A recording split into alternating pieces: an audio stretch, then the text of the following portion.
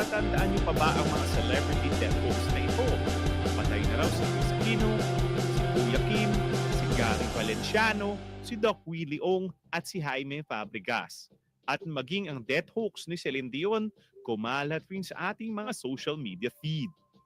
Marami pang ibang example niyan. Pero ang pinakamabigat ay maraming disinformation campaign na layuning guluhin ang ating lipunan. Sa ating bansa na mayroong 87 million internet and social media users, tinatayang 70% ang nakabasa na o nakapanood na ng political fake news. Sa survey naman ng social weather stations, lumalabas na 51% ng mga Pilipino ang hindi kayang tukuhin kung fake news ang kanilang nababasa o napapanood. Mabigat ang implikasyon nito. Ang propaganda, maling impormasyon at peking balita ay maaaring magresulta upang mabawasan ang tiwala ng taong bayan sa mga demokratikong proseso. Kaya mahalaga ang pagpapatibay ng mga safeguards sa pamamagitan ng lehislasyon ng mga batas na magbabalanse sa karapatan ng malayang pamamahayag at pagbabantay sa fake news. Yan ang paraan upang supilin ng mga bad actors na layuning manggulo sa ating bansa.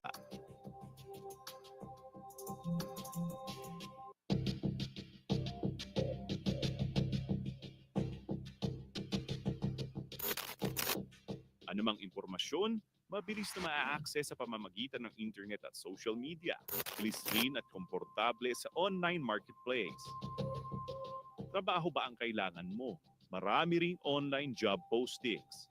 Pero ang problema, mayroong mga bad actors na nagkalat sa internet. Kung di ka maingat, mabibiktima ka ng online seller na scammer. Ang binili mong cellphone, bato pala ang laman. Bato! Mami Eden, bato! Mami Eden, bato ang laman! Nandiyan na yung pera ko, Mami Eden! Ang online job application mo, elaborate phishing scam pala para sa identity theft. At ang news na binasa at pinanonood mo ay maaaring disinformation campaign o fake news. Tingnan nyo lamang ang mga bidyong ito na nagsisirculate sa social media kung saan sinasabing ang Luzon kasama ang Palawan ay dati umanong teritoryo ng China. At natatandaan nyo pa ba ang mga celebrity death hoax na ito? Patay na raw si Chris Aquino, si Kuya Kim, si Gary Valenciano, si Doc Willie Ong at si Jaime Fabregas. At maging ang death hoax ni Celine Dion, kumalat rin sa ating mga social media feed. Marami pang ibang example niyan. Pero ang pinakamabigat ay maraming disinformation campaign na layuning guluhin ang ating lipunan. Sa ating bansa na mayroong 87 million internet and social media users, tinatayang 70% ang nakabasa na o nakapanood na ng political fake news. Sa survey naman ng social weather stations, lumalabas na 51% ng mga Pilipino ang hindi kayang tukuhin kung fake news ang kanilang nababasa o napapanood. Mabigat ang implikasyon nito. Ang propaganda, maling informasyon at peking balita ay maaaring magresulta upang mabawasan ang tiwala ng taong bayan sa mga demokratikong proseso. Kaya mahalaga ang pagpapatibay ng mga safeguards sa pamamagitan ng lehislasyon ng mga batas na magbabalanse sa karapatan ng malayang pamamahayag at pagbabantay sa fake news. Yan ang paraan upang supilin ng mga bad actors na layuning manggulo sa ating bansa.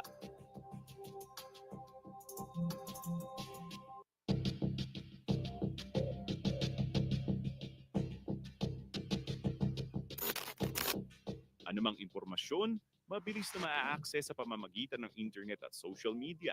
Bilis rin at komportable sa online marketplace. Trabaho ba ang kailangan mo? Marami ring online job postings. Pero ang problema, mayroong mga bad actors na nagkalat sa internet. Kung di ka maingat, mabibiktima ka ng online seller na scammer. Ang binili mong cellphone, bato pala ang laman. Bato! Mami Eden, bato! Mami Eden, bato ang laman! Nandiyan na yung pera ko, Mami Eden! ang online job application mo. Elaborate phishing scam pala para sa identity theft. At ang news na binasa at tinanonood mo ay maaaring disinformation campaign o fake news. Tingnan nyo lamang ang mga bidyong ito na nagsisirculate sa social media kung saan sinasabing ang Luzon kasama ang Palawan ay dati umanong teritoryo ng China.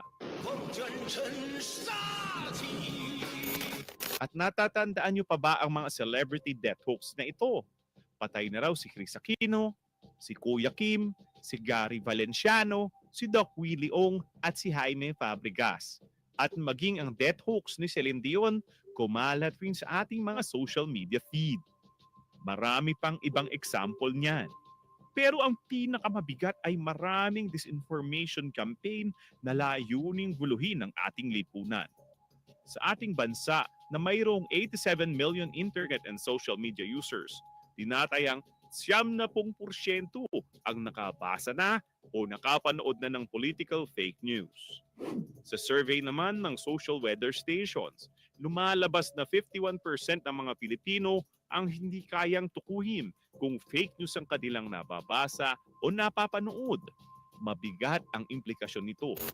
Ang propaganda, maling impormasyon at peking balita ay maaaring magresulta upang mabawasan ang tiwala ng taong bayan sa mga demokratikong proseso. Kaya mahalaga ang pagpapatibay ng mga safeguards sa pamamagitan ng lehislasyon ng mga batas na magbabalanse sa karapatan ng malayang pamamahayag at pagbabantay sa fake news. Yan ang paraan upang supilin ng mga bad actors na layuning manggulo sa ating bansa.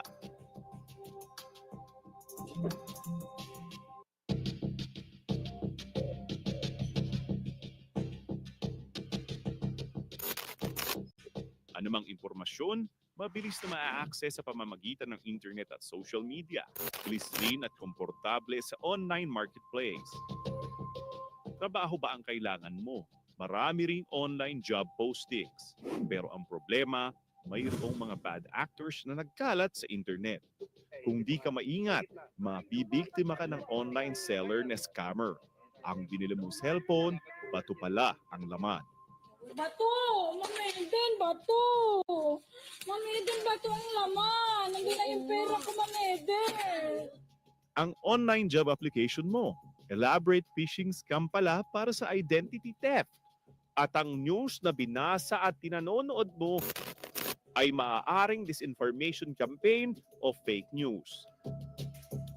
Tingnan nyo lamang ang mga bidyong ito na nagsisirculate sa social media kung saan sinasabing ang Luzon kasama ang May Palawan request everyone ay dati to please umanong take their seats. teritoryo ng China. We'll start in a few minutes. To all those resource persons that have been invited, please take the front seats.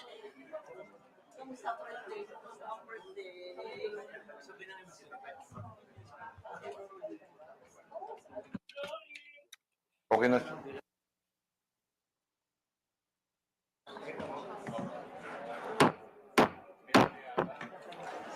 The meeting of the Tri-Committee is hereby resumed. May we call on Representative Franz Castro for the prayer. All rise.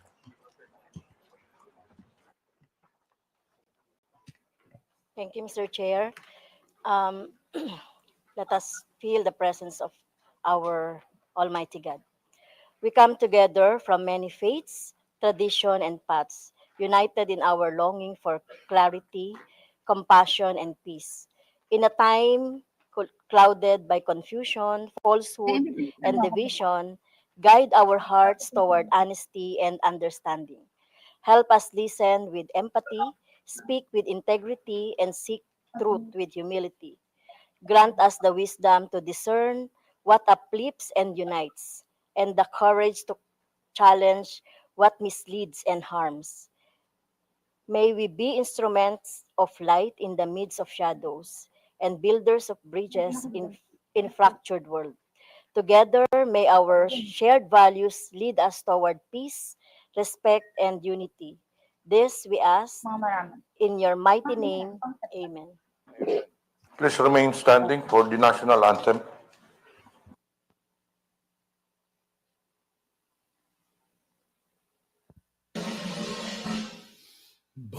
maligayang magiliw.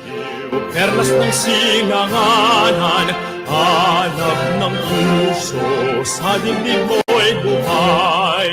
Upang hilirang, buyan ka ng magiting, sa manlulupig, di ka pasisiil, sa dagat at bundok, sa simoy at sa langit mong bughaw.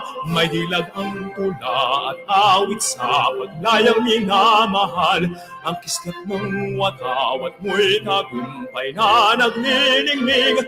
Ang bituin at araw niya kailan pa may di magdidilim. Lupa ng araw ng luwalhatit pagsimba, buhay ay langit sa piling mo.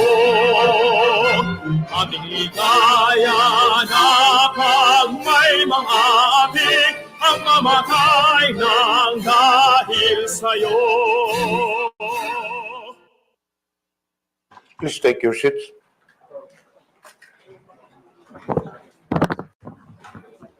The first item on the agenda is the reading and approval of the minutes of the March 21 TRICOM meeting.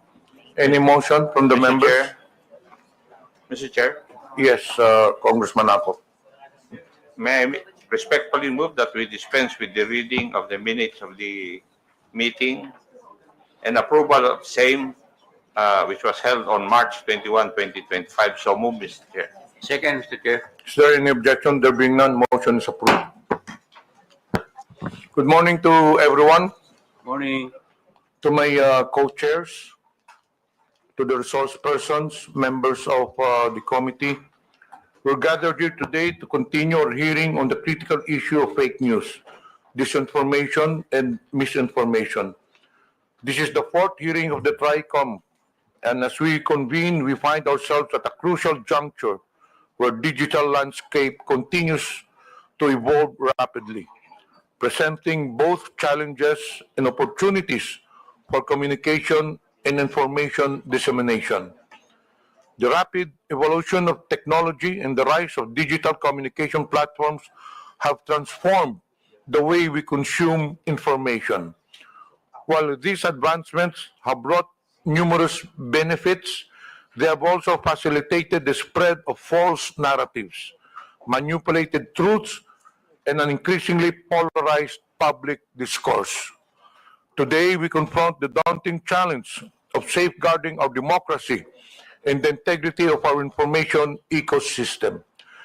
Disinformation campaigns and the proliferation of fake news not only mislead citizens, but they also undermine trust in our institutions, weaponize public opinion, and threaten the very foundations of our democratic processes. Lalong-lalo na po sa panahon ito na kung saan ay naglipa na ang mga fake news laban sa mga tumatabo ngayong eleksyon. Nakakalungkot isipin na sa pagpapakalat ng mga maling impormasyon, hindi lang ang taong kanilang sinisiraan ang apektado, ngunit pati na rin ang ating bansa. Dapat tayo maging mapanuri. Huwag nating ipagwalang bala at bagkus labanan ang mga ganitong maling gawain. Together, we can confront the challenges posed by fake news and disinformation, ensuring a healthier public discourse. At sa hearing nito, we will continue our exploration of the multidimensional aspects of this crisis, examining the roles of social media platforms, the impact of algorithmic amplification, and the psychological mechanisms that make individuals susceptible to false information.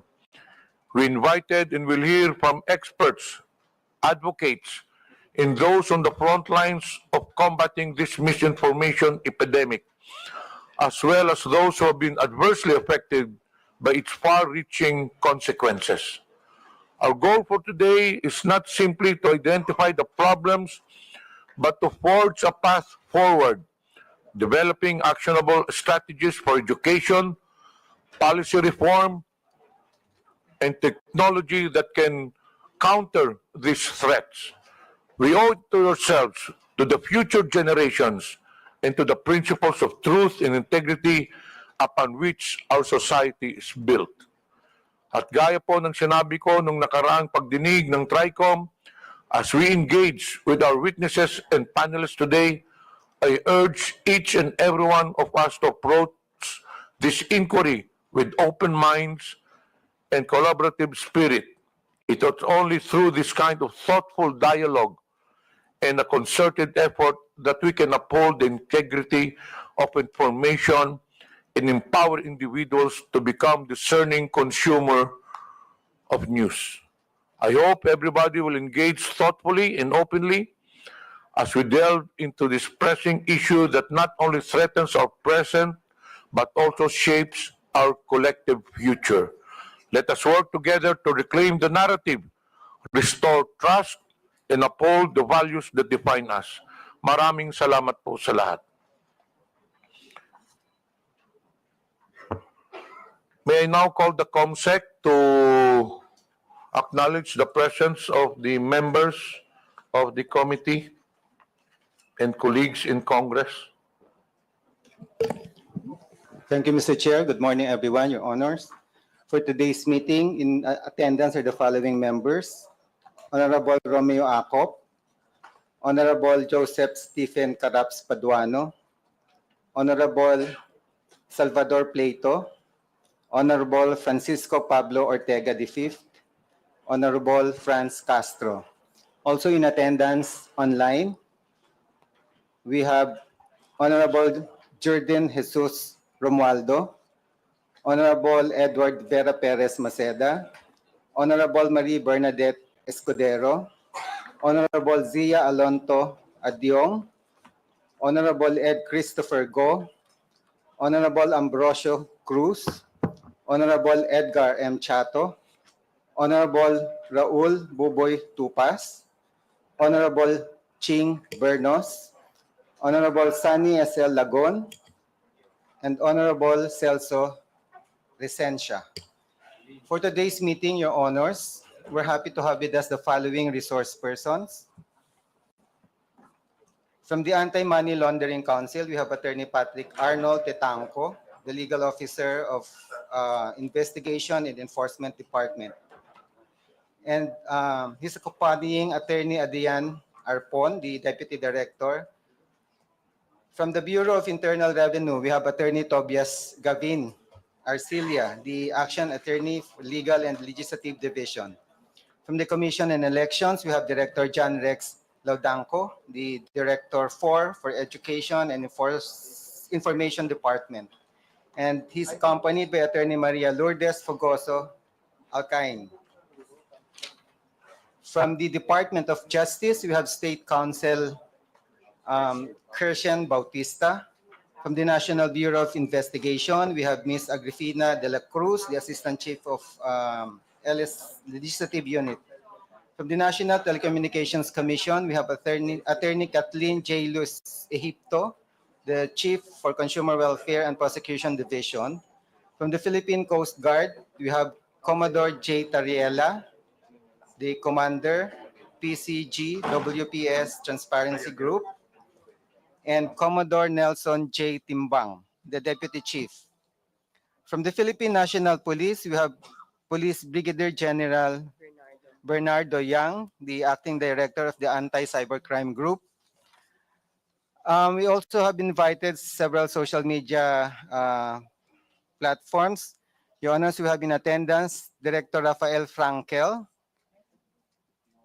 from Meta and Mr. Rob Abrams. From the broadcast industry, we have Attorney Rudolph Hularbal, the legal counsel for the kapisanan ng mga broadcasters sa Pilipinas, and Attorney Mark Tolentino. From the MBC Media Group or the Manila Broadcasting Company, we have Attorney Rina Seco, the counsel for MBC. In attendance also are Mr. Miko David, President of the Digital Marketing Association of the Philippines, Mr. Gerardo Sandoval, Vice President of the Social Weather Station, Mr. John Hart Alawigan from the Press One PH, and Ms. Lei Jensen San Diego. From civil society organization, from Scam Watch Philippines, we have Mr. Josel de Guzman. And some social media personalities we have in attendance, Miss Grisette Laureata Chu, Miss Elizabeth Joy Cruz, or Miss Joy de Vivre, Attorney Rose Beatrix Trixie Cruz Angeles, Dr. Ethel Pineda Garcia, Mr. Manuel Mata, Dr. Richard Tesoro Mata, Mr. Elijah San Fernando, Miss Suzanne Batalla, Attorney Glenn Chong, Miss Maria Florinda Espenilla Duque, Mr. Claro Ganak, Mr. Alvin Montero, Mr. Jonathan Morales, Miss Vivian Zapata Rodriguez, and Mr. Darwin Salceda. That's all, Your Honors. Thank you. Thank you, Comsec. As per our House rules, all resource persons must take their oath. But for those who have taken their oath already during the last hearing, you need not to. But for those who are appearing for the first time on this committee hearing, please rise for you to take the oath. Comsec, please administer the oath. Please rise and raise your right hand. And please respond with I do. Do you swear to tell the truth, the whole truth, and nothing but the truth in this inquiry? I do. Thank you. Please take your seat.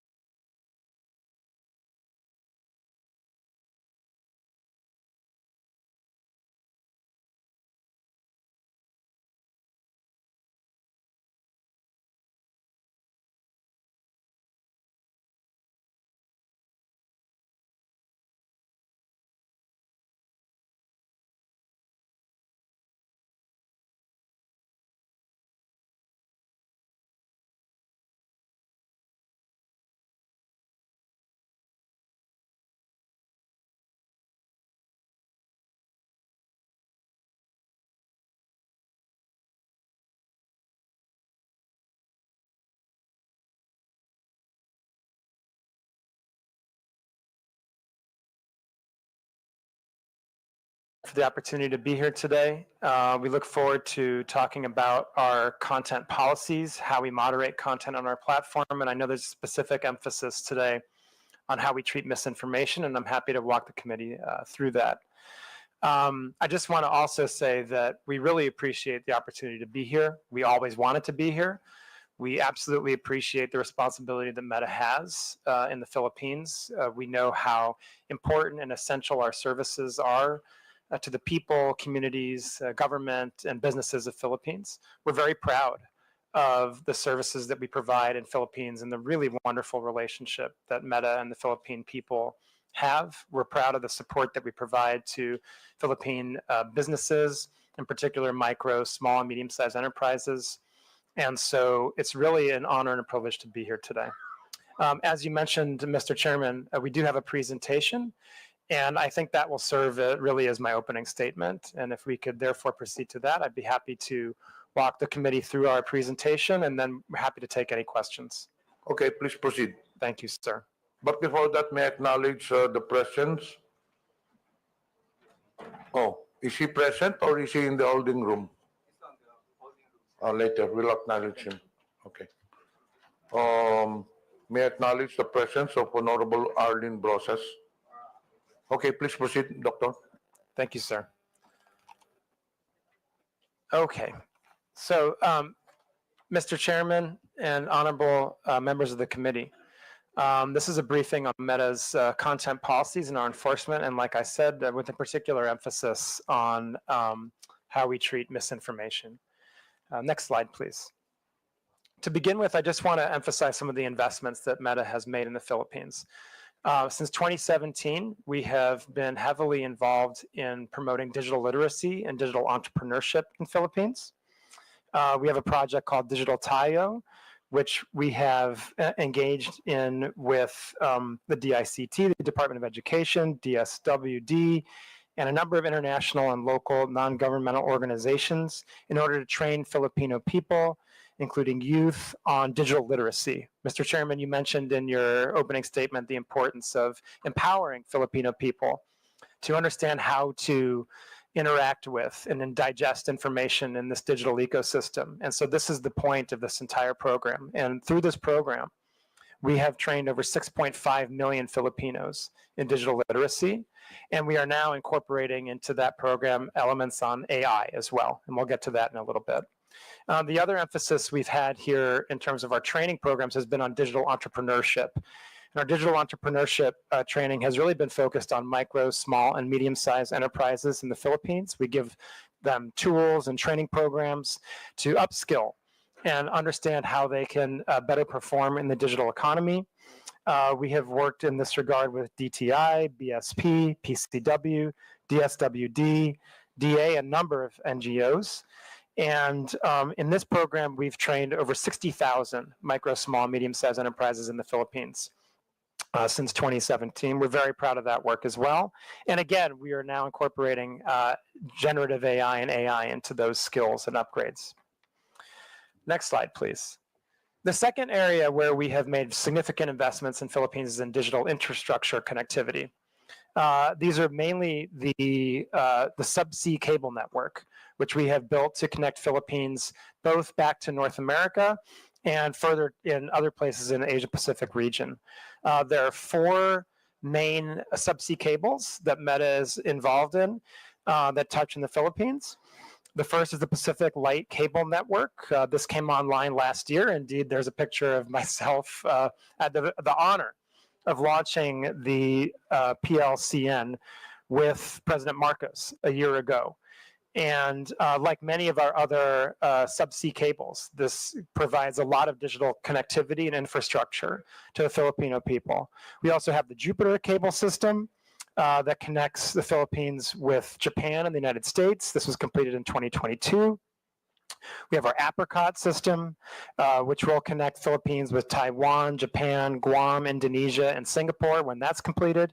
And we also have our Bifrost cable system, and this is going to connect, again, Singapore with Philippines to Singapore, Indonesia, Guam, and the United States, and again, when that's completed. And so through these cable projects, the best estimates are that this is going to produce an additional 34 billion US dollars of GDP in the Philippines and can create more than 380,000 jobs on top of just the tremendous benefits that'll bring to Philippines who are trying to access the internet all over the country. Finally, I want to mention our most recent investments in Philippines, and this is really around AI. Only over the weekend, this is next slide, please. Meta launched our Llama 4 model, which is the most advanced by many metrics, open source AI, generative AI model that's ever been released. And there's two main parts to these investments. In terms of Llama 4, what this means is that as an open source model, this large language model is free for people to use. Researchers, developers, academics, engineers, companies, they are free to download our Llama 4 model and use it so that they can create their own AI tools and their own AI systems. And this is absolutely true the world in the Philippines. And for this release, so for Llama 4, it's worth noting that this Llama 4 model specifically has capabilities in Tagalog, in Philippines local language. This was a significant investment of resources in Meta's part to make this available and capable in local language here in Philippines. But we recognize that this was a very strategic investment for us. Philippines is a wonderful market for Meta. We have a very vibrant and substantial community here, and we believe in our AI tools being tools of economic empowerment for the people of the Philippines, and that's why we invested these resources in making this most advanced open source model available in Tagalog. We're very proud of that investment. And the second part is Meta AI, which is our own generative AI chatbot, which is embedded inside Meta's services like Facebook, Messenger, Instagram, and WhatsApp. And this is also available in Tagalog. And Filipino people have been able to use this since October. And Mr. Chairman and members of the committee, I just want to emphasize this point again. All of these services are being rolled out in Philippines in local language for free, for the Philippines people to use, and for the economic benefit and further educational advancement of the Philippines people in this digital age where generative AI and AI capabilities are going to be so important for the future and for the future of digital economic growth and economic growth in general. I just wanted to mention those investments that we make in the Philippines before we got to the meat of the topic today, as just a point to show how important of a country Philippines is for Meta, how seriously we take our responsibilities here, and how proud we are of the engagement that we do with Philippines communities, the communications tools we provide free of service to hundreds of millions of Filipinos, and to the Philippine businesses for their economic growth, and indeed to the government. And we all know, I think, that this is being live streamed, this hearing, on our services, and we're proud of that. We're very proud of the services that Meta provides also for the government of the Philippines and the elected representatives of the Philippines to reach their constituents. So now turning to the meat of the matter in terms of our content policies and how we moderate misinformation. If you could, next slide, please. The first and most important place to start is with our community standards. Meta has a single global set of community standards that govern how we moderate content and what is allowed on our platforms everywhere around the world. As you might imagine, it is difficult sometimes to balance the goals we seek to achieve in our community standards, which are to protect and encourage freedom of expression, connection, but also, on the other hand, make sure that this is a safe, that our platforms are safe, and that they're places that people want to be. We want, obviously, for all the people that are using our services and our platforms to have positive experiences. That's extremely important to us. And so that means doing the very difficult work of balancing freedom of expression, the ability for people to have their voice with community safety.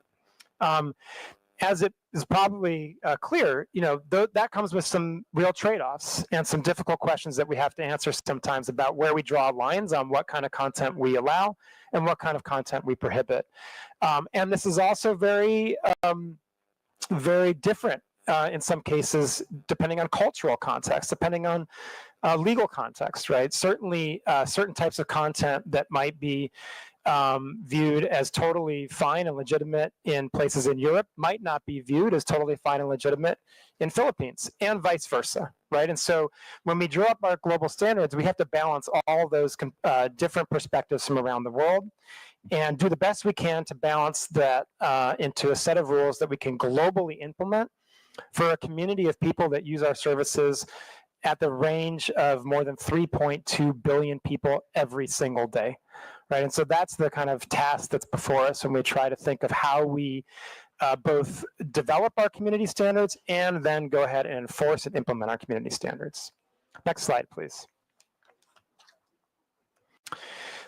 This slide is really about how we enforce them. There's a few different ways that we enforce our community standards, and that revolves user reports, human review on behalf of, that we, under a single piece of content on Facebook, Instagram, and the services that we provide, has the ability for a user to report it to us as a potential violation of our policies, right? So that's a really important piece to note there right now, that any content that anyone sees on Facebook can be reported to us. And we do the best we can to look at those user reports and weigh and check them against our community standards. The next is we have human review by our own internal people, right? And by a number of 40,000 people around the globe that are reviewing content that's reported by users, and that also we flag ourselves proactively. The people that review this content are looking at content that can be, in some cases, rather easy to make decisions on. If you're talking about content that is involving terrorism, graphic violence, child exploitative imagery, those kinds of things, you can get to decisions pretty quickly and pretty easily about taking those down.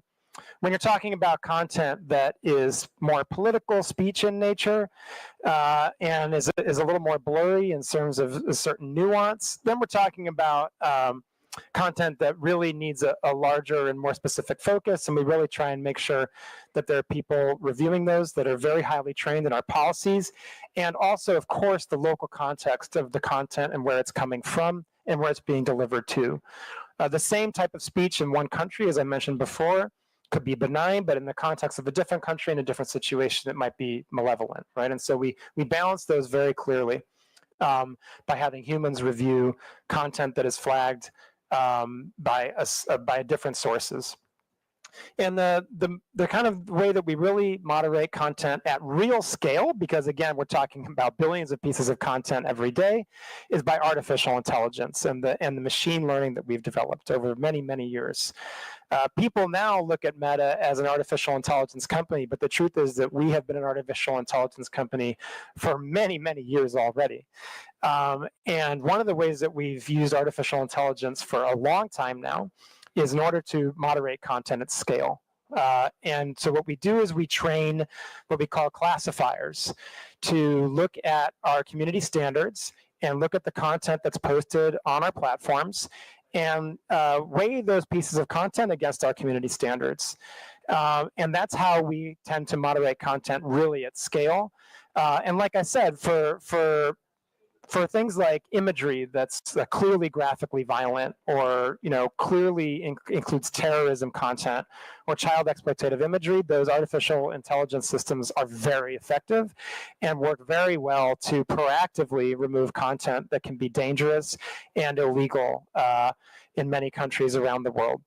And so we have these three ways that we moderate content, right? We have the artificial intelligence that's operating in scale and very much in, again, and I want to stress this, in local language, in Tagalog. It absolutely has that capability. And then we have a series of, 40,000 people around the world that are humans that are trained in our community standards. And then we also rely on user reports. And it's those three main pillars that help us enforce our community standards. Next slide, please. Now, it's also important to recognize that there are a couple different ways you can moderate content. You can look at individual pieces of content, and that's very important, especially when it comes to user reports and anything that our machine tools are catching. But there's also the ways that we can look at disrupting entire networks of abusive actors, right? And so what we might look at when we talk about abusive networks are networks of people that are distributing child exploitative imagery, or like I said, terrorism content, or more recently, we've looked at scam networks, right?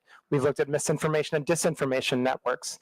And in these cases, what you're talking about are a group of people that are intentionally coordinating their behavior to violate our policies.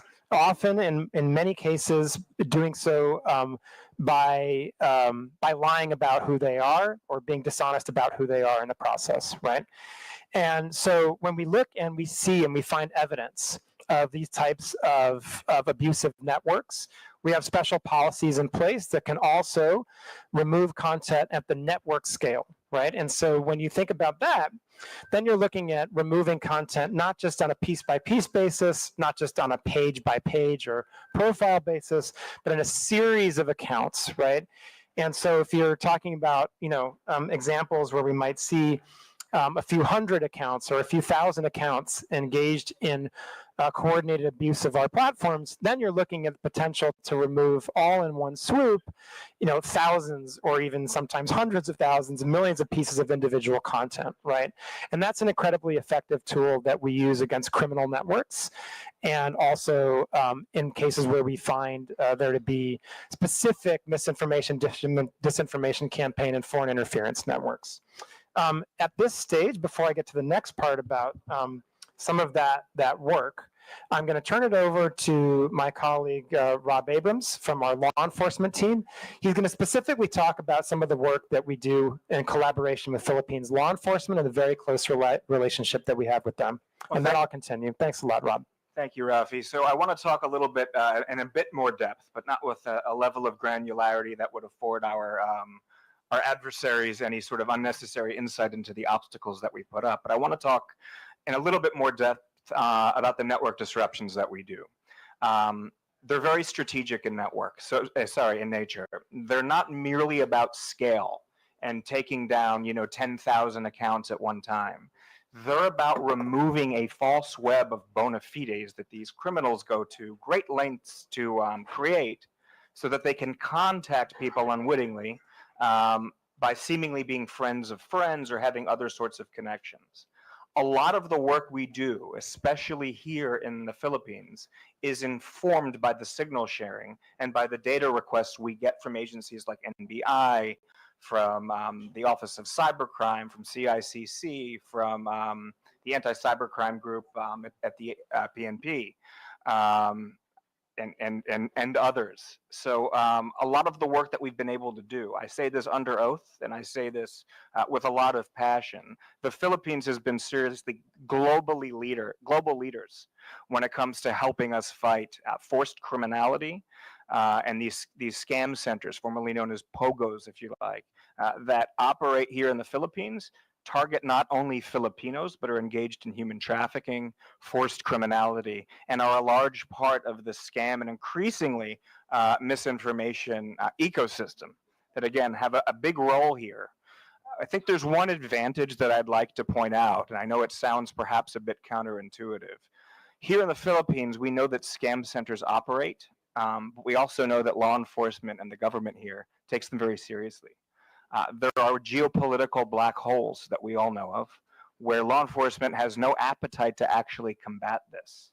But because we have such a good relationship with PNP office, anti-cyber ACG, with the NBI, with various task forces, we are able to ingest signal regularly. I can say again, under oath, there's probably not a day that goes by where I'm not in contact with a member of Philippines law enforcement. So with that, and I'm quite certain I'll receive some follow-up questions and as we go forward. With that, I'll turn back over to Rafi. Thank you, Mr. Chair. Thanks, Rob. And it was just worth noting that Rob himself is a former member of the FBI, and so takes his law enforcement work very seriously. Just correction for the record, sir. Sorry. Homeland Security. Homeland Security Department. Forgive me. So I would just also note that when we're talking about some of these disruptions, what we've seen also recently, and Rob alluded to this, is the rise of scam centers, right? And we've worked on this very, very closely over the past couple of years, both internally with Meta and also with our partners in law enforcement, with the PNP and other members of the Philippines law enforcement that Rob mentioned. It's really worth noting that I think it's kind of clear at this point that what we see are these transnational criminal syndicates that are operating in a couple different countries around Southeast Asia and indeed globally. And they engage in forced criminality, human trafficking, and then, of course, the real horrible element of this is that not only are people forcibly trafficked to these locations, but then they're forced to engage in further crime and scams against other people. And so we've worked extremely hard to take down these networks on our platform to the point where by the end of 2024, we had removed and deleted over 2 million accounts that came from these organized criminal scam centers in Myanmar, Laos, Cambodia, the UAE, and indeed a few here in the Philippines as well. Thanks very much to our collaboration with Philippines law enforcement. I'd also like to just add for the record, the Filipino law enforcement community, as well as the BICAM in general, were among the first globally to flag this as a national security threat. So that has really sort of stepped up the tempo of our work and the investments we're doing around this work.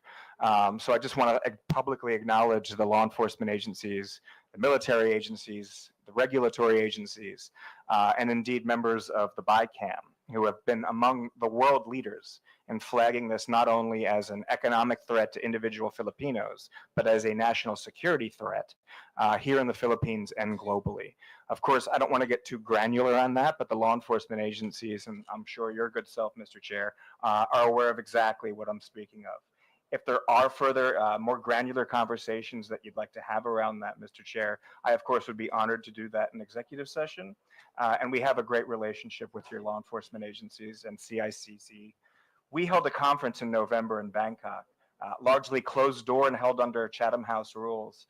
Filipino law enforcement were among sort of the flagship entities that were there. NBI spoke, PNP spoke, the PNP attaché in Bangkok spoke. He's been a fantastic advocate and source of trend sharing. So I just want to express gratitude for helping shape the narrative on how serious of a threat this is to the global infrastructure.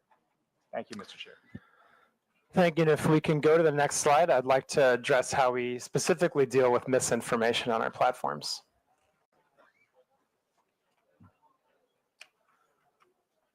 Next slide, please. Thank you. Okay.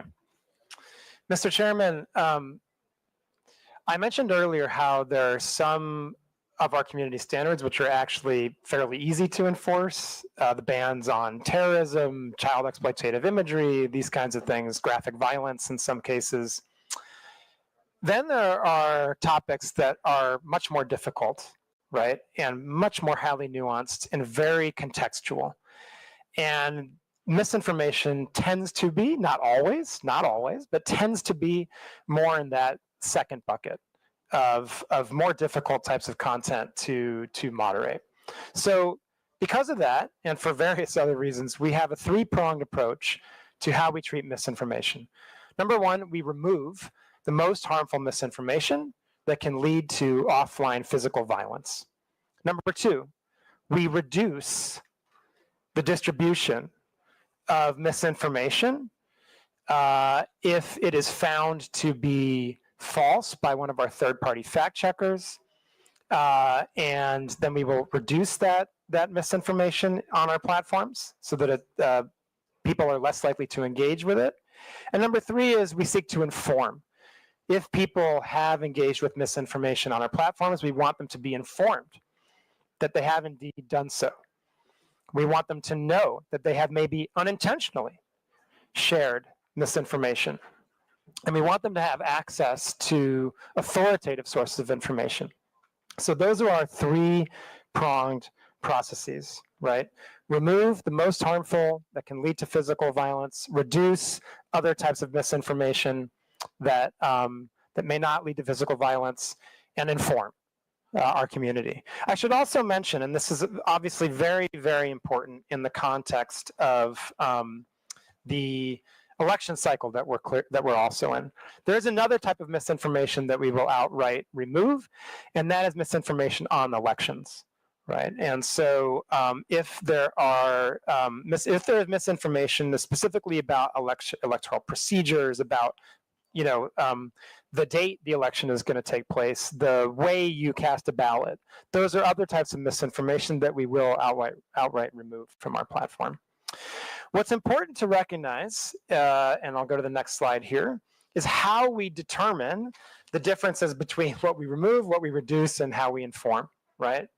And so please go to the next slide. At Meta, and indeed I think most digital platforms take the same approach, where we want to be very careful about being the arbiters of truth. Right? In many ways, in many aspects, we feel that that's a responsibility that is too great for us to have, and can lead to situations where we're trying to make determinations that we're just not qualified to make about what is true and what is false. And as you might imagine, trying to police misinformation at the scale of more than 3.2 billion people every day would become practically impossible, right? And so what we do is we work with third-party fact checkers in more than 60 languages around the world. These third-party fact checkers are non-governmental organizations that are certified by the International Fact Checking Network, the IFCN. That is how the fact checkers are chosen, and that's how they are certified. And so what we do is when we are made aware of a potential piece of misinformation, that piece of content will be enqueued to the third-party fact checkers themselves. In Philippines, we work with 3 third-party fact checkers. We work with Verifiles, Rappler, and AFP. And they are very active fact checkers, I should say. And then we wait for, and while that content is enqueued, then it's up to the third-party fact checker to determine whether that content is indeed false, or there are other cases, right? You can imagine that misinformation isn't just binary. It's not necessarily true or false entirely. There are cases where it can be partially false, it can be misleading, it can be lacking context, right? So there are a number of different ratings that fact checkers can apply on our systems, and those ratings will lead to different actions by Meta's platforms, right? But in a case where a rating is rated false, then that content will be reduced in distribution and will have a label applied to it so that the people who potentially see that content can click on the label and read for truth or for authoritative information from the third-party source, right? And so that's our general approach to how we would treat misinformation when it would not be specifically physically lead to specific physical violence or lead to to misinformation on the elections process, right? Now, in a case, like I said, where a third-party fact checker not only clarifies that it's false, and we get additional signal that it can lead to violence, or additional signal that this could clearly impact the ability of people to have the access to information they need to properly access the electoral process, then we can outright remove the information. But that is not, those, I just want to emphasize that the outright removals of misinformation are much more limited in scope. I would also just like to note that, if we see that there are repeated violations, or sorry, I shouldn't say violations, if there are repeated instances of misinformation from the same people, from the same pages, then that can lead to overall less distribution of the content by those people and by those pages. And it can lead to other actions such as demonetization, the prohibition on placing ads, and so forth, right? So there are a number of increasing scale of penalties that can be applied if you're a repeat purveyor of misinformation on our platforms. I think we have an example. If the next slide, please. Right. So here's just one example of a fact check on our platform. This was a fact check of a claim that a blogger made that the Philippines had used water cannons against the Chinese Coast Guard. This was false. This was rated false by our fact checkers. And you can see on the left, this is the actual fact check. And on the right, this is how the content would now appear on our platform with a screen over it, right, and a warning along with the label that explains that this is false content, right? And again, this would also be content that is reduced in distribution, and so even getting to that content would be much less likely on the part of any user using our platforms. I think the last thing I would just like to say is on the topic of misinformation is, there can also be misinformation networks that are doing this with intentionality. We put out a threat report, I believe, every quarter, where we go through globally the types of actions we've taken against networks. Right, I mentioned a number of actions we've taken recently against scam networks and transnational criminal networks in 2024. That was included in one of our threat reports. But there it's public information. You can go online and access this information. And we have taken down a number of networks over the years in Philippines for many different reasons, not just because of their misinformation. We've seen scam networks. We've seen we have seen misinformation, disinformation networks. Those are all publicly reported in our threat report. And again, we have done this in collaboration with local law enforcement, so that when we're made aware of, and our investigators internally can confirm that there are misinformation networks that are operating on our platforms, we will take those down. And Mr. Chairman, I've gone on for quite some time explaining our content moderation policies and the basics of our misinformation policies. I think Rob has added to that with some color around the very close collaboration that we have with law enforcement in the Philippines. I know there's a lot of questions that you and the committee want to answer, and I'm very happy to take those now with a lot of gratitude. And I want to emphasize this point: a lot of gratitude we have to you and the committee for giving us the space to be here to talk to you and the Filipino people about these very important issues. Thank you, Mr. Chairman. Thank you, Dr. Rafael. We'll now proceed to the interpellation with regards to the Meta issue. The first to interpellate will be Honorable Franz Castro.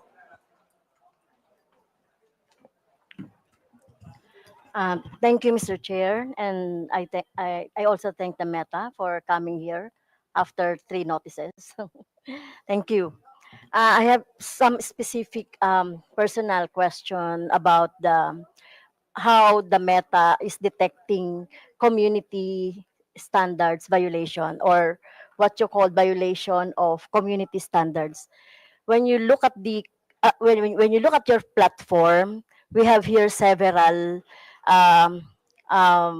when you report like a content, you will find here several violations like scam, fraud or impersonation, unauthorized political ad, adult content, selling or promoting restricted items, violence, hate or exploitation, bullying or unwanted content, intellectual property, suicide or self-harm, false information, problem involving 18-year-old or someone under 18 years old. Well, I was a victim of your platform, where my official Facebook account were taken down by your platform due to it said there impersonation. So I cannot understand why do you take down an account due to impersonation. So how does it happen? So how you determine that really is this account is impersonated? Because this account was reported to COMELEC as my official election account for for my daily activities during election. Thank you, Madam Congressman. Mr. Chair, if I may. Madam Congresswoman, thank you for your question. Certainly impersonation is a violation of our community standards. And there, I can say that I don't know the specifics of your case, but let me talk about a little bit about how we try to deal with issues of impersonation, right? First of all, there can be a number of different reasons that an account might be taken down, right? There can be repeated violations of our community standards, or there can be very severe violations of our community standards. But other times, it can be because someone was able to, unfortunately, gain access to your account. Not your account, but anyone's account, right? It can happen that unauthorized access can take place, right? In those cases, they may, once a hacker has gained access to an account, then, sometimes what we see is they go and delete the account, or then they take over that account to use it for their own purposes. And, and what we do in those cases is we work with the rightful account holder to retake control of their account, right? So we ask for credentials. It could be a government ID. It could be various email addresses or other identifying information that were used with that account in order to regain control of it. I think one thing we've seen and that we know is an extremely effective guard against having accounts taken over by hackers is two-factor authentication. Two-factor authentication is really the first line of defense that any user on Facebook, including members of Congress, have against their accounts being taken over. If you have two-factor authentication on, anytime someone would seek to make changes to your account, it would ping you to make sure that you're the right person and you're authorizing those changes. I would urge everyone to make sure they have two-fact turned on their account. I think it's also worth noting that, for government officials, for politicians who are engaged in an election cycle, we have specific channels where we can work together. We have our Meta Support Pro channel that you can access and that we're happy to work with you to make sure you have access to, so that if you have specific issues with your account, other members of Congress, other people running for election can access those channels. I think it's also worth noting, and I didn't really mention this in my opening comments, but I think I should, that that there are a number of different statutory agencies that have specific channels with Meta where they can report community standards violations, account hacks, and any other issues that the government is experiencing with Meta's platforms and our services. In fact, there are 11 different government agencies that have direct channels to us. And so those are other channels that can certainly be utilized in cases where members of Congress experience those types of actions. And I would just also say, it does also happen from time to time that we make mistakes. That is also something that happens, and we're sorry for when that happens. We know it's a really poor experience. We don't want that to happen. We take those instances very seriously. We do everything we can to try to minimize them. And so that's also just something that can happen sometimes. So when my account was took down, we complained to we write to the Meta about my account, and then why is it that you are taking down specific account without explanation or without any justification to the subscriber? Like, for example, just take the account and that's it. So no explanation at all.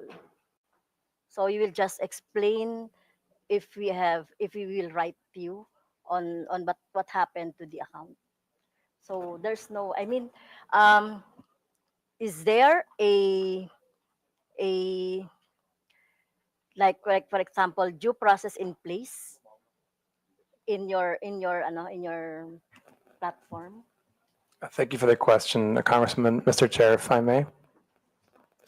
Madam Congresswoman, again, I'm not familiar with the specifics of your case, but I, again, can talk in general. Users should receive notifications if actions have been taken against their account. That is certainly part of the due process that we have in place, and users have a right of appeal. And in fact, when we see mistakes happen and users appeal those actions, the content in question, if it was a community standards violation, may often be restored. In some cases, the account would be restored. I do just want to highlight, in the specific case of hostile takeover of accounts, or what Meta believes may be a hostile takeover of an account, that can be a more complex process for very good reason. We want to make sure that we are not providing access to the account of someone who shouldn't have it. And so, Madam Congresswoman, I would just emphasize again that if you or another member of Congress is having any types of these issues, we can certainly provide you access to our Meta Support Pro and other channels so that we can solve these problems together.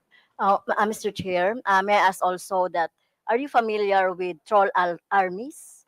Troll armies, or mass reporting of an account so that it could be take down for any other reasons. Are you familiar with that? Because I'm suspecting that my personal account was a victim of that scheme by army trolls, or um, by a group who would like to take down my account. Because as I can see here in your process of checking the misinformation and disinformation, it would be if it is mass reported, it goes to your AI, and then after that, human checking, right? Right, in your graph of how to determine the disinformation or violation of your community standards. So my questions is, are you familiar with that scheme? Mr. Chairman, thank you. Madam Congresswoman, coordinated mass reporting absolutely violates our policies. We have seen that type of behavior before and certainly if we detect that type of behavior, then we would seek to make sure that any decisions that are made about accounts are the correct ones. And then we would also try to go after the people who are engaged in the coordinated mass reporting, because that clearly does violate our policies. And that's the type of abusive network that we would seek to prohibit from utilizing our platforms.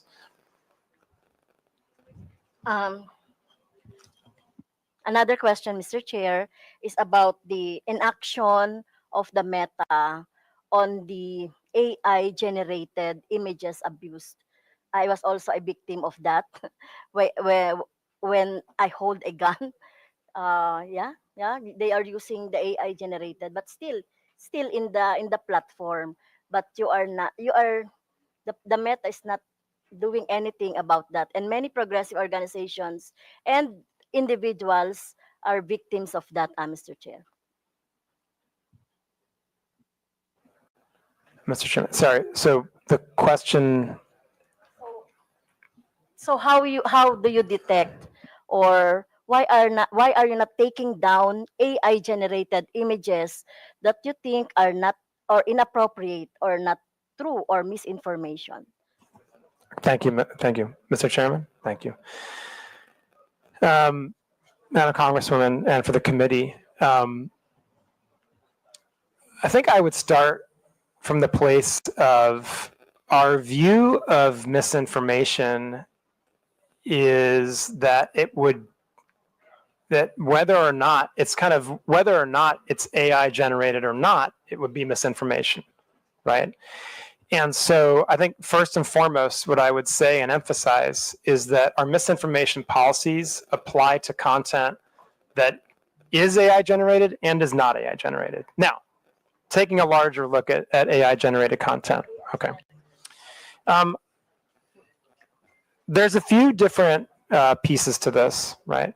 First and foremost, if people use meta AI in our own products to generate for generative AI imagery or the like, we have the ability to detect that, right? And it'll come with a watermark, basically, and therefore a label and be recognizable as a generated AI image. Now, if people are using other tools, right, then basically it's harder to detect what is generative AI and what is not. This is an area of very significant investment for Meta right now. We're working very hard on ways to detect what is generative AI and what is not. I think that part of the issue that we have here, and this is one where what we need is collective action. At the moment, there's no agreed upon industry standard for watermarking or for how platforms like ours should go about detecting the difference between generative AI and non-generative AI content. And so that's an area where we really need more focused industry collaboration, and certainly we are trying to drive that. For Meta, we believe it's very important for that type of collaboration to happen between industry, civil society, and governments. And I think the last thing I would really talk about when it comes to generative AI imagery or other content is really distinguishing between paid content and non-paid content, right? If you are, just generally speaking, at Meta, we take a much more stringent approach to moderating paid content, right? Because obviously we're taking money for it. We believe we have responsibility that's even greater, and the distribution would be increased, right? And so, in the context of anything that is, again, taking out the generative AI component of it, any type of content that is paid for, that is political in nature, that talks about a campaign or a politician or a social issue, right, is subject to our policies on political candidates and social issue paid advertising, right? And according to those policies, you would be required to disclose who is paying for the ad and sponsoring the content. You would also have to go through an authorization process, which would include, in most cases, providing a government ID. Okay, And you would may I have to cut be, you on that. So if I could how, just finish one last Yeah. point, you'd have to be located in Philippines, right? If you want to run a social issue or political ad, you'd have to be located in Philippines, right? And so there's a series of steps that you have to take to cross that threshold in order to be able to run those types of ads. And then in addition to it, if it is AI generated, you'd be required to disclose that it is an AI generated paid piece of content. Thank you. so really, it's very hard to determine because the name of the account is alias, or the name of account is just like a like, for example, Makabayan. The account is using our political organization.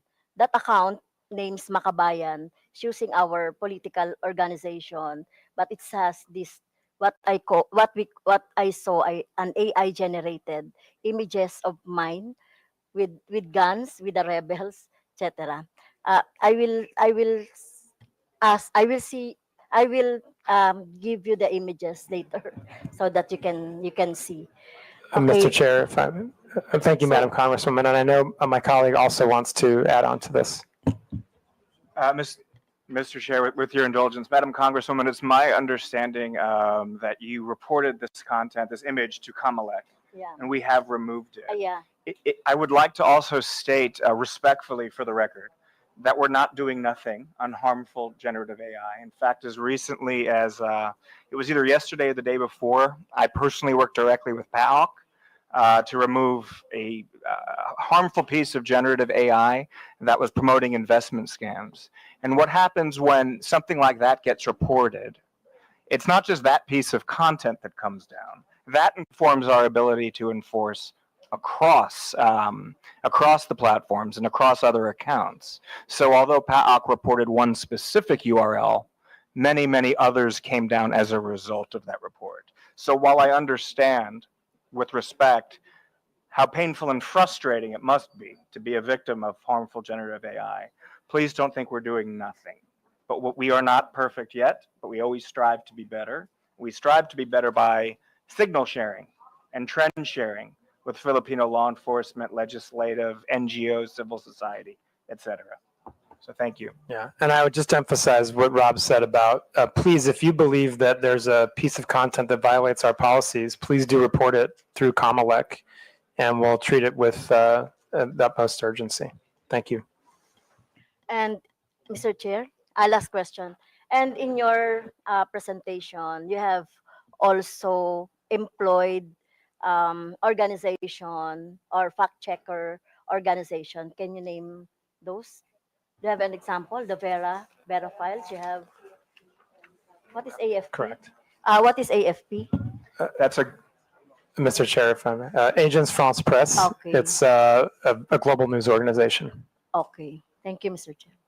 Thank you. Before we proceed, may I inform everyone that this will be a working lunch, so please feel free to have your lunch while the hearing is ongoing.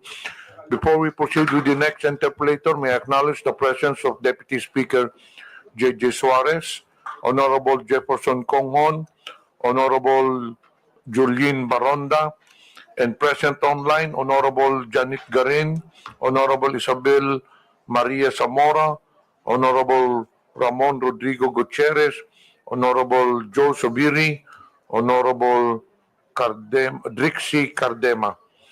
Next interpolator will be Honorable Salvador Plato. Thank you, Mr. Chair. Good morning, everyone.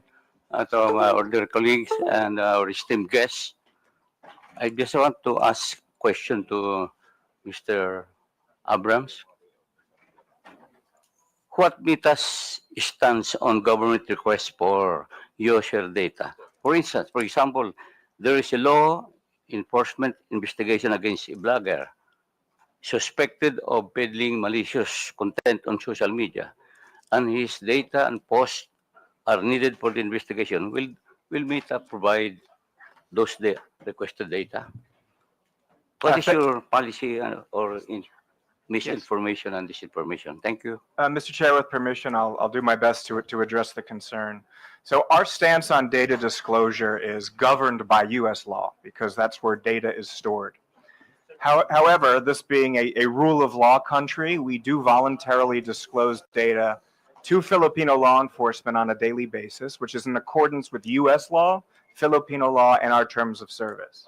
I'd like to point out that in order for us to lawfully disclose data to your government, the offense also has to be a crime under U.S. law.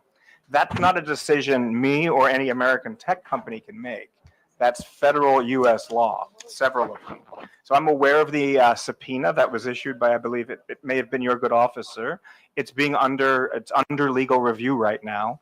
But law enforcement agencies here in this room submit data requests to us quite literally every day.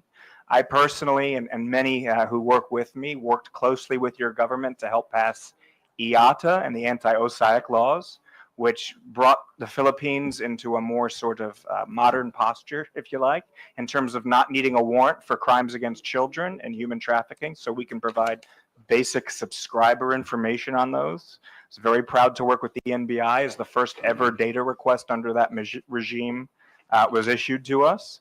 But our stance is governed largely by American law. So if you have follow-up questions, I'll do my best to address those, sir. Thank you, Mr. Chair. Another question is, do you have a system of censorship on posts which are against moral values, especially those which can erode the minds of children? Do you have the power to delete those unlawful malicious libelous posts? Thank you, Mr. Chair. So it's hard for me to answer hypothetically, but I can speak pretty robustly about our child safety policies. And we work very closely with your government around those.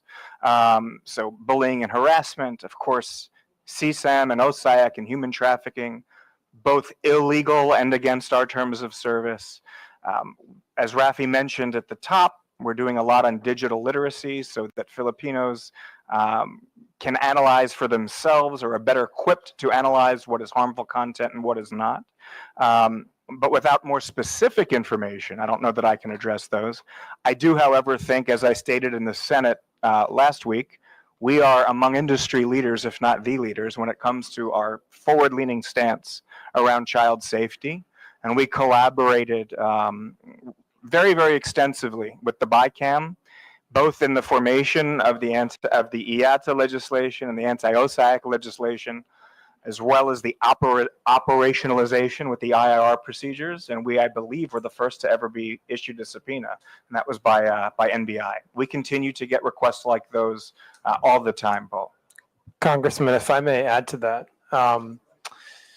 just as a sample of the type of content that's not allowed on our platform would be hateful conduct, bullying and harassment, incitement to violence, the sharing of any type of child exploitative imagery, graphic violence, all of these types of content would be prohibited under our policies.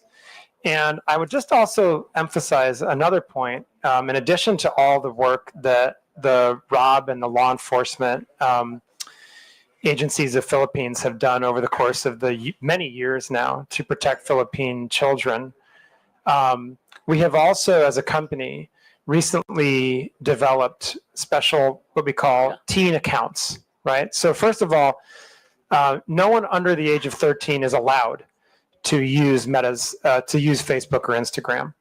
But if you're within the age group of 13 to 18, we've recently developed special teen accounts. 13 to 18. 13 to 18, right? Because below 13, you're not allowed on our services.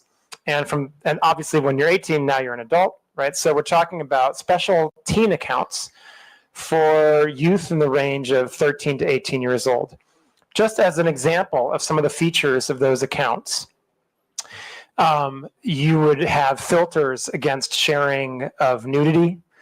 You would have blockers on the ability of people who are much older than you to reach out and contact you. If you're in the range of 13 to 16, there are specific elements of parental supervision and indeed control that are built into those accounts so that parents can really supervise what their teens are doing online. There are provisions to remind teens to basically set alarms for how much time they're actually using the services so that they're not using them too frequently. And those are just a few of the features that we have developed recently with the specific objective of protecting children and making sure that youth on our platforms have a positive experience that really aligns with what parents want and that gives parents really strong tools to understand how their children are using our services and in many cases to supervise the use of our services. Thank you, sir. Last question, Mr. Chair. I was asking, do you have the power to delete this unlawful, malicious, libelous post? You have the power to delete. Mr. Chairman, if I may.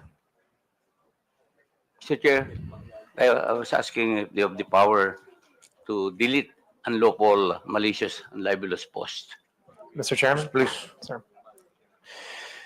Sir, I think it's hard to talk about unless we see a specific piece of content, right? But if I can, I'll be happy to talk about our general approach to those types of issues.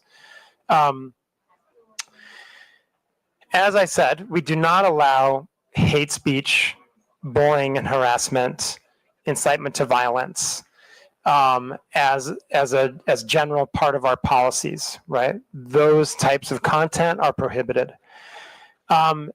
In some cases, as I'm sure you may agree, you may have a hard time defining exactly where to draw the line between something that is fair criticism and or libelous or defamatory under local law.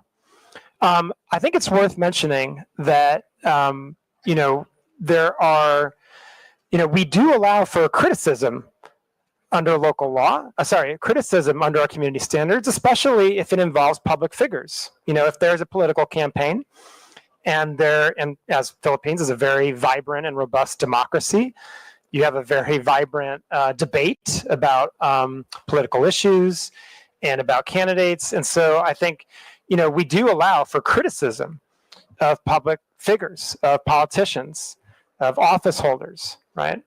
But where we would try to draw the line is where it goes into matters of true hate speech, incitement to violence, threats of physical violence, that type of thing.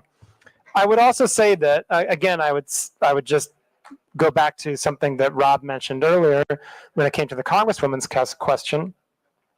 If you have a specific piece of content that you believe would violate our policies, that you believe crosses the line in terms of local law when it comes to defamation or libel, then please do work with Comelec or DICT to send that piece of content to us, and we'll be happy to review it.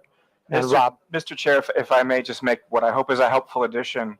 Sir, you mentioned, we're pretty direct in mentioning the idea of local nuance and our ability to respond to something that is perhaps agnostic to someone who's not familiar with the Filipino context. So just by way of a very recent example, just last week it was brought to our attention that a keyword was being used in association with content that's very harmful to children.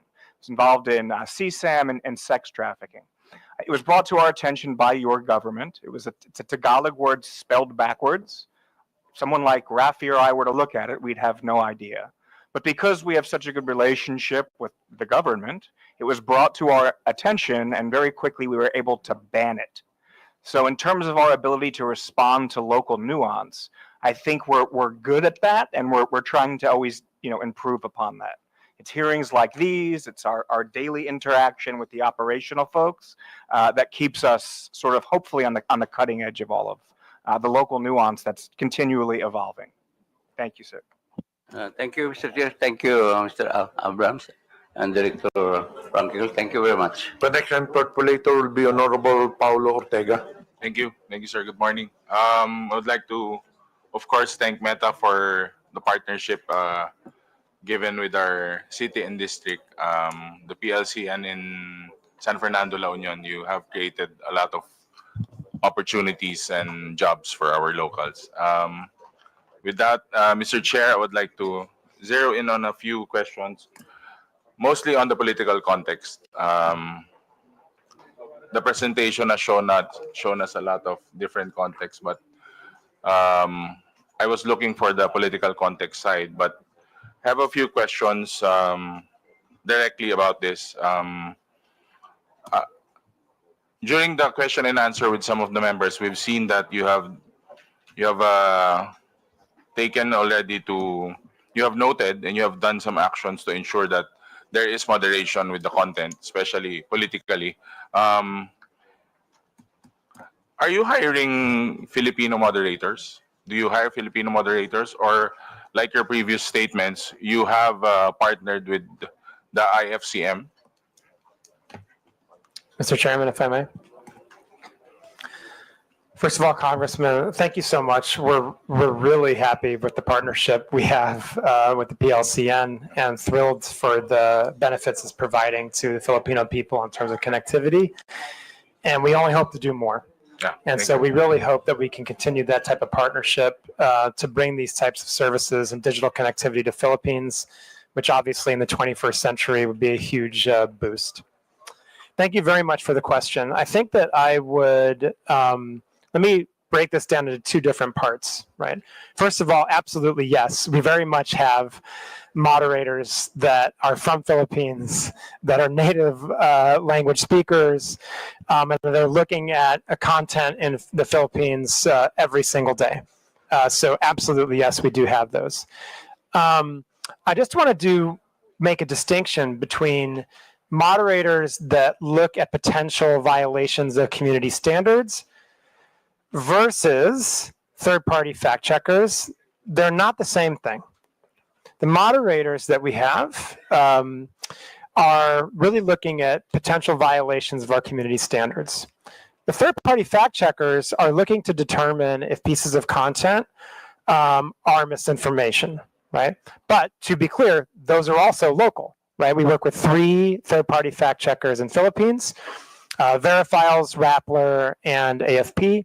And again, all of them, of course, are local and have the local context, local native language capabilities. So absolutely, very much yes. We have the capabilities to both moderate content against our community standards and work with third-party fact checkers on misinformation in Philippines.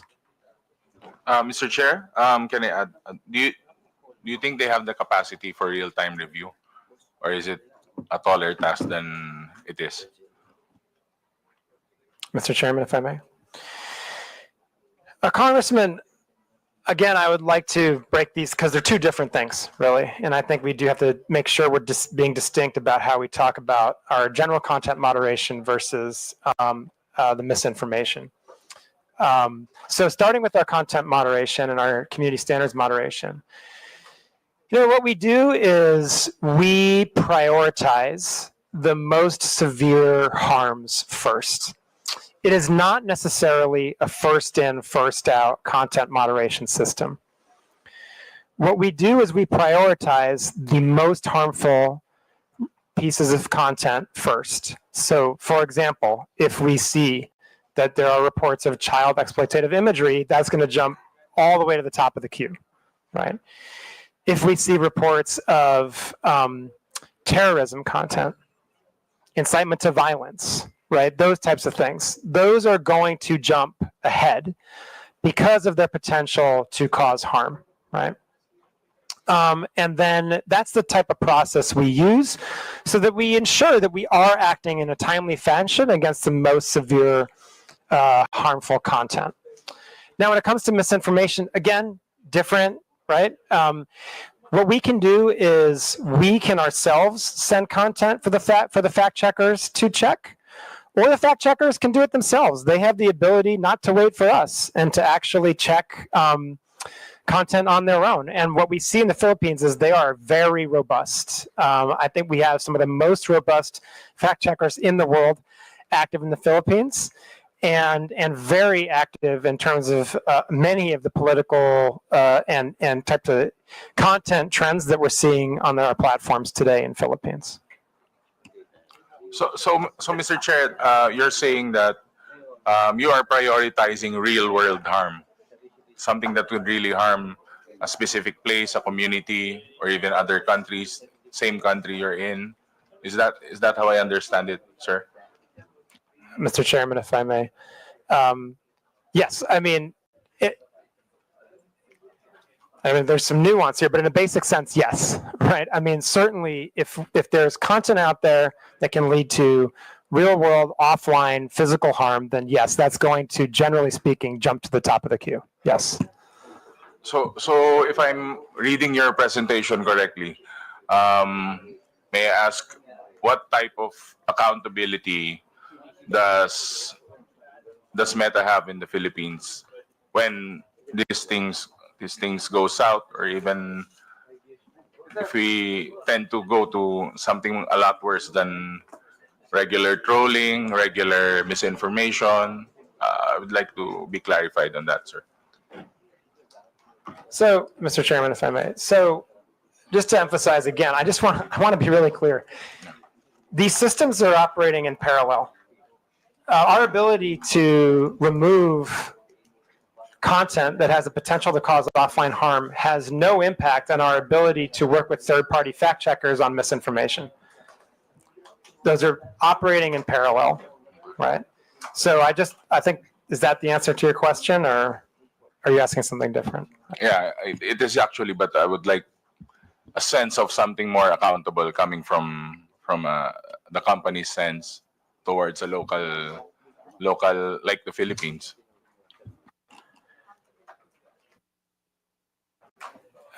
Mr. Chairman, if I may. Yeah, Congressman, I think that, first of all, we're sitting here today, which I'm glad to be doing. I think it's very important that Meta, as a company with such ubiquitous and important services, answer your questions on these really important issues, especially in the lead up to an election. I'd like to point out that maybe we didn't actually show that slide now that I think about it, but we put a slide on our presentation that showed the award that we received from Comm after the last election for the work we did to protect the integrity of the election. And so, and we intend, and we are in the process of doing that same work now with the midterm elections that are around the corner. And I would also just emphasize again that there are 11 different reporting channels that various agencies of the government and law enforcement have to come to Meta for accountability, right? And on top of all that, we also publish our transparency report every 6 months, where we demonstrate in a very transparent and open manner the content that we've removed based on violations of our community standards, the content that we have restricted due to local law, data requests that we have acted on based on law enforcement, and a number of other metrics that really show kind of how Meta is approaching our responsibilities in the Philippines, and I believe my colleague Rob would also like to add to that. Mr. Chair, with your indulgence, may I add to the response? A very important question when you're talking about accountability. So I just want to speak briefly about real world harm.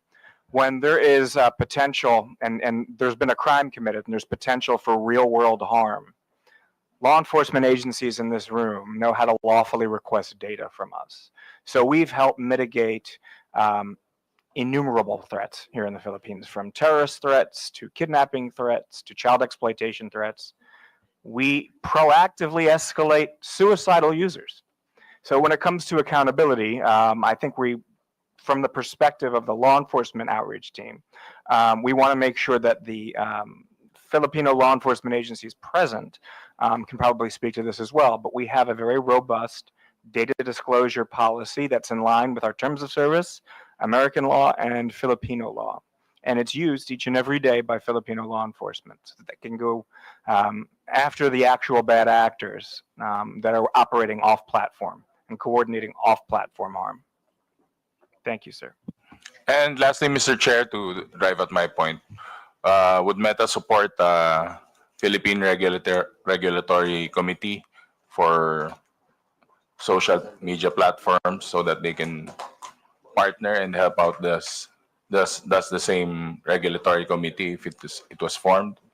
I believe that your presence here would be a big help and a good sign to this inquiry. But again, we are aiming towards a regulatory committee that would help us, especially combat fake news and others. Mr. Chairman, thank you so much, Congressman. I'd be more than happy for Meta as a company to engage with the Philippines government and Congress on any type of regulation that you're considering when it comes to these issues. I think we have now many years of experience in terms of working with governments around Southeast Asia, Asia Pacific, and indeed globally, to come up with modalities and regulations that really can help protect users, but also protect freedom of expression, that try to properly balance freedom of expression and safety, and that, of course, account for local nuance. It's really important that countries have their own solutions, and we're happy to share what we feel like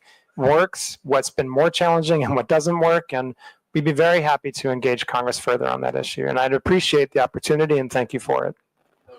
Thank you, Mr. Chair. I'll reserve some of my questions for the second round. Thank you, sir. Honorable Arlen Brosas is recognized. Yes, thank you, Mr. Chairman. I have a few questions also, Mr. Chair. Mr. Chair, how many websites or applications are under the Meta umbrella? Okay, so Mr. Chair, if I may, we have Facebook, Messenger, Instagram, WhatsApp, Threads, which is a part of Instagram to a sense. We have our Quest devices, which are virtual reality devices that also have application, and we have specific application for our Meta Ray-Ban glasses that we are now producing together with Ray-Ban. There's a specific application for that. And then, of course, we have the various websites that also operate these platforms, including now Meta AI. Thank you, Mr. Chair. If you'd like a very complete, thorough, total list, I'm happy to provide that for you in writing. Thank you, Mr. Chair. Mr. Chair, my next question is, do you have for example, a study of which is the most to have a content of disinformation and fake news? Which of these, the websites or applications have the most? Is it Facebook? Mr. Chairman, if I may. So thank you. Congresswoman, that's a very tough question to answer. Again, I'll just go back to the kind of place where I started with, which is how do you determine what's misinformation, right? that is not an easy question to answer. But what I would say is We can the fact. qualify it as what's reported right now. Yeah. So if Is you it Facebook? Like, can you give us? Oh, yeah. So if you look at the fact checks that are reported, and now, but I just want to be clear, just speaking of Philippines, right? I believe, and I can check this to make sure that it's accurate after the hearing, but I believe that the most fact checks we see in Philippines are on Facebook. thank you, Mr. Chair. Mr. Chair, my question is, how do you ensure that there are no disinformation or fake news that are being disseminated in, for example, in the Facebook platform? Um, Previously, my colleague said that she reported the fake news, the AI generated content. Um, do you have a mechanism of removing a content if it's disinformation or fake news, motu proprio? For example, if it's not reported and it's being generated, so those are two different things, right? One is reported and one is not reported. If there's no report of that, but it's an AI generated and it's a disinformation or fake news kind of news. Mr. Chairman, thank you, Congresswoman. The fact checkers that we work with, the third-party fact checkers, have the ability to, and they do very often, fact check content even if we have not reported it to us. So the answer is yes. And I would say, I just reiterate, from earlier in my presentation, that whether a piece of content is AI generated or not, we would still treat it the same as misinformation. So there's a form to if there's no report, you can actually flag it as a disinformation or fake news, right? Mr. Chairman, if I may. Yes. So let me talk about all the different ways that this can be done, right? First of all, as your colleague showed earlier, a user that's scrolling through Facebook can report something if they believe it's false information, and that would flag it for our systems so that we would have a look at that and potentially pass it on to a third-party fact checker. Also, we ourselves have the ability to look at content that we see going viral, and if we have reason to believe that that would be a potentially harmful piece of misinformation, we can send it to the third-party fact checkers. And also, the third-party fact checkers can and very much do fact check misinformation on their own without any prompt from us or anyone else. Yes, and I would just like, sorry, and I would also just stress that the government also has its own reporting channels to us. So if we get a report of misinformation from Comelec or DICT or other agencies that are onboarded to our channels, we will also review that and pass it to the third-party fact checkers. Thank you. Mr. Chair, I have here an example of the fact check. Example of the fact check image. This is from Digsan. If you think this is normal, then you are abnormal. Hashtag Quadcom, hashtag Duterte, hashtag NPA, hashtag HOR, hashtag Philippines. And there's an image of the three of us. It is alarming to see our leaders being questioned by NPA affiliates. The House of Representatives tolerates this, and it is very disturbing. So, Mr. Chair, it was fact-checked by Rappler, and the claim was it's false. No, so this is an example of how the Meta does it, right? I don't know how you fact check, for example, how you take down, or what is your standards on taking down the AI that is not being fact checked by this by Verifiles, by Rappler, by those that you've actually mentioned. before. Mr. Chairman. Congresswoman, in the presentation I gave, I highlighted that we have a three-pronged approach to misinformation. We remove the most harmful misinformation if we believe that it can lead to, and independently confirm that it can lead to offline harm and violence in the real world.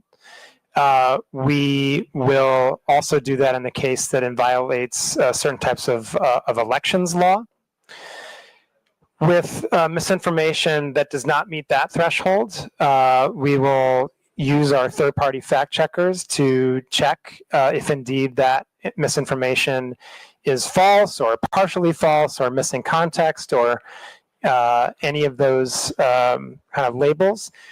And if the third party fact checker does confirm that it's false, then we will reduce the distribution of that content on our platforms, and we will put a label on it so that someone who sees that content understands that they are looking at content that has been determined by a third party fact checker to be at least false or partially false, or as I said, there's a number of other labels they can apply. I showed an example earlier about what that would look like on our platforms. And so when it comes to AI, I think the important thing to reiterate is, number one, that whether a piece of content is AI generated or not, the misinformation policies still apply. Right? They apply across the board. So if there is a piece of misinformation that's generated by AI, it's still going to be the same misinformation policies. Now, there is one additional point to make, which I mentioned previously, which is that if it's a paid piece of content, if it's sponsored, if it's an ad, then there are additional checks that we do, and we require that whoever has placed that ad or boosted that content disclose that it is AI generated, right? And then you'll also be able to go into the ad library and see the details, and these are all publicly available, of who placed the ad, how much was spent on it, and so forth. And if these ads are politically, if they're political in nature, if they are about the election, about a campaign, about a political candidate, if they're about social issues, then they have to go through our authorization process for running political and social ads. That adds another layer of authorization and verification, so that means that, I mean, my question is, how do you control this? Diba? You have the controls, you have the technology. How do you control this kind of I am asking this, Mr. Chair, because we are always the victims of red tagging, and it is a danger to our life, liberty, and property. And we all know that those are actually false contents. But it keeps on proliferating in the internet. Right now, even right now, as we are speaking. So I'm asking the Meta, how do they do that? Is there, actually, my next question is about how many disinformation have you had banned or removed, or how do you control this fake news or disinformation? How many are based on complaints? How many are initiated by your platforms, for example? Those are questions that I would like to be, answered. Mr. Chairman, first of all, Congresswoman, I think the issue of red tagging is one that we take very, very seriously, and I would express my sympathy to anyone who's been the victim of that. That's obviously a very, very, very difficult experience, and one that I would certainly not wish on anyone. I would just like to emphasize that red tagging violates our policies. We view red tagging as a form of coordinating harm on our platform, and that is prohibited. When we're made aware of it, then and we confirm that it's red tagging, then we will remove that content. We've done that in many, many cases for a number of years now. And I would just emphasize again that that does violate our policies, and we will remove it when it's reported to us. So I would encourage you or any other victim of red tagging to send a report to us via Comm, via DICT, or the other channels that we have with the government. And we would review that with the utmost urgency, given the potential for harm. Your second question was about fact checking, I believe, right? And I would just say that when it comes to fact checking, there's a publicly available library, and we can share that with the committee of the different types of fact checks that have been placed on our platform. Just recently, I think we've seen a number of different issues that have been covered by our fact checkers in Philippines.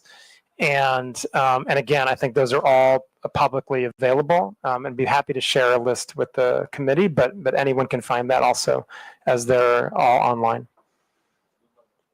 Thank you, Mr. Chair.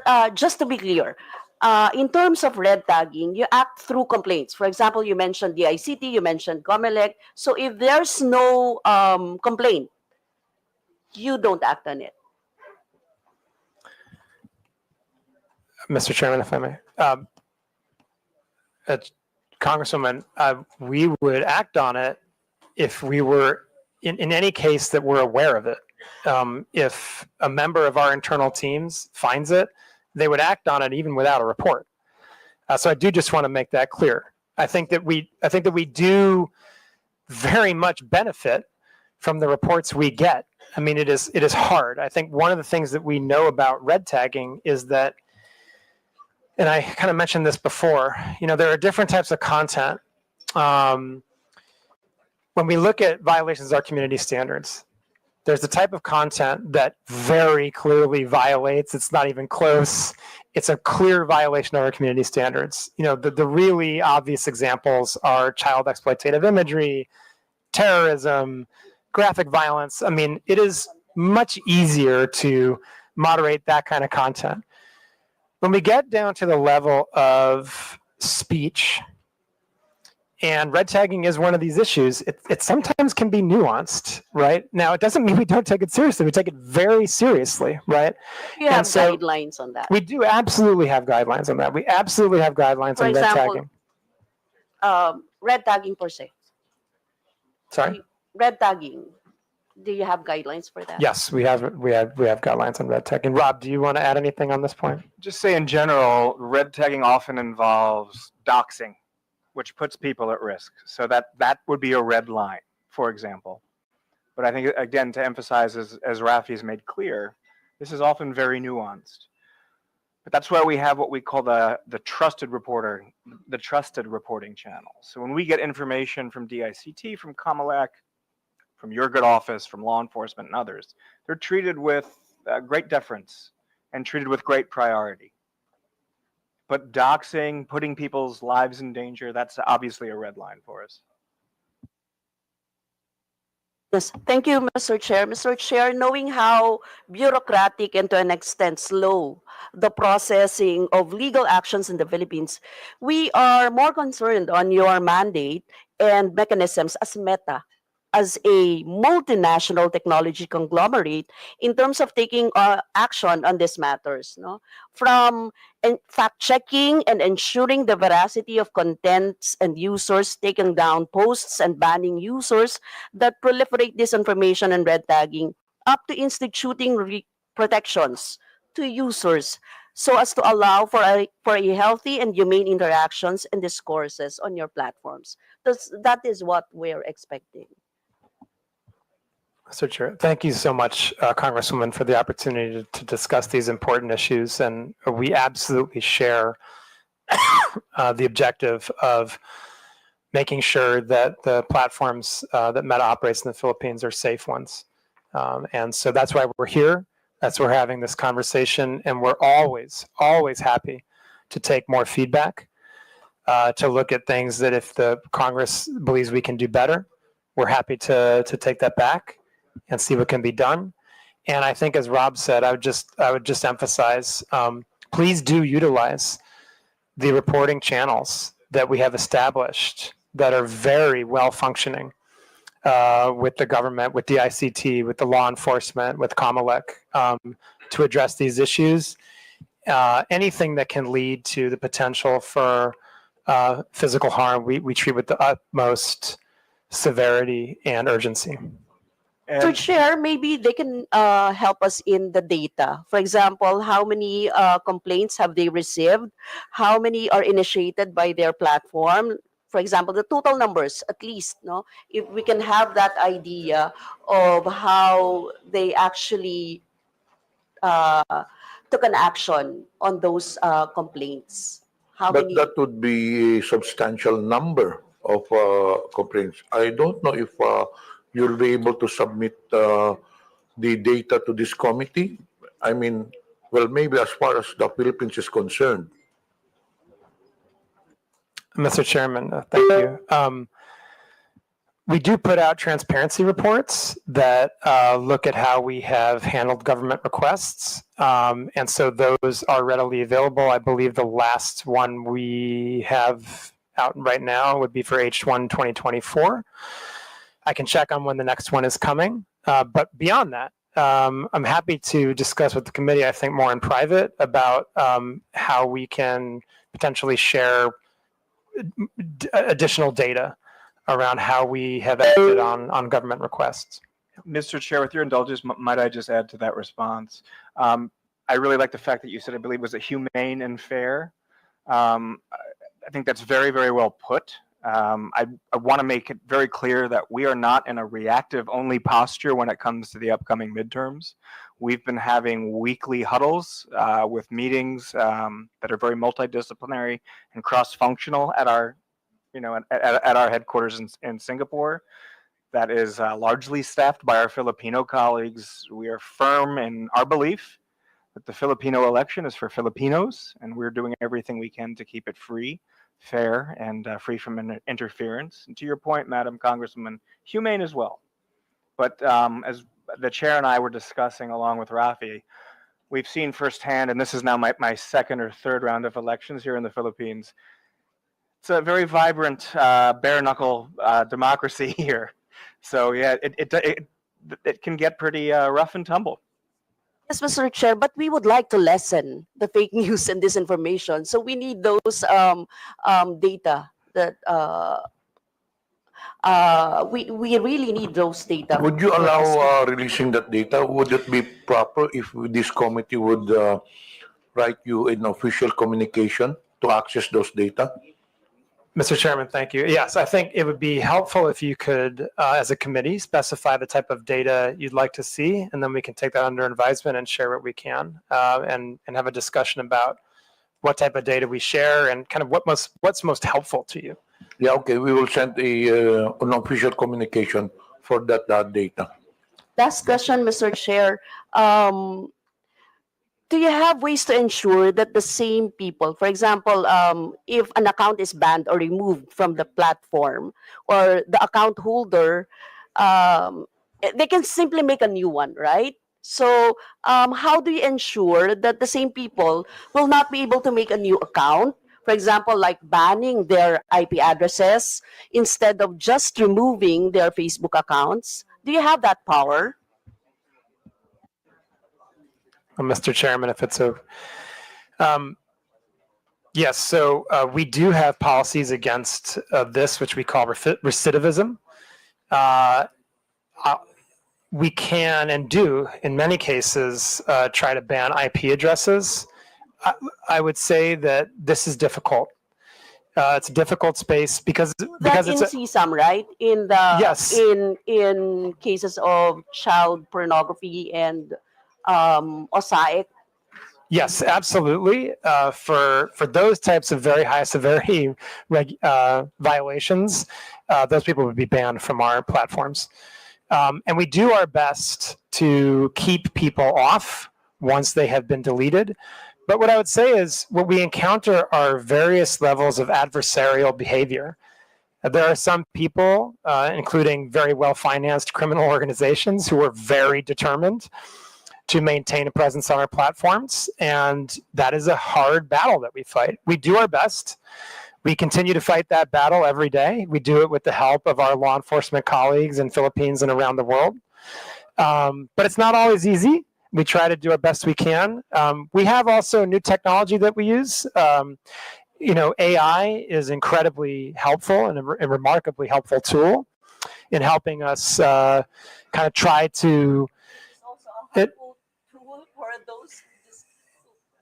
yeah, we've talked a lot today about some of the potential harm of AI, but I think that what I would emphasize is that AI is also the best shield in many cases, right?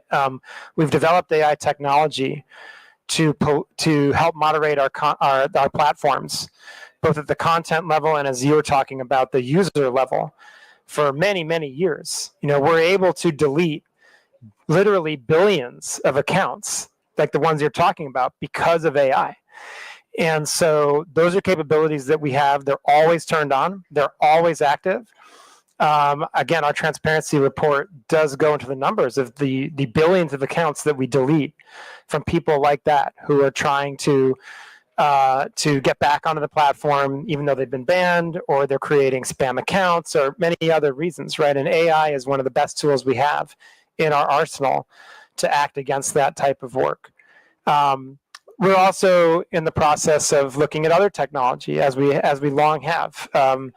For recidivism, you referenced IP blocks. It is something that there are cases where that's possible, but that's again difficult because there's technology that very well financed people can use to even evade that, right? So this is an adversarial space in some cases, and we do the best we can working with our partners in government and law enforcement to keep people off the platform once they've been removed. Rob, do you want to? Sure, I'd be happy with the chair's indulgence to add some additional context to that. So when we're talking about the use of AI for detection for harmful content, the reason that north of 99% of child exploitation material doesn't make it onto our platform is because of things like machine learning, AI. The reason that the investment scam generative AI issue that was brought to my attention by the Presidential Anti-Organized Crime Commission the other day is no longer allowed on our platform is because we have fed that into our tooling so that it's no longer available. The reason it's a very big step for us to take an entire device offline is because here in the Philippines, there are still places where families share a single device, where internet cafes share a device. So we want to make sure we're still providing voice to people who are lawfully using the same device. We do, however, to your point, have certain absolute red lines. So a terrorist-related piece of content, CSIM, human trafficking. There's no warnings given to users on that. Their accounts are disabled when something like that happens. Or when they post content of that nature is what I should say. Thank you, Mr. Chair. Mr. Chair, may we be furnished a copy of the red tagging guidelines na lang? And for the guidelines that they use for determining fake news and the specific timelines for the violations, for example, of the community standards violation, how long does it take? Is that being addressed to Meta? Yes, Mr. Chair. We'll include that in the official communication. Thank you, Mr. Chair. May I remind the interpolator, I think this would be the last interpolator because before we proceed, may I acknowledge the presence of our co-chair, Honorable Joey Aquino, and Representative Benya Abante. The Meta representatives will have to take their flight at 3 p.m. So can you make your questions concise? The next interpolator would be Honorable Rog Gutierrez. Thank you, Mr. Chairman. I understand the busy schedule that our resource persons have. I'll try to make it quick. Good afternoon to our dear resource persons. I'd like to direct my questions to the Meta while they're here. Mr. Chair, just very briefly, I hope you can bear with us. It's been it could be confusing for us, especially. Ideally, we would be tackling this together with Google and TikTok. However, understandably, due to schedule concerns or for whatever reason, you've appeared separately. So we'll be going through this all over again. I hope you could bear with us. Before we begin, I'd just like to verify. So Dr. Frankel, is it, Mr. Chair, to the Honorable Chairman? Can you tell us what you do in Meta? Mr. Chairman, Congressman, I'm the Director of Public Policy for Southeast Asia. And you are based in where? Singapore. In Singapore. And you are part of Meta, the American company. So I'm an employee of Facebook Singapore PT Ltd. Meta Platforms is the American company. Meta Platforms is American company, the Singaporean company. And Mr. Abrams, to the Honorable Chairman, maybe know your position in Meta. So I'm one of the heads of law enforcement and national security outreach, handling a large chunk of Southeast Asia. My employer is the same as my colleague Rafi's. So likewise, based in Singapore. Also based in Singapore. Here in the Philippines quite often. Here in the Philippines quite often. And generally for Meta, although Meta Platforms, the American company, when they operate in Southeast Asia, they would do so through Facebook Singapore. Is that correct? Every country, sorry, Mr. Chairman, if it's okay. Congressman, every country has a different legal structure. Here in Philippines, we have a representative office of our Singaporean company. It's important to note that that representative office is not in charge of business or operations. It does not do anything involving content decisions, right? Those are really, again, those are undertaken by Meta Platforms.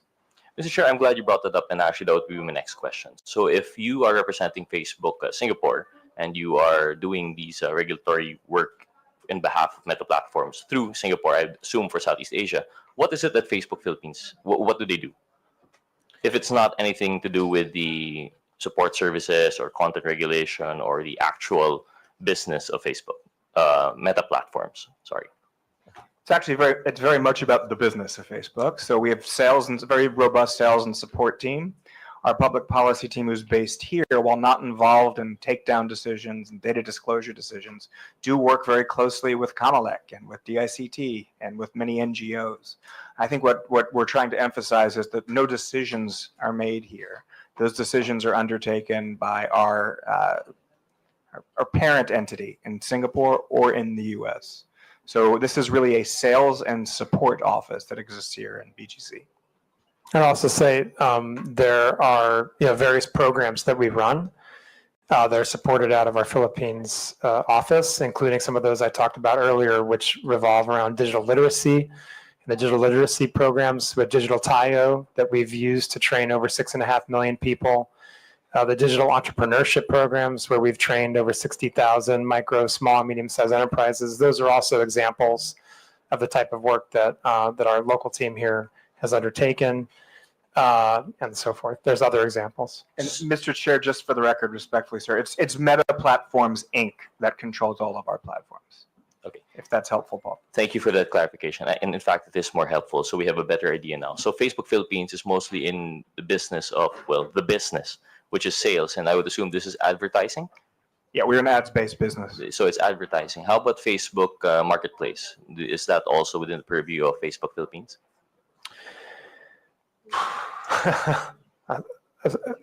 Mr. Chairman, if I may, I want to check to make sure I get you the totally accurate answer, but I believe the answer is no. I think that Facebook Marketplace is, again, operated by the parent company in the United States, but I do want to qualify that by saying I definitely do want to check to make sure that's correct. Thank you. So I hope you understand where our confusion is coming from. So I would assume that Facebook Marketplace would be part of the business end of Facebook. So we would assume that that would be something within the purview of Facebook Philippines, considering that there would be regulatory requirements under the DTI and such. Mr. Chairman, if I may, this is where it does get a little complicated, right? I mean, to be clear, so there, there's no commerce that's taking place on Marketplace, right? And so but it doesn't mean that we don't comply with local law, right? We, as a global American company that lives up to the best legal standards in the world, we always want to comply with local law.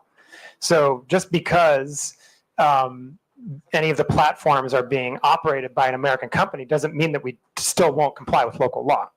Yeah, Mr. Chair, absolutely agree with you, and we are not implying any, disregard for local law. But precisely, I think if you've been listening to our fellow colleagues here, what we're driving at is accountability, which goes beyond just the legal requirements. So I hope you understand where we're driving at with this and why I'm asking these questions. Isn't we aren't implying that you aren't following local law, and in fact, we do appreciate all of these efforts that you've done above and beyond the legal requirements that we may have, such as your public outreach programs that you may have, and your facilitating the requests of some of our stakeholders in government. However, I hope you understand that what makes it very difficult for us is that when we have problems, it's very hard to reach Meta Platforms Inc. So understandably, we are of the position that if we have any problems or anything that we have to relay, we have to go through Facebook Philippines. But as you can see from our previous hearings, they've been tossing us around left and right. We go to Facebook Philippines, they tell us to coordinate. They have no involvement with Meta Platform Inc. We go to Meta Platform Inc. and they say that no, we're American company, we won't be going there. So we're now trying to understand for our purposes in crafting legislation, what legislation can we make given the very specific special structure that social media corporations tend to have. I hope you understand because generally what we're trying to regulate here now is within the purview of publication, for example, media.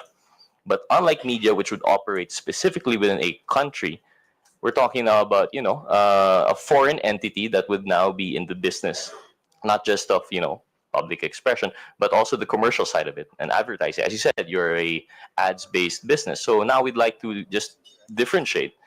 So going back to my question, I hope you'd bear with that. So Facebook Marketplace is not with Facebook Philippines. Facebook Philippines deals with the public outreach programs that you mentioned and the business side.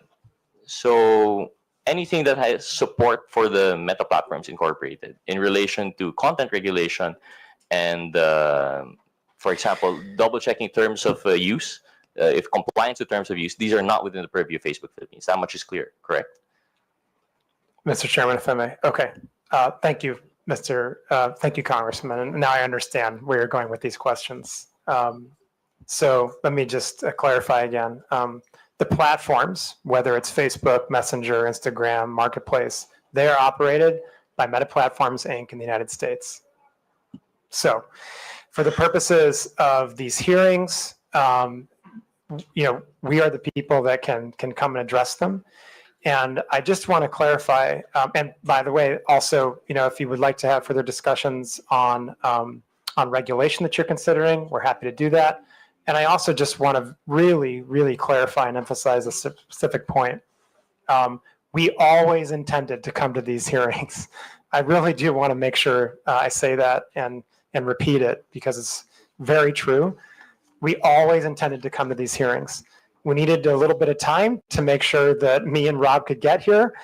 The other times, the dates we were given, there was just very short notice and we had other commitments. We both have profiles that are regional.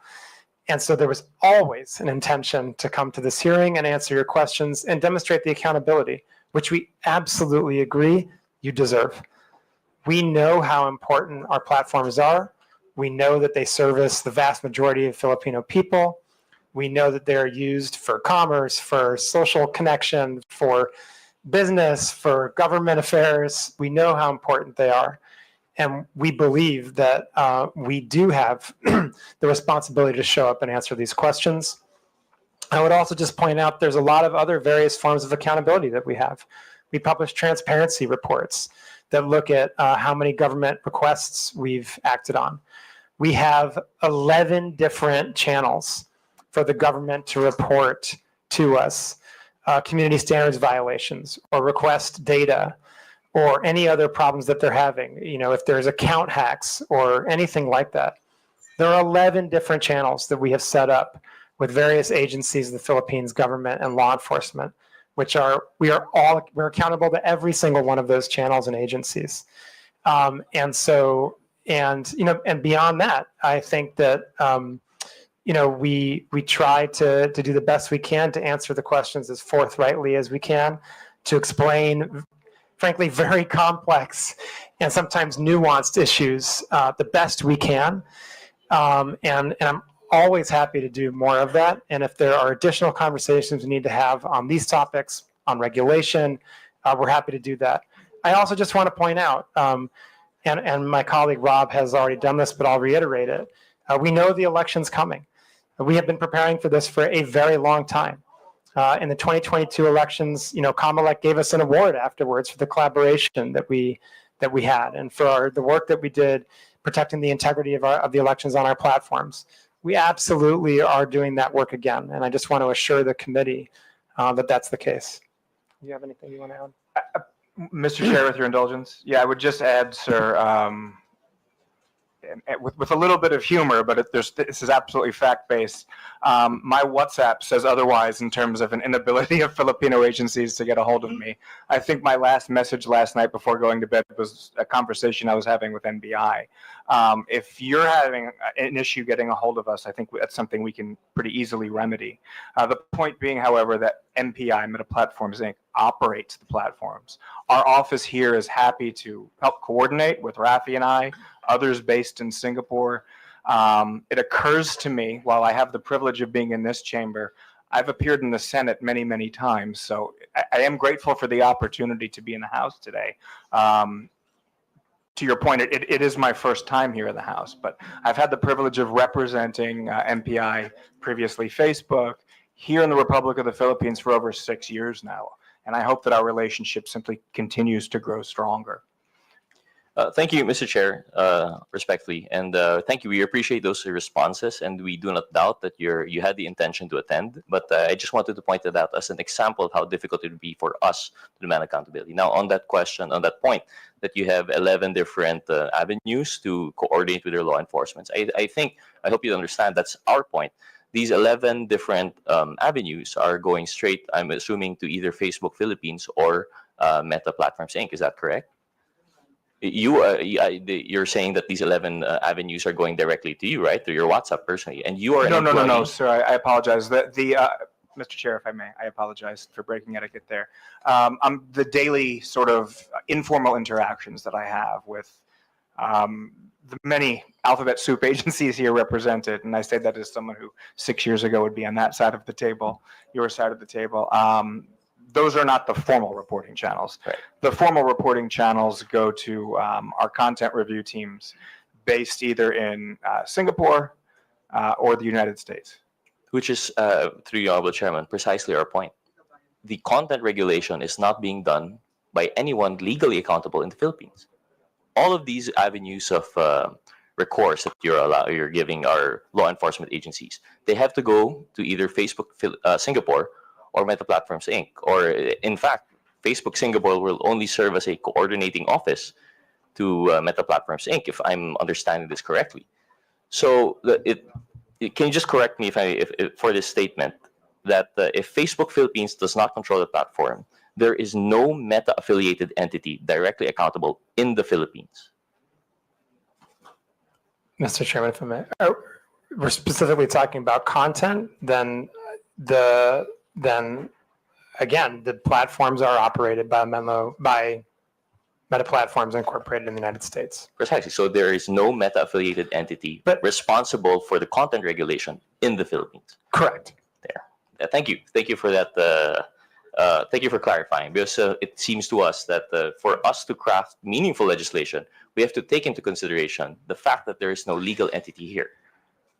Mr. Chairman, if I may, Congressman, I just want to, I would, if I could, take a step back here. I think that what future conversations that we should focus on are, what are the objectives you're trying to achieve that you don't feel like you're achieving now? I think that we have seen similar requests in other countries, which emphasize a similar point that you're making here.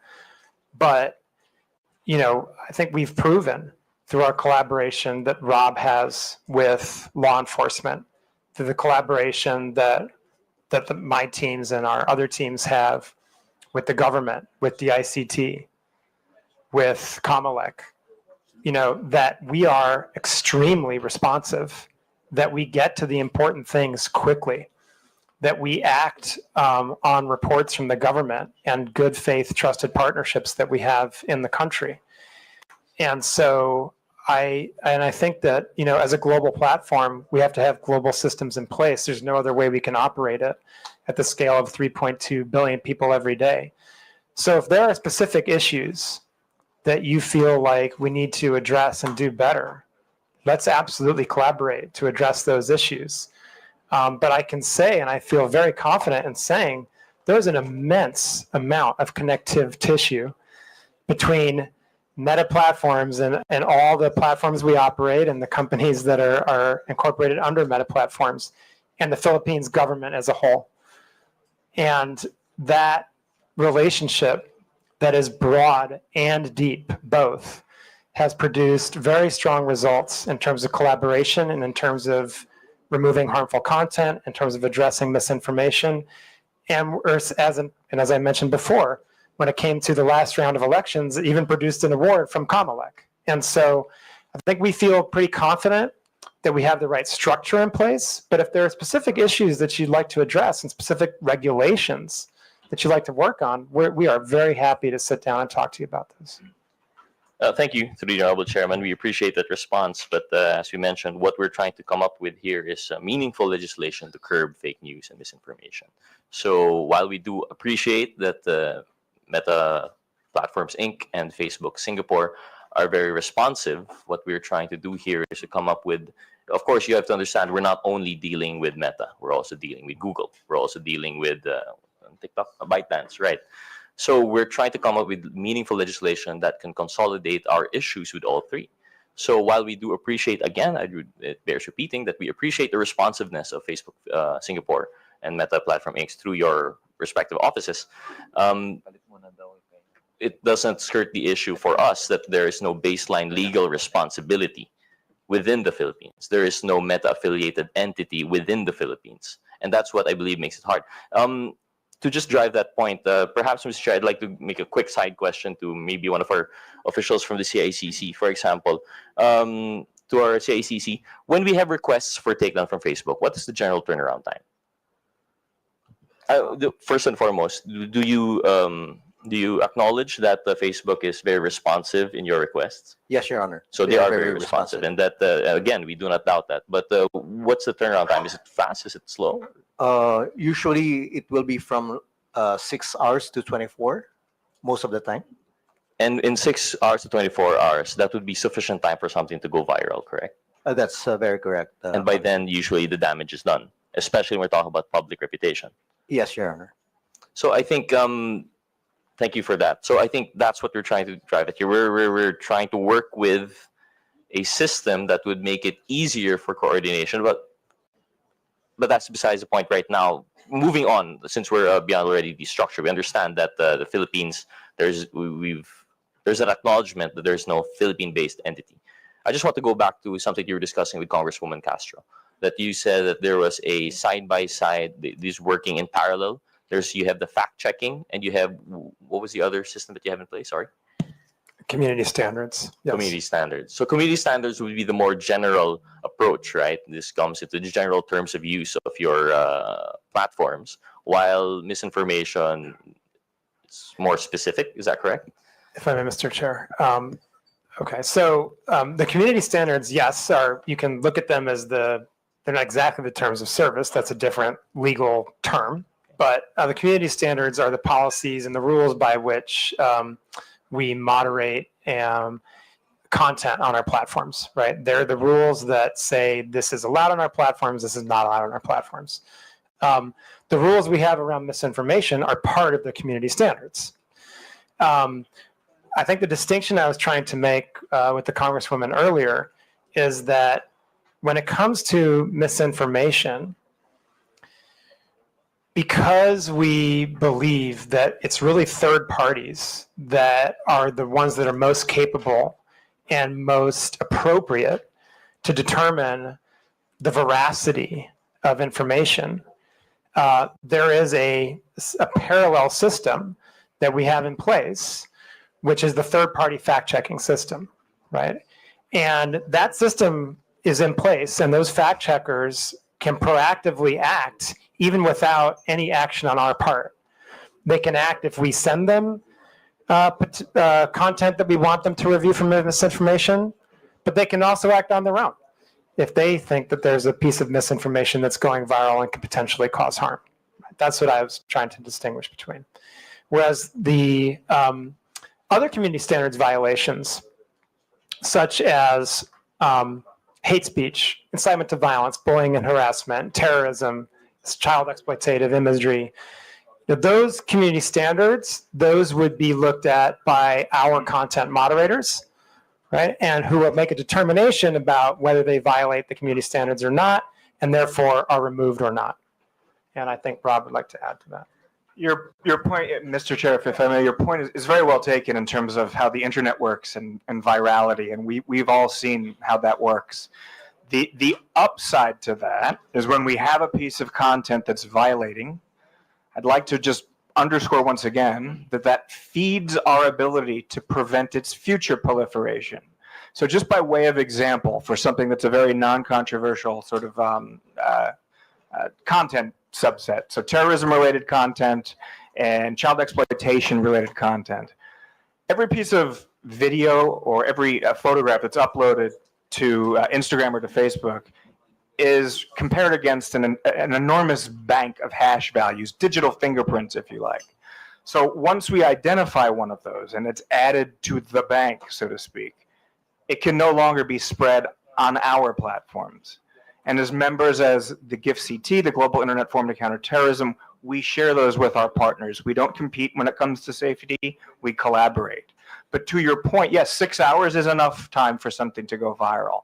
When you're operating at a scale that we are, a little bit south of 90 million users here in the Republic of the Philippines, just on Facebook, 6 hours we think is pretty good. We would love to get it down to 30 seconds.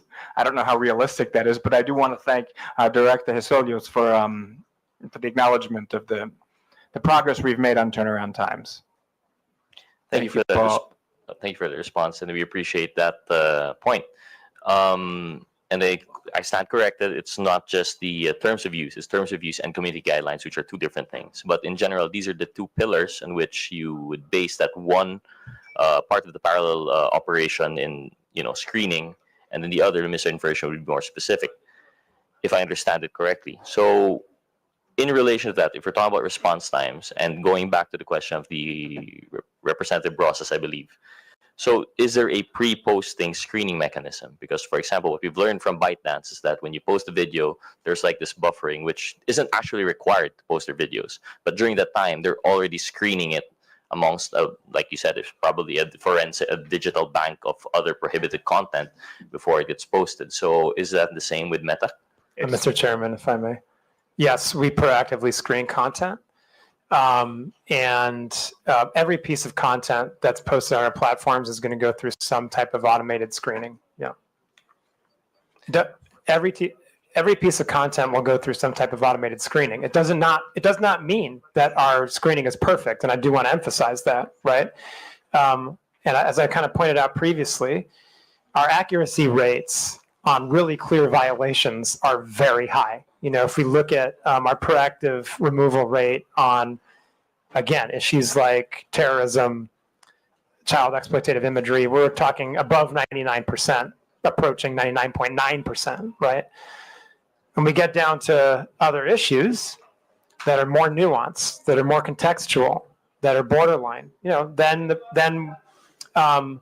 those proactive systems, they may flag it for a human to review, right, as a next step, because it's just kind of too difficult for a machine to make that determination, right? So the review process is complex, but it involves like many different layers. The first one very much would be an automated one as a proactive measure. Thank you for that response. So generally, the automated pre-posting screening would be very effective for those that are obviously wrong. Like you have hate speech, child pornography, terrorism, and the likes. And when it comes to the nuanced parts that we have difficulty, right? Which would include the point of this committee hearing, the fake news and misinformation.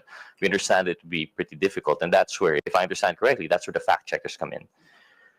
In addition to that, we came across a piece of news that Meta was actually dropping fact checkers in favor of something. I think it was community notes mechanism.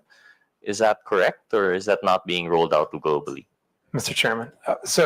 Just one thing I want to point out. In the list of violations, you mentioned hate speech. Hate speech sometimes can be obvious, but other times it cannot. And so that one's a little more nuanced than terrorism, for example, right? Okay, yes, turning to our global fact-checking program. As of, I believe, yesterday, if I'm not mistaken, in the United States only, we have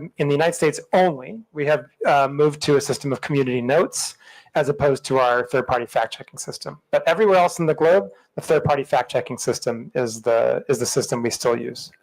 Could you please enlighten us as to why the United States has dropped that fact-checking mechanism? Were there difficulties on their previous review system, and do you foresee that this difficulty would actually be the same all around the globe? Mr. Chairman, if I may. Congressman, the fact-checking system in the United States, I think what the determination by our global leadership was that we saw that it had become in some way politicized, and that they believed that there was the potential to improve on that system using the community notes system, right? Which companies like X have already developed and implemented for quite some time, which relies on many, many, many more users and many, many more diverse points of view to determine whether content is false in some way.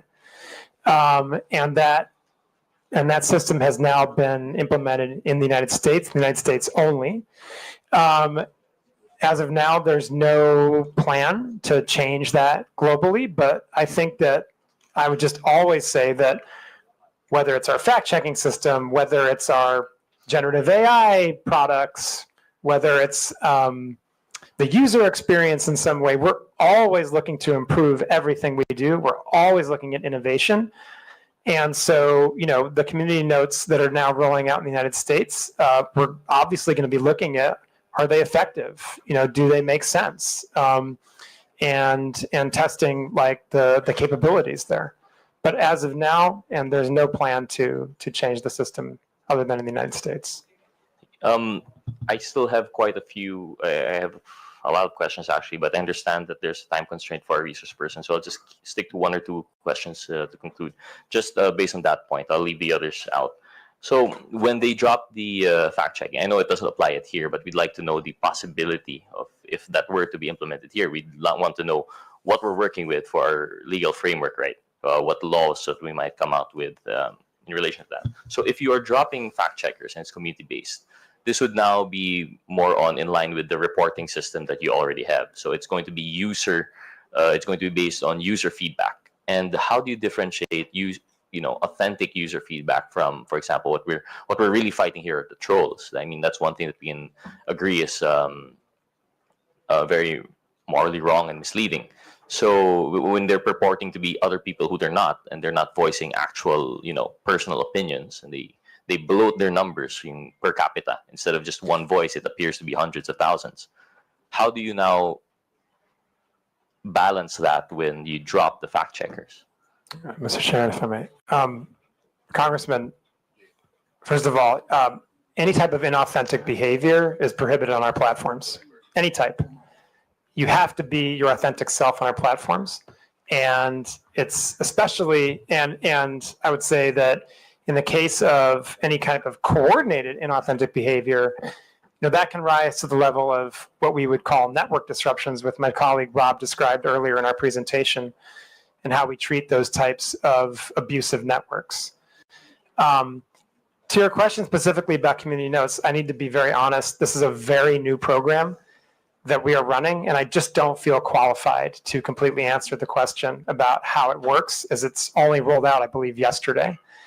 I feel very qualified to answer a lot of other questions about these issues, but on that one, I think we just have to come back to the committee. If you have specific questions, I think that the chairman and the committee are putting together a list of follow-up questions, and we'll be happy to try to address that one as well. Thank you. Just the one last question to the Honorable Chairman, if there are resource persons who could oblige, because you already mentioned that in Facebook you only allow your authentic self. But anecdotally, that isn't the case, especially here in the Philippines. I don't know if it's the same outside the Philippines, but if you've been monitoring, one of the issues that we have are these massive troll farms in which people purport to be other people, and precisely to bloat out their, public in order to shape public opinion sentiment. So what measures do you have to ensure that? Is it possible to implement something in which, truly, not just, currently, if I understand it correctly, the closest that Meta has come to identifying authentic users would be phone numbers. By requiring phone numbers as a two-factor authentication, ideally it's 1:1, but we've passed the SIM registration bill. It's now a law. It hasn't curbed the number of SIM cards being registered to, being used by one person but registering other persons. So how do we go about it? I see Mr. Abrams doesn't agree, and I agree. It isn't the best way, but from my understanding, the phone numbers was being used by Meta to sort of validate whether a person is not. You have verified accounts in which you require them to submit IDs, but not everyone's verified. So what steps is Meta taking? What steps could they take to curb these inauthentic users? Mr. Chairman, if we are, Mr. Chairman, may I respond? Actually, I actually am agreeing with you that SIM card registration was probably the way to go. That way you're getting at the bottom of the pyramid. Over 80%, I believe, and I want to go on the record as saying that's my belief right now. I don't have the actual numbers in front of me. Over 80% of our Filipino community of users uses phone numbers to register. But to say that phone numbers are our sole way of checking for authenticity is not the case. There are many back-end engineering cues that our analysts look at to determine the authenticity of an account. To that end, that's probably what flagged the Honorable Congresswoman's a false positive, and that's why we were able to restore it as well. But to go into too much granularity as to the cues we use would give bad actors an advantage. So perhaps an executive session with your good office would be in line for a further discussion on that, Paul. I would just if I may add, the inauthentic behavior. I think in our latest report, but again, we can go look up the exact figures. But we've used AI, for example, to remove, I think, 2 billion accounts in the last transparency report for inauthentic behavior. And so again, we can get you the exact numbers. We report those transparently. But what I would also just emphasize, and I think this is really important because I get your question is about troll farms. So I just want to address that head on. We would view that type of behavior, generally speaking, under our coordinated inauthentic behavior policy, which prohibits exactly what that sounds like. Any kind of coordination by people not being honest about who they are for the purposes of spreading misinformation, right? And we have very stringent policies on that, where not only if we find someone engaged in that kind of behavior, we don't just take down that account. We do what we call fan outs, and we investigate what other accounts that account is coordinating with. And that is what leads us to undertake much larger network disruptions of accounts that are coordinating in abusive behavior on our platform. We've undertaken, I believe, 9 different types of those actions in Philippines over the last, since 2017 or 2018, I think the numbers are. Again, these are all public. We can get them to you. And I think it's really important to point out, this is where our relationship with law enforcement really comes into play. A lot of those come from leads that we act on from law enforcement. And the intel sharing goes both ways. And so I would emphasize to you, I'd continue to emphasize to law enforcement, although they already know this, and other members of this committee, if you have reason to believe that there are accounts that are engaged in that kind of behavior on our platforms, please do send them to us. And we will do everything we can to investigate to see whether they are engaged in that kind of coordinated abusive behavior. Thank you.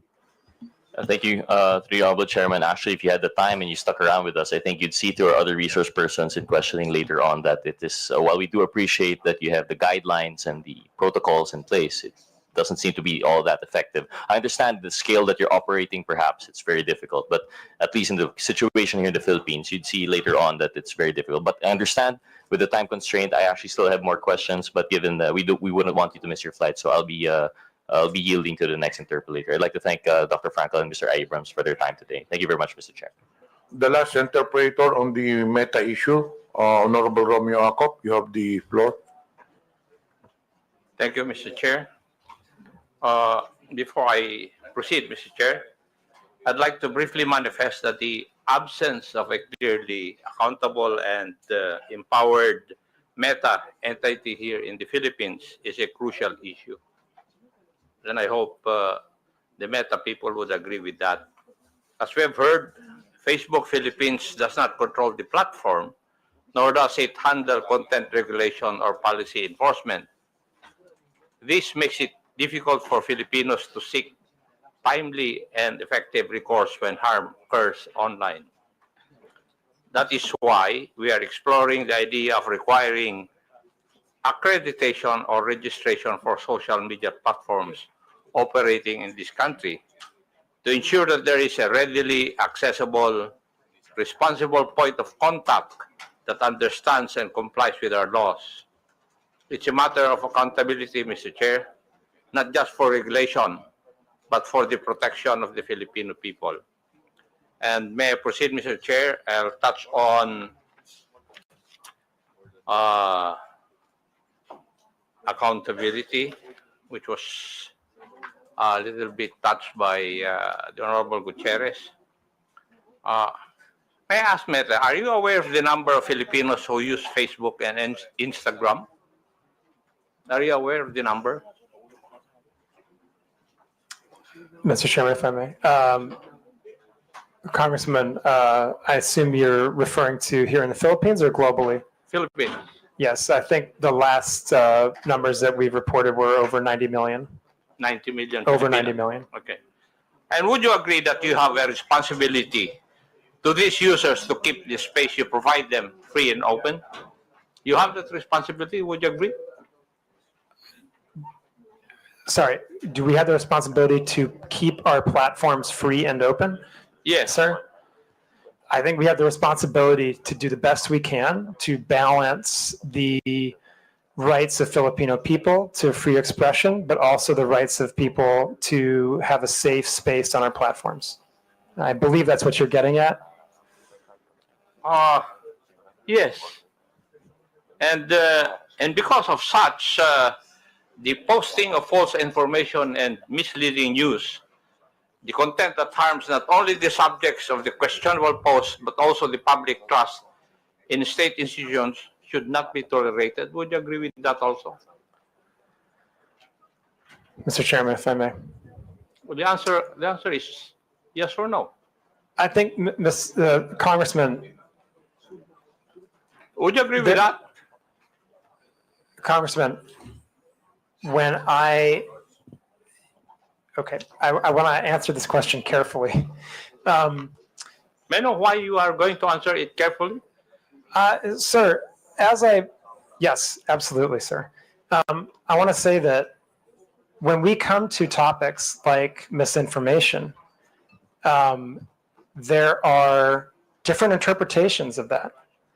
And this is why we rely on third-party fact checkers to be the authoritative sources of what is true or false and to make those determinations so that we, as a neutral platform and one that is committed to providing, again, the best we can do to balance freedom of expression and safety, are not the ones making the determination about what is true and false. So I believe that we have the proper system in place where we rely on third-party fact checkers that are internationally certified to be the authoritative sources on what constitutes misinformation. And from that point, we have the responsibility to act on the findings that those third-party fact checkers provide to us. And if they provide us the finding that that's false, then we do have the responsibility, and it is in our community standards, to make sure we've reduced that distribution of the content and properly labeled it, so anyone seeing that content knows that they are viewing something that is false, and that they can access the authoritative source of information so that they can understand what the real situation is. And I think that that's the way that we do our best to make that proper balance of providing freedom of expression, but also safety for the people of Philippines and indeed our global community. And again, I just want to emphasize, even then we will go as far as to removing misinformation if it's clearly false and can lead to physical violence or violates elections law, right? In those cases, we will remove it. And I think that that's the best that's the best system we've had over many years of dealing with these issues around the world, to kind of balancing to the best that we can those dueling objectives of freedom of expression and safety. Thank you, Doctor. But my question was very simple: whether the posting of false information or misleading news content that harms not only the subjects of the questionable post should not be tolerated. It's answerable by yes or no. Should this not be tolerated by platforms? Yes or no? But, Mr. Chairman, if I may.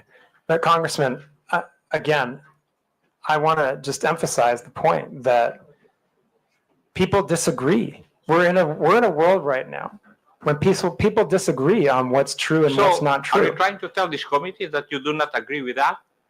I'm trying to explain to the committee, Mr. Congressman, that the approach we have is based on remaining a neutral platform that tries our best in very difficult circumstances, in very robust democracies like the Philippines, where there are very charged political debates going on. We do our best to balance freedom of expression on the one hand and safety on the other, and that our view on the best way to do that is to rely on third parties to make the determination when it comes to true or false or somewhere in between. And we think that that's the best way forward. And Mr. Congressman, actually, I would say, I don't think you necessarily want us to be the ones that determine what's true and false. I don't think you would want us to undertake that kind of that kind of power, basically. I think that, this is, in a democratic system, this is kind of the best balance we can possibly strike when it comes to how to moderate these types of issues on our platforms in the type of context that we have in the lead up to an election, for example. And I would just note again that we take our content moderation very seriously. We take our fact-checking program very seriously. We have 11 different channels between the government and our platforms to address any type of misinformation or other harmful content. We undertake network disruptions if we see that there's a coordinated abusive pattern when it comes to misinformation or disinformation or any type of foreign interference. And as a result of that, and I would just, again, in the last election cycle, we were given an award by Comm for this work. And so I just have to continue to lean on that posture and on that approach as the best way that we can support the community that we have here in the Philippines. Thank you. But as we have discussed earlier, that there are systems and controls in place to remove posts that violate community guidelines. So we can both agree that some posts do not belong on the platform. Yes, we can absolutely agree. We can absolutely agree on that. Yes. You can agree with that already. If there are some posts that don't belong on the platform, yes, absolutely. And as the platform itself, you would take action to remove this post? Yes, sir, that's correct. And If they violate our therefore, community standards, we would remove them. yes, thank you. And therefore, it's fair to say that the platform has a duty to prevent the spread of such posts because they can cause harm. Would that also be correct? And Mr. Congressman, we have a duty to act on content that violates our community standards, and in some cases, specifically if it violates local law. No, doctor. My point is that you have a duty to prevent the spread of such posts because they can cause harm. That's the gist of my question. We have a duty to remove posts that we're aware of that violate our community standards. Yes. Thank you, doctor. Now, could I say that you recognize that Meta bears some responsibility for what is shared and posted on Facebook or Instagram? Mr. Chairman, if I may. Sir, every individual user bears the ultimate responsibility for what he or she posts on our platforms. I think that it's important to underline that That's point. a given. That's a given. Okay. Now, Right. what As long- I'm asking is whether Meta bears some responsibility for what is shared and posted on Facebook and Instagram. That's my question. Yeah. So what I would say is we absolutely. Do you?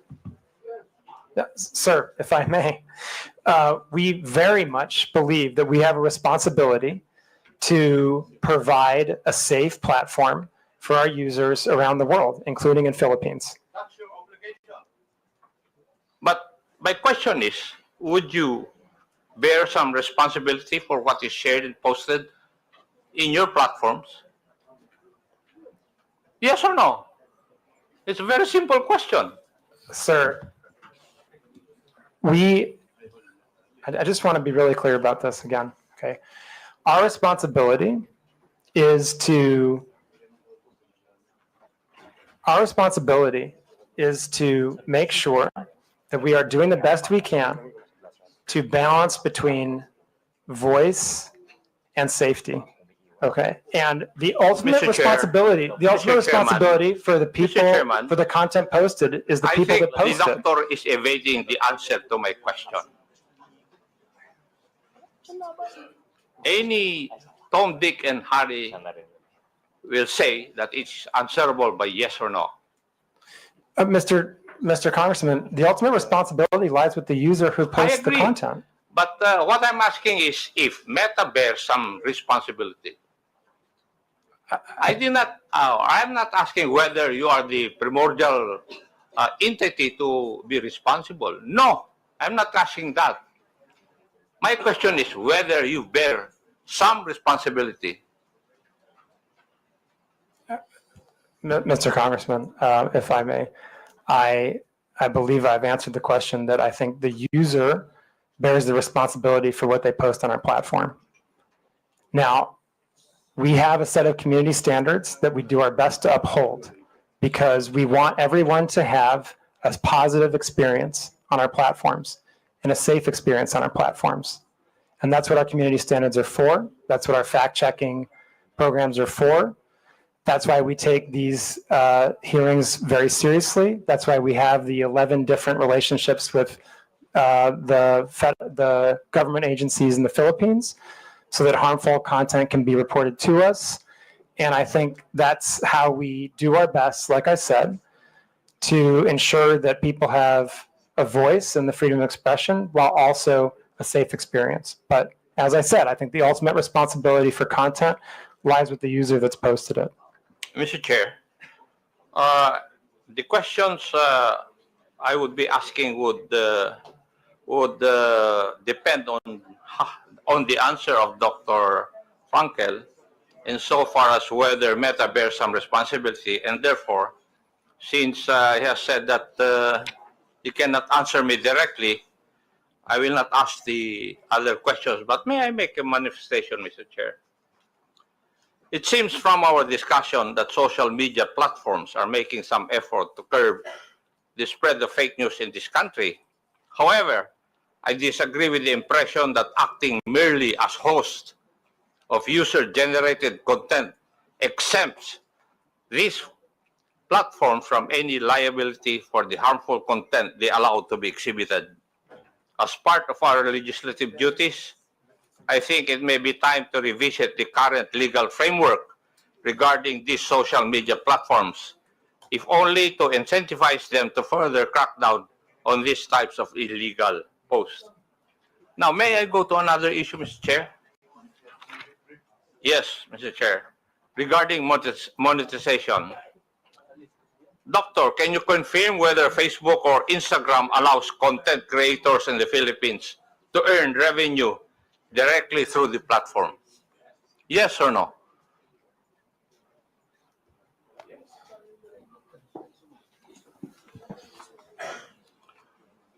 Congressman, I believe the answer is yes, but I want to make sure to check on that. I believe we have content creators that can monetize on our platform in the Philippines, yes. Thank you. And would this mean that Facebook directly pays users upon fulfillment of certain requirements and upon reaching specific targets? Would that be correct also? I'm not familiar exactly with the modality of payment, but again, I believe, yes, we do provide content creators with the ability to monetize here. Thank you. And what are the means of earning through the Meta platforms, Facebook and Instagram? I'm sorry, sir, what? What are the means of earning through the Meta platforms, Facebook and Instagram? There's different ways. You can monetize your content using something we call stars. There's ways that we can have partnerships. I think there's 2 or 3 different ways that creators can monetize. Thank you. And are there specific content guidelines that monetized accounts must follow? And Yes, if so, absolutely. how are these enforced in our country or in the Philippines? Yes. Yes. Yes. So there are content guidelines. Creators, like anyone else, must abide by our community standards. Now, is there a process also for demonetizing content that is later found to be false, misleading, harmful, or otherwise violative of the community guidelines? Any user that is monetizing on our platform can be demonetized if they have repeated violations of our community standards, including repeated violations of misinformation. Yeah. No. Can you describe to this committee the revenue sharing model? How much of the ad revenue goes to Facebook and how much goes to the content creator? Sir, I honestly don't know the answer to that. I'm happy to provide that if we can take that under a question to come back to the committee. And who would be the proper authority from your group to answer that question? We can come back to you on that. There's a few questions I think that we're going to put together as part of the follow-up to this, and we can happily add that as one of them. Thank you. Now, my last question. How does Facebook ensure that creators don't exploit the algorithm by posting inflammatory or misleading content just to gain more views and earnings?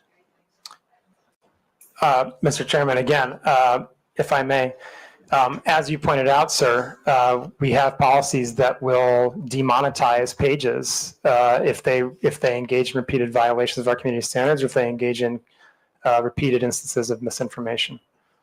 For curiosity's sake, can you provide data available on how much content creators in the Philippines have earned through Facebook's monetization programs over the past years? Mr. Chairman, I'm sorry, I do not have that data.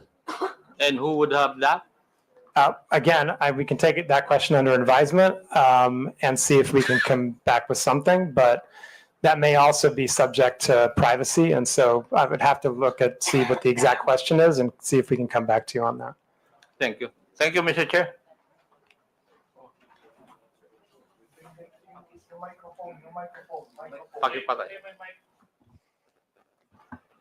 Thank you. Okay, for a last manifestation, you're given 5 minutes, Honorable Abante. Mr. Chair, thank you very much. I really would like to ask some questions, but I'm not going to ask any questions anymore. But as I listen to your explanation, I begin to realize, and I don't understand what Meta actually is. All right? I have to admit, I'm ignorant of what you're trying to do. But I would think, Mr. Chair, that Meta is a self-regulatory agency because you have community standards.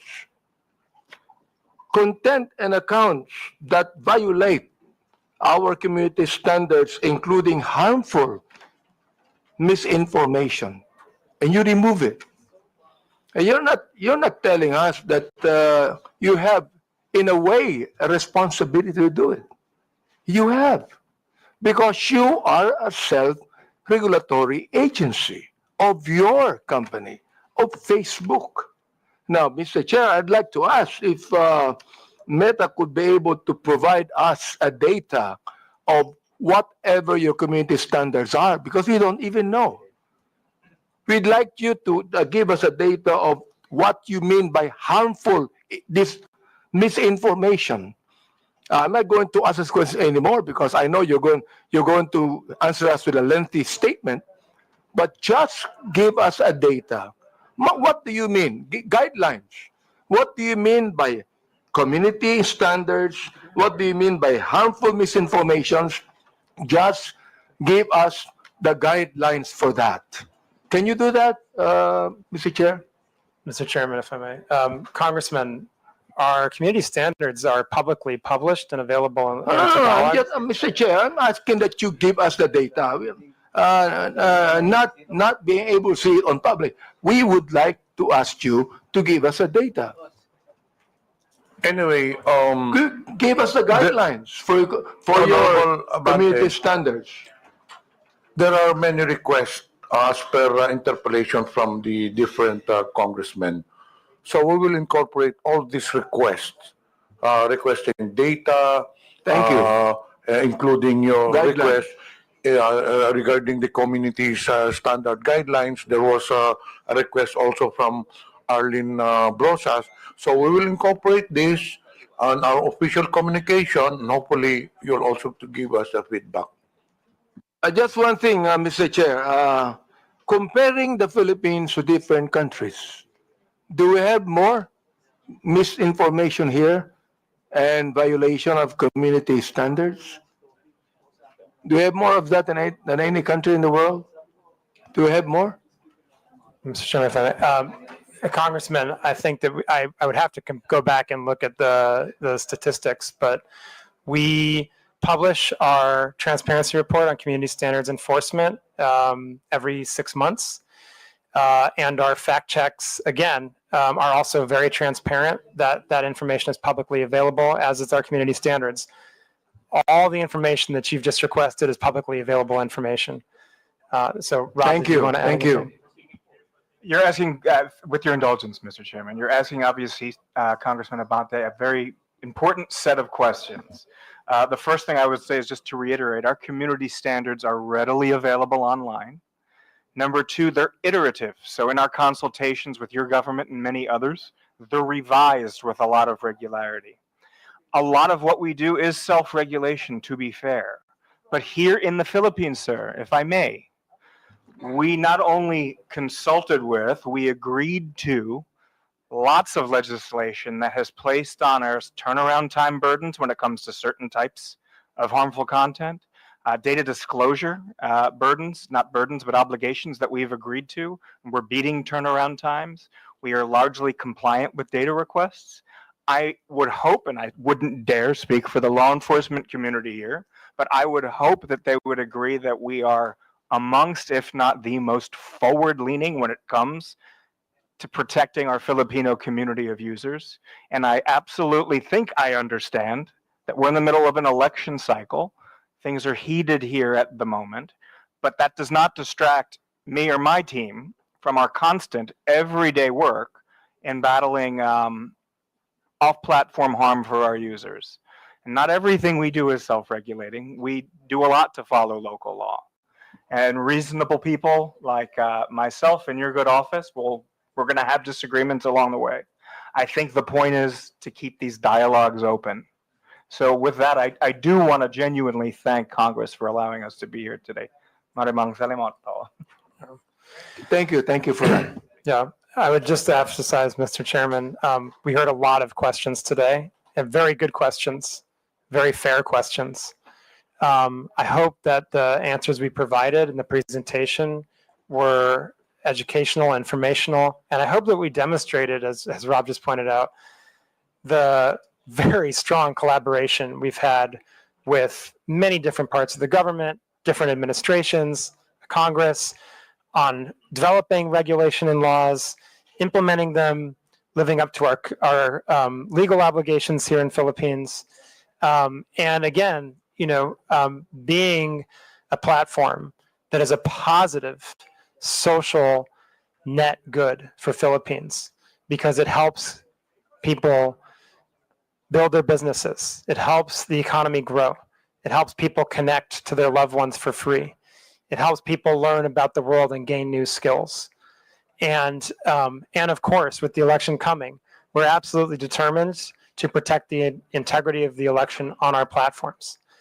And I hope that we can have more of these conversations. Congressman, we're very happy to sit down and collaborate on additional regulation if you feel it's necessary. There's a number of different examples of how we've worked with Congress over the years. Most recently, for example, on the Internet Transactions Act. There's also the digital VAT. I mean, these are just two very recent examples of collaborations we've had on law and regulation here in the Philippines with Congress and with the administration, and absolutely happy to continue that. And I do hope, as Rob said, that our responsiveness to the government and Filipino community's concerns has come out clearly today. And we remain very determined to be a great partner to the people, businesses, and the government of Philippines in the future. And thank you so much for the opportunity, Mr. Chairman, to present this today and to speak to the committee and the people of the Philippines. Mr. Chair, thank you for your statement, Dr. Frankel and Mr. Abrams. This is the very reason why we have this hearing, so we could be able to craft laws about what is happening right now. I'm so glad you said that you be compliant to every legal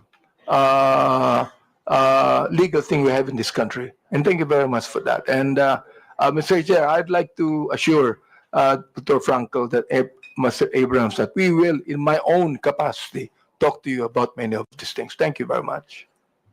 Actually, we still have many questions to Meta, but unfortunately, because of time constraints, we cannot do so. So in behalf of the committee, Dr. Frankel, Mr. Abrams, would like to thank you for attending the hearing. You are now excused. It's already 1 p.m. You go direct to the airport. You might miss your flight. Thank you very much. Thank you, Mr. Chairman. Thank you, committee. The chair acknowledges the presence of Senior Deputy Speaker Aurelio Dong Gonzales, Honorable Ernesto Junicio Jr., and present online, Honorable Arjo Ataide, Honorable Jonathan Flores.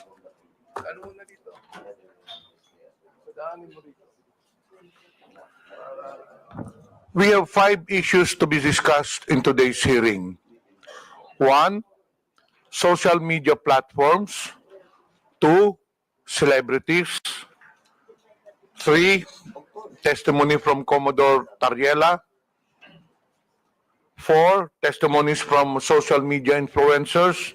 And the last one is testimonies from government agencies. So for celebrities, may I understand Kabayan Noli de Castro is present. So may I request the COMSEC to invite Mr. Noli de Castro.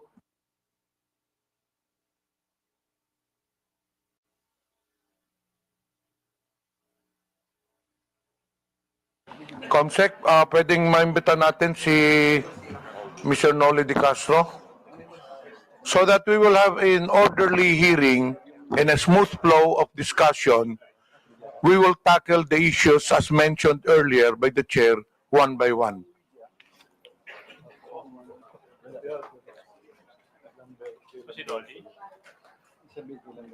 COMSEC, I understand, I was informed earlier that Mr. Noli de Castro is in the holding room. Yes, Hmm? Okay. Can we invite them?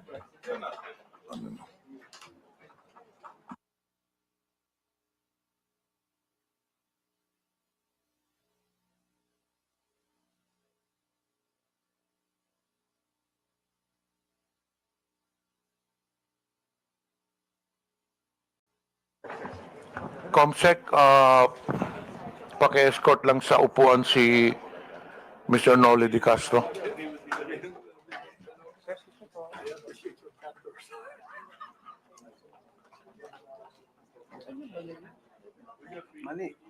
Thank you, Kabayan Noli, for attending the hearing.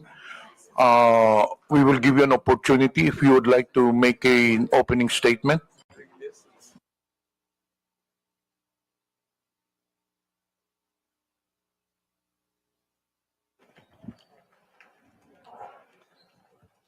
Good afternoon po, Mr. Chairman and mga membro ng committee at ang ating mga invited guest. Kanina po nanonood ako doon sa loob ng hearing ninyo. At sinusuportahan ko po itong initiative ninyo na labanan ng mga fake news. Kasama ho kami dyan. Yung mga misinformation at saka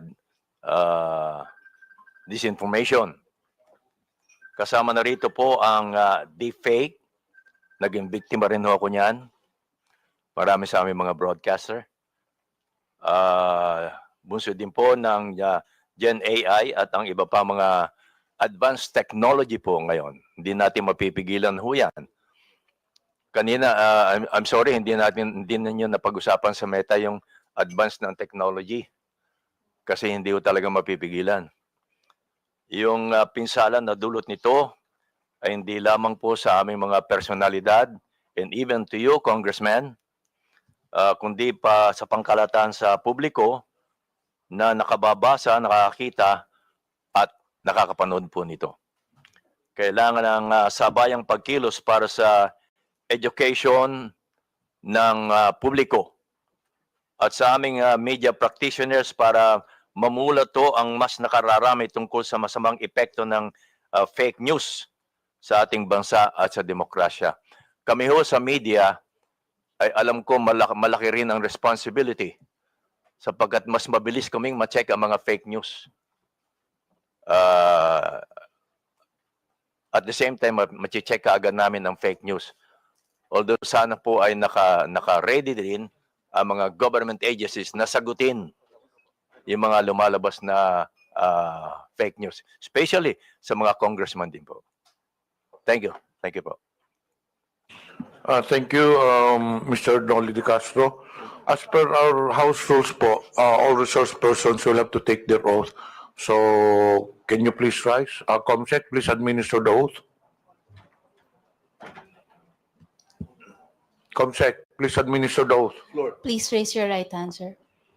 Do you swear to tell the truth, the whole truth, and nothing but the truth in this inquiry?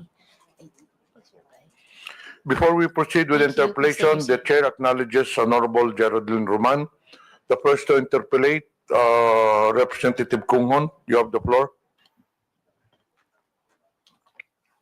Thank you, Mr. Chair.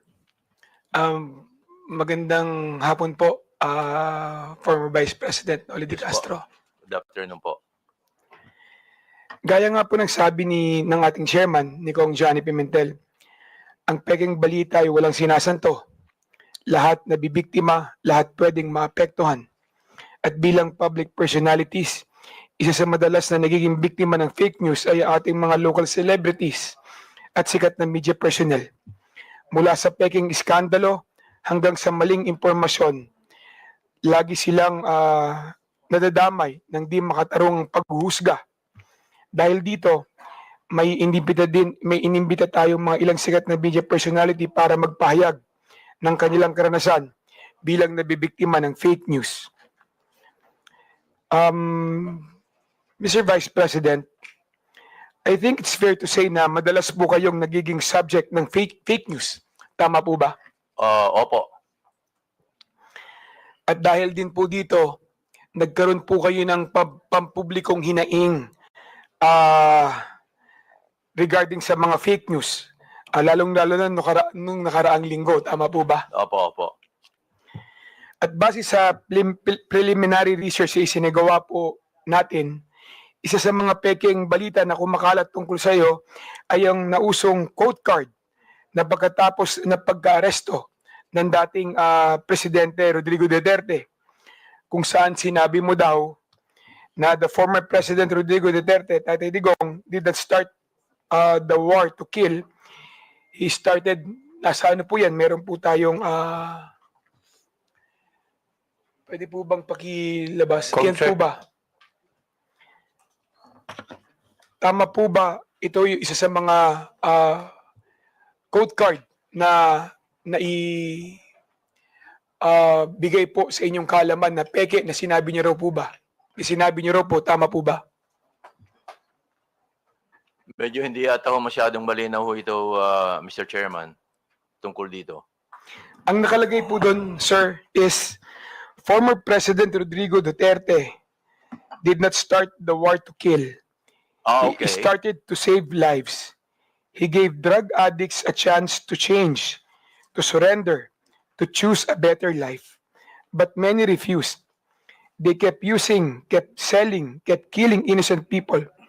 So what a leader should do, let criminals destroy families or take actions to stop them. One addict lost is tragic, but thousands of innocent lives saved, that is justice. Duterte made the street safe. Yan po yung mga nakalagay sa quote card na na-attribute po sa inyo. Opo. Pero hindi ho lahat totoo eh. Kaya kami ho, fortunately, kami sa media, sa mga broadcaster, nakokorek agad ho namin on the air. On the air. Once na lumabas yung fake news, nakokorek agad namin. In my case, meron po akong IG na ginagawan ko kagad doon ng word na malaki na in bold letter na fake. Tapos nakikiusap po ako sa aking mga kaibigan na may Facebook din, may IG, and other form na ipakalat naman nila na yung lumabas na ba na news item ay fake. Yun ang mga ginagawa ko para mabilis na nakakakalat yung information na that item ay fake. Thank you, Mr. Vice President. Mr. Vice President, nakikita niyo po ba yung nakalagay sa screen natin ngayon? Opo. Ito po ay galing kay ito po ay pinost, no? Ni JM, di ko alam kung paano i-pronounce itong Almine o Almine? Oh. Almine. Ayan, JM Almine. Nakalagay po dito, sabi niyo raw po na di ko binoto si PRRD dahil gustong-gusto ko talaga si VP Lenny. Aha. Familiar po ba kayo sa napabalita ang sinabi niyo daw po? Opo. Alam ko ho, fake ito. Kaya gumawa kaagad ho ako ng version ko at nilagyan ko ng in bold letter na fake. Mr. Vice President, kilala niyo po ba si JM Almine? Hindi po. Hindi ko po siya kilala. Sinubukan niyo po bang kilalanin kung sino yung nag-post nito? Hindi na po dahil baka mamaya hindi tunay na tao ito eh. Uso ho ngayon yun. Ano po ang naging reaksyon niyo na nakita niyo yung post na ito? Well, sanay na ho ako sa mga lumalabas na ganito eh. So ang first reaction ko ay gumawa ng paraan para may pakalat ko na fake nga ito. Lagyan ng bold letter na fake. Kuminsan no, ginagawa ko pa, naka-flash yung fake. At makiusap sa mga kakilala ko na may mga Facebook, IG at iba pa, na ipakalat din nila para marami po makabasa. Nung nakita niyo po ito, ano po yung personal na naramdaman ninyo? Dahil karamihan po sa nakabasa nito, naniniwala na sinabi niyo raw po ito. Well, of course, ang iba maniniwala ho, lalo na kung hindi ako kilala. Pero sa newscast nako-correct naman ho namin ito eh. Itong ganito. Kaya madali lang ho eh. Hindi ho ako masyadong naapektuhan kapag ganito. Maswerte lang ho kami dahil mga broadcaster ho kami. But kung pag-uusapan ho yung pangkaraniwang tao, yun ang madaling maapektuhan. At wala silang means, wala silang source para makorek agad yung lumabas na fake news. Mr. Vice President, pagkatapos po kumalat itong mga fake na quote card na ito, madaming organisasyon ang nag-post at nag-fact check din ng balita na ito. Alam niyo ba kung ano-ano yung mga organisasyon na ito tulad ng ABS-CBN Fact Check, Opo, meron po Verifies, kami ganon. etc.? Opo, meron po kami ganon. Ang ABS-CBN may fact check at inilalabas po namin yan sa TV Patrol. Yung mga fina-fact check po namin. Sa inyong personal na opinion po, Mr. Vice President, nakakatulong ba sa pagtigil at pagkalat ng fake news ang pagpa-fact check ng ABS-CBN, Rappler, Verifies? Nakakatulong po ba ito? Well, nakakatulong ho, pero hindi ko alam kung ilang porsyentong naitutulong nito. Pero nakakatulong ho. Definitely. Thank you. Sir, isa na naman pong balita na kumalat sa inyo ay yung pagkakadulas ninyo. Naalala niyo po ba ito noong 2021? Nadulas. Meron pong fake news na kumalat noon, yung pagkakadulas ninyo, pagkakoma at pagkamatay umano. Noong October 26, 2021. Opo. Naalala niyo po ba ito? Opo. Kung saan kayo po ay nag-post katabi ng inyong koi pond ng magandang umaga bayan. Pagpalain sana po ng Diyos ang inyong umaga, mga kabayan. Naalala niyo po ba yun? Kasunod po nito, yan po yun, kabayan. Nasa screen po natin. Kasunod po nito ay nag-post kayo ng isang video na may caption, miss ko na po kayo mga kabayan, abangan. Opo. Naalala niyo rin po yun. Pati po ang inyong anak na si Madam Kat Di Castro ay nangangailangan pa mag-post upang patunayan na ang balita na yon ay fake news din sa inyong pagkamatay.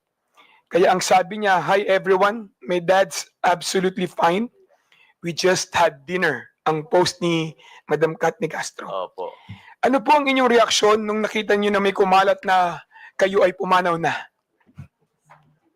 Well, sabi nga ho nila, kapag kayo nabalita na patay na kayo, ay masahaba ang buhay nyo.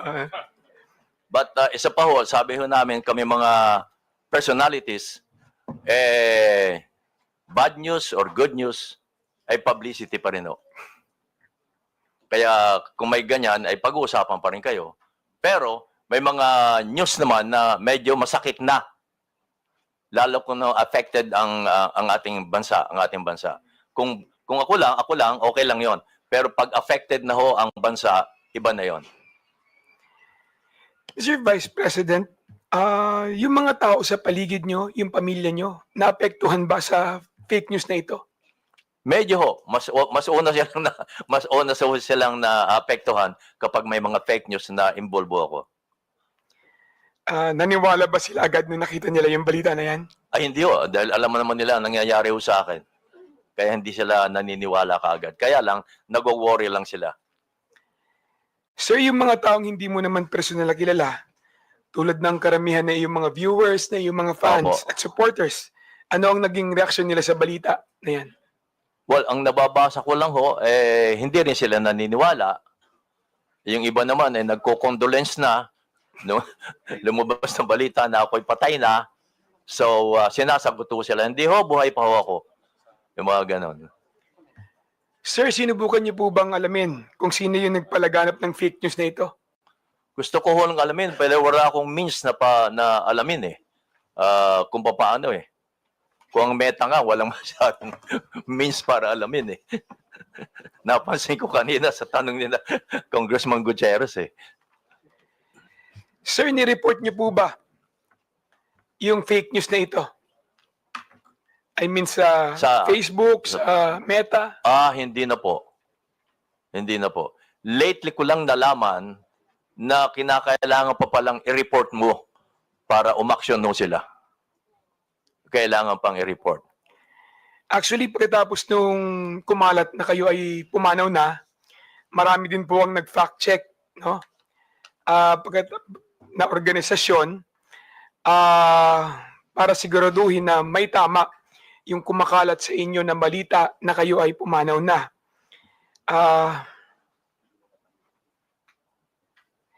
Paano naman po yung mga social media website, no, Mr. Vice President, kung saan kumalat yung mga post na ito? May mga gumawa ba sila na paraan para matigil o matulungan kayo para i-correct, no, yung mga ganitong klaseng fake news? Meron po bang mga tumulong na mga website? May mga tumulong po bang mga individual para kayo'y matulungan na pagsawata itong mga fake news na kumakalat sa inyo? Again, may minso kami para maharang kagad yung mga fake news na yan because nakikita nila ako sa television na nagbabalita pa rin ng live. So that means yun ang patunay na hey, buhay pa pala si kabayan eh. Nagbabalita pa ng live. Yun ang sinasabi ko na kami ay maswerte pa ng katulad namin personality. But ang kawawa ay yung walang means para maharang kagad nila mga fake news na lumalabas against them. Kanina tinanong po ni Congressman Acop kung may responsibilidad ba ang Meta at Facebook sa mga ganitong klaseng kumakalat na fake news. Tingin niyo po ba, kabayan, merong responsibilidad ang Facebook at Meta sa mga ganitong klaseng fake news na lumalabas at nakaka-apekto, lalong-lalo na sa buhay ng mamamayan? Opo, naniniwala po ako doon. At naniniwala din akong negosyo ito eh. Pati na po sa mga vlogger, kaya o sila nainggan yung mag-vlog, ay dahil sa kumikita rin sila.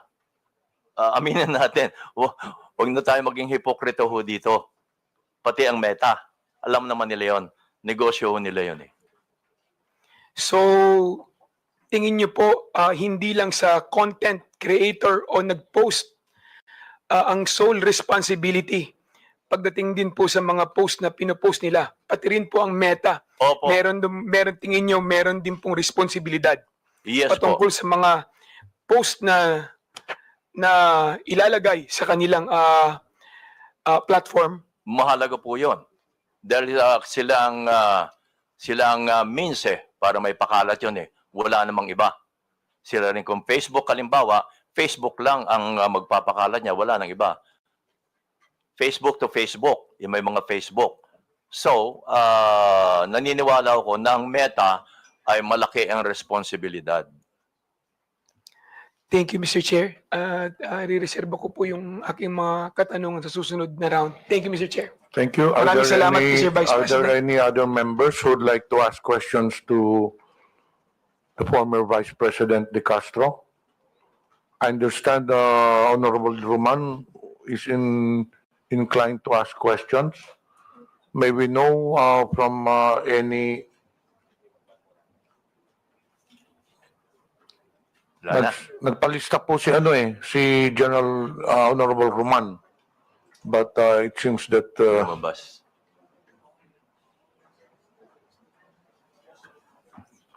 dito po.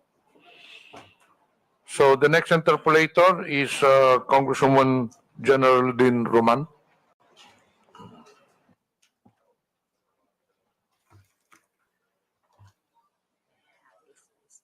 Ay.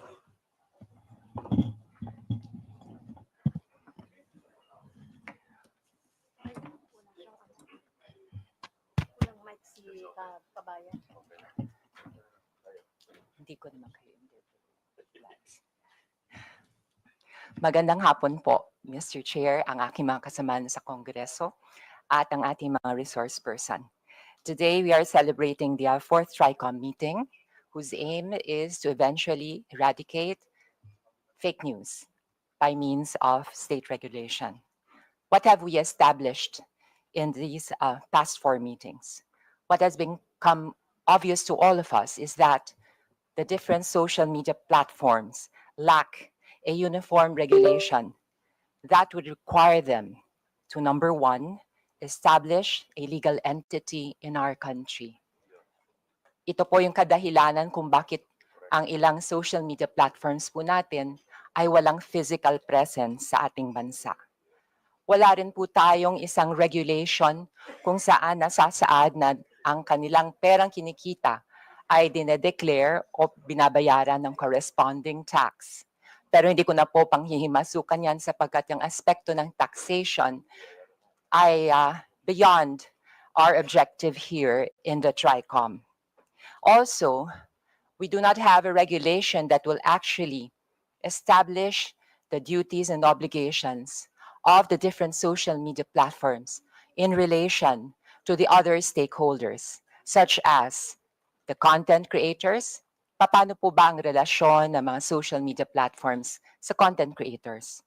Also to the advertisers, digital advertisers. Also to the government itself. It is this void that I think that our committee can be most useful to regulate the social media platforms. I know I am thinking ahead, but this is how we work. We look at the problem, analyze it, while toying with the possible solutions that come up from a different members. So we can regulate social media platforms. But to actually regulate the area of content creation is potentially and most probably unconstitutional.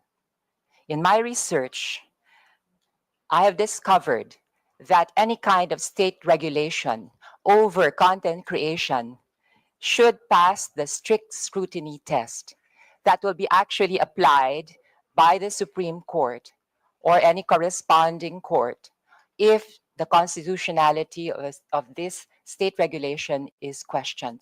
So from a pragmatic point of view, rather, mas mabuti pa sa puntong pa lang ito, alam na natin kung ano ang haharapin kung tayo ay magkakaroon ng state regulation over content creation.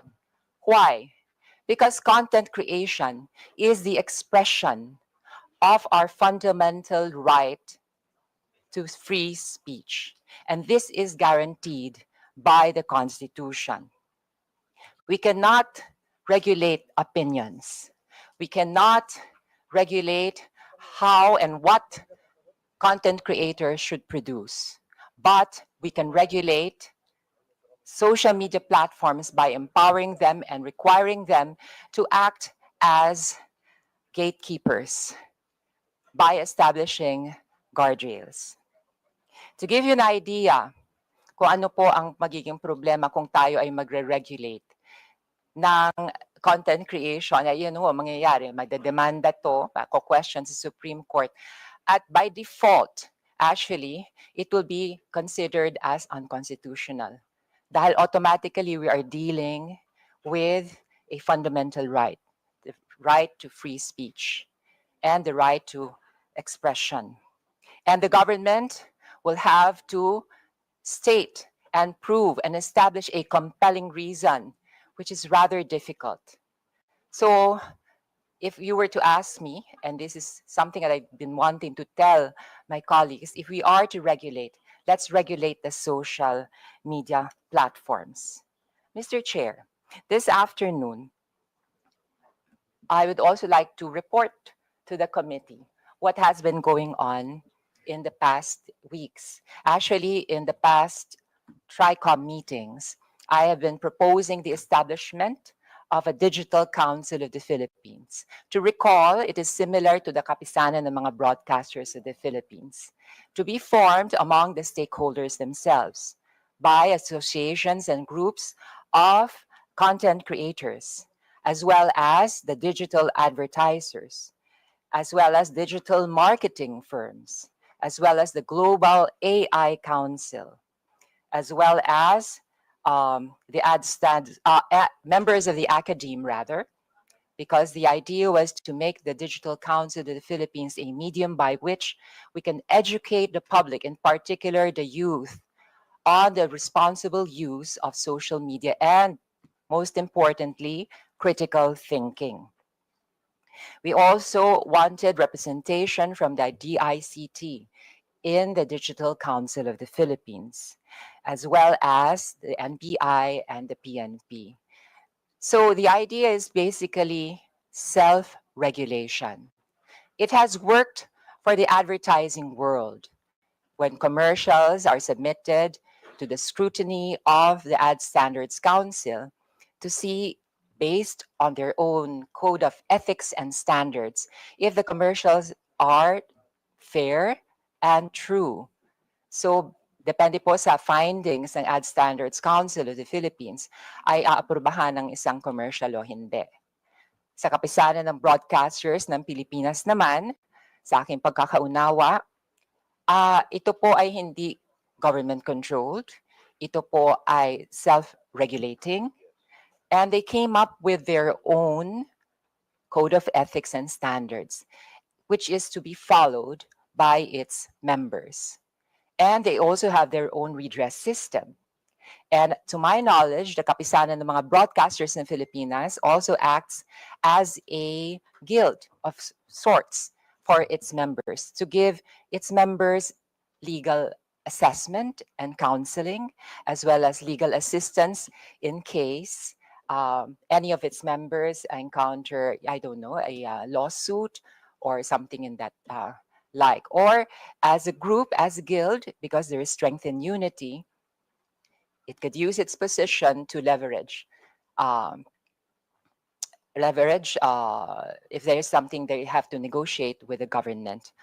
So going back to the Digital Council of the Philippines, in the past weeks, I have met with the CICP, I have met with the Global AI Council.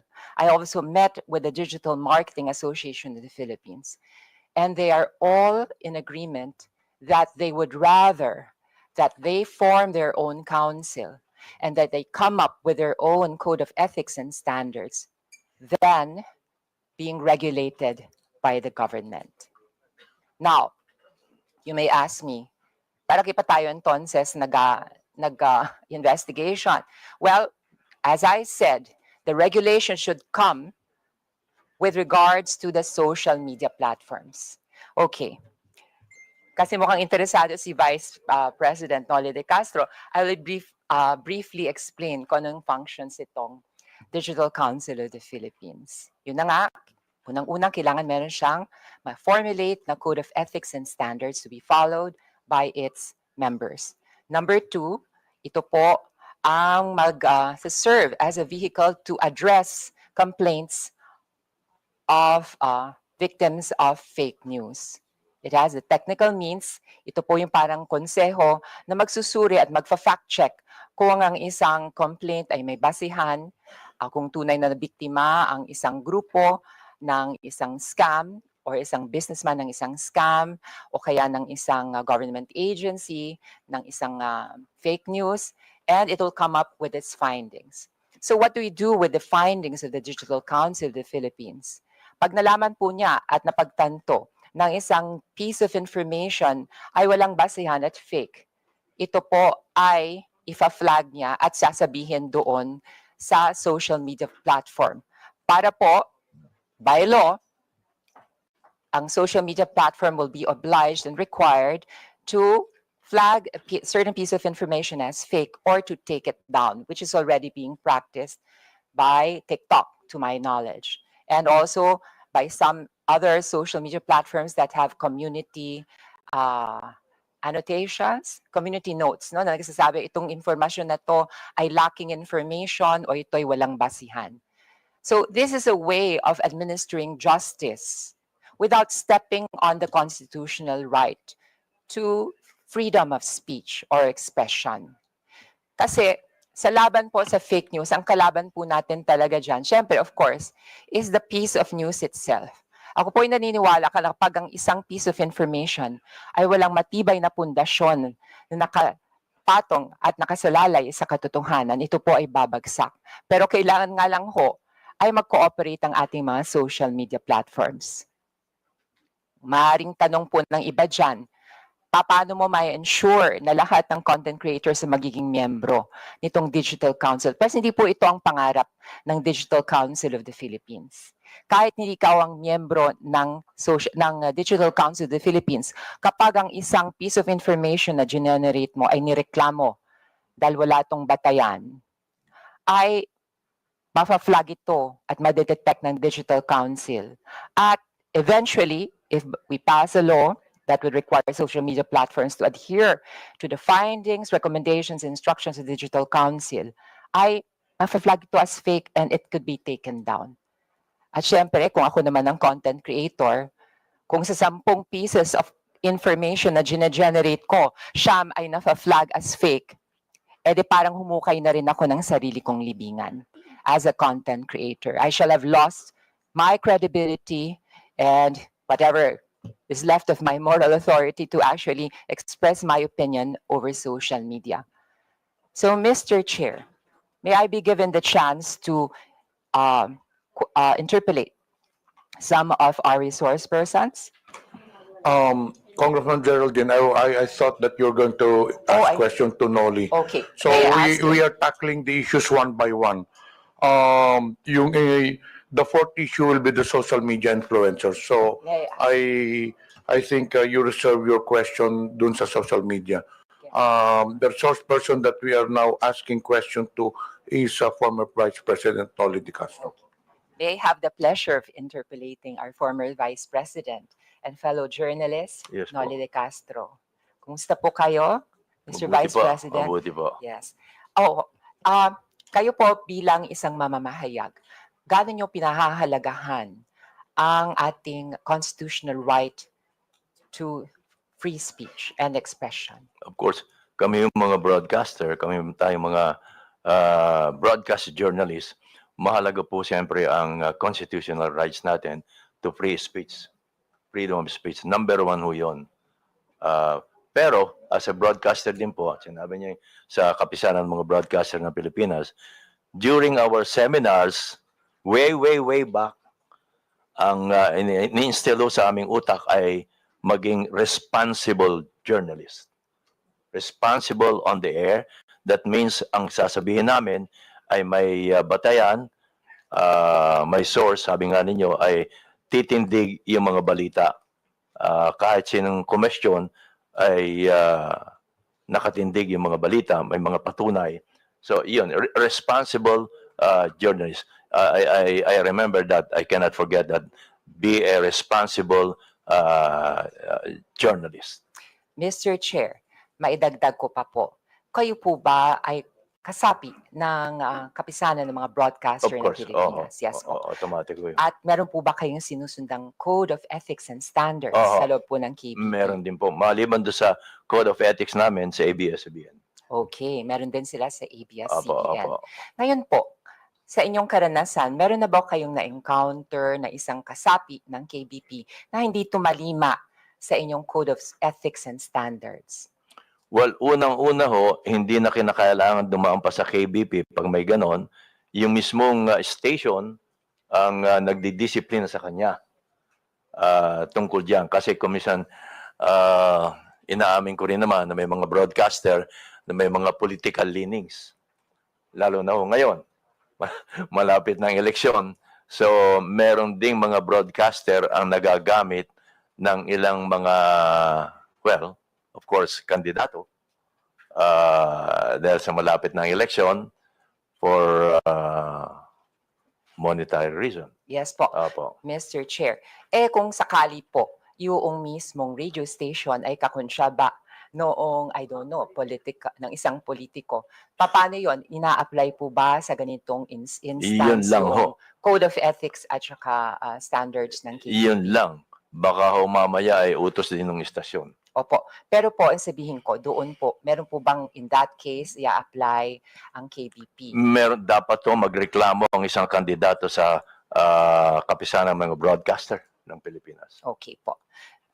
Mr. Chair, nais ko rin tanungin si Vice President Noli De Castro at ito ay related sa kanyang karanasan bilang mamamahayag. Kung kayo po ang tatanungin, gusto niyo po ba magkaroon ng ahensya ng pamahalaan na magre-regulate ng content o kaya ng balita na inyong binibigay? Medyo pumapasok ko doon yung freedom of expression eh. Freedom of speech. Doon na pumapasok. So, sa madalit salita po, Mr. Chair, hindi kayo sang-ayon. Hindi ho, pero pwedeng i-regulate to in some sense.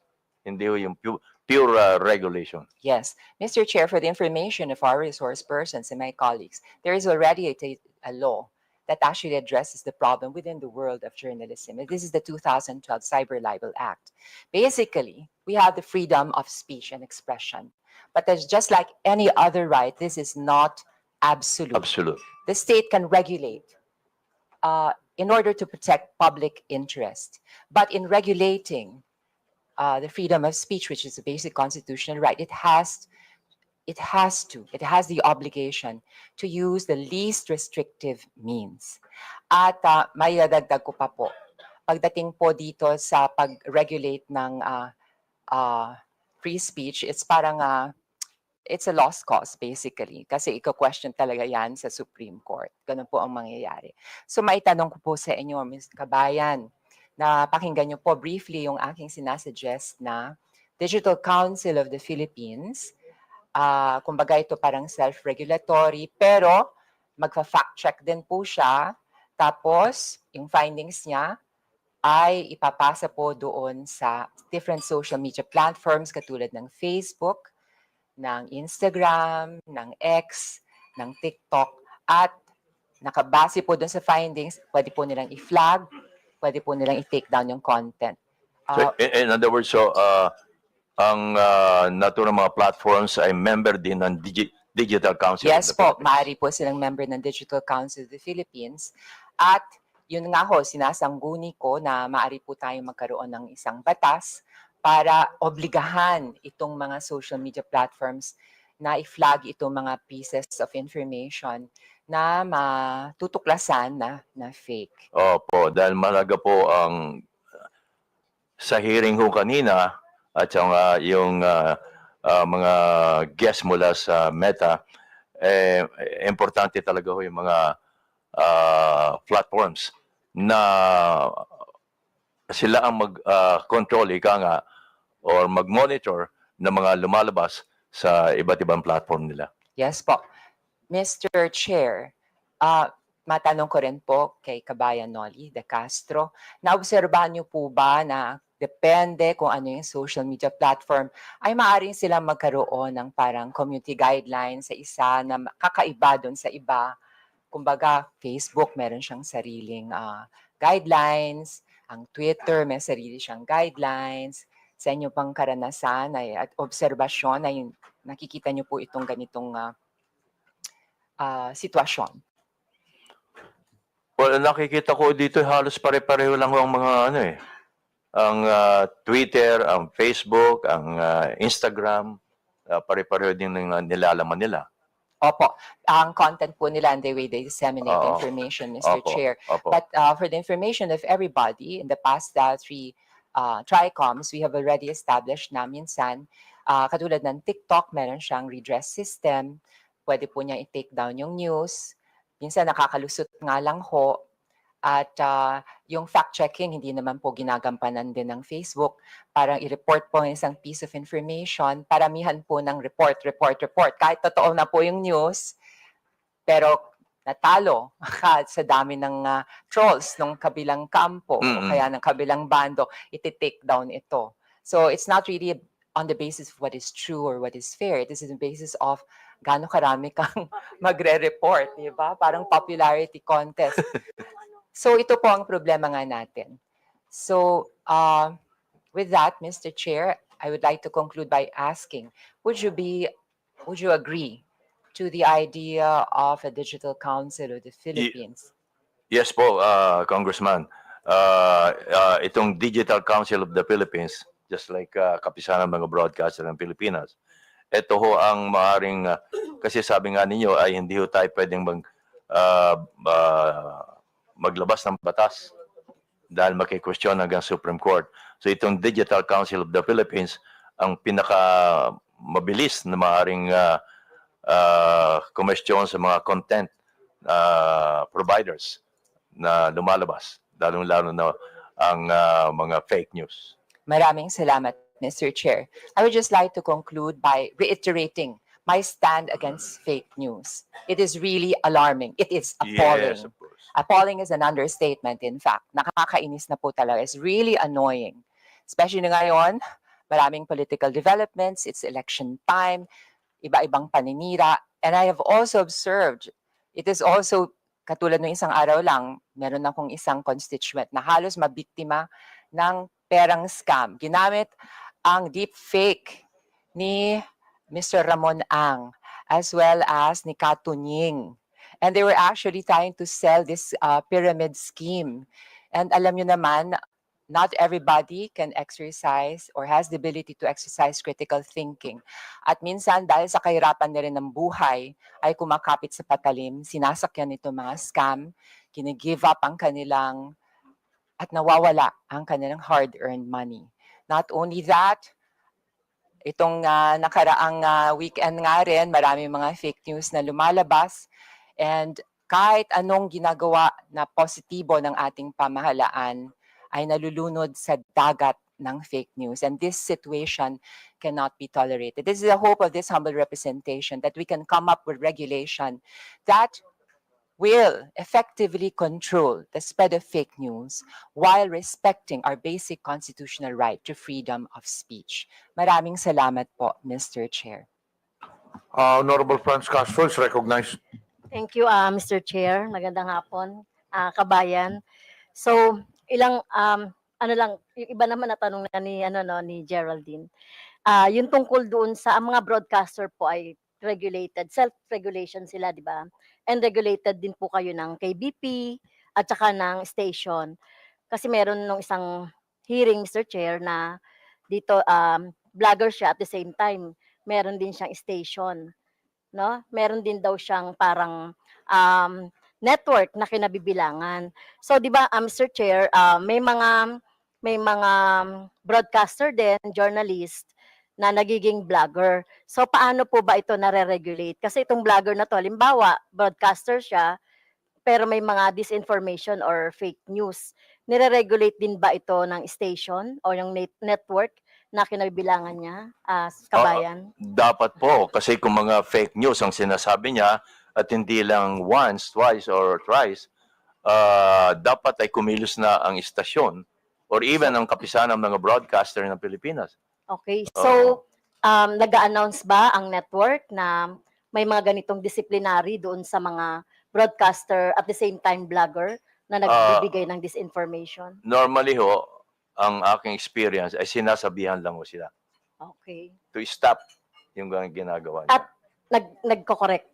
Tama po ba? Dapat i-correct Dapat niya. kino-correct no, Oo. yung mga disinformation. Kasi kung hindi niya i-correct, paulit-ulit na siya sasabihan or until isuspindi siya. Okay. Kahit na po ito ay information, dapat po kung meron siyang sasabihin na opinion, ay dapat nakabase pa rin sa facts. Sa tamang impormasyon. Yes, sa tamang information. Opo. Pangalawa, Mr. Chair, ito syempre, kanina sinasabi natin na hindi naman maiwasan na yung isang broadcaster o kahit na kayo po kabayan, meron kayong sariling opinion sa mga bagay-bagay. So, paano nyo po yun masasabi? I mean, di ba, freedom of expression.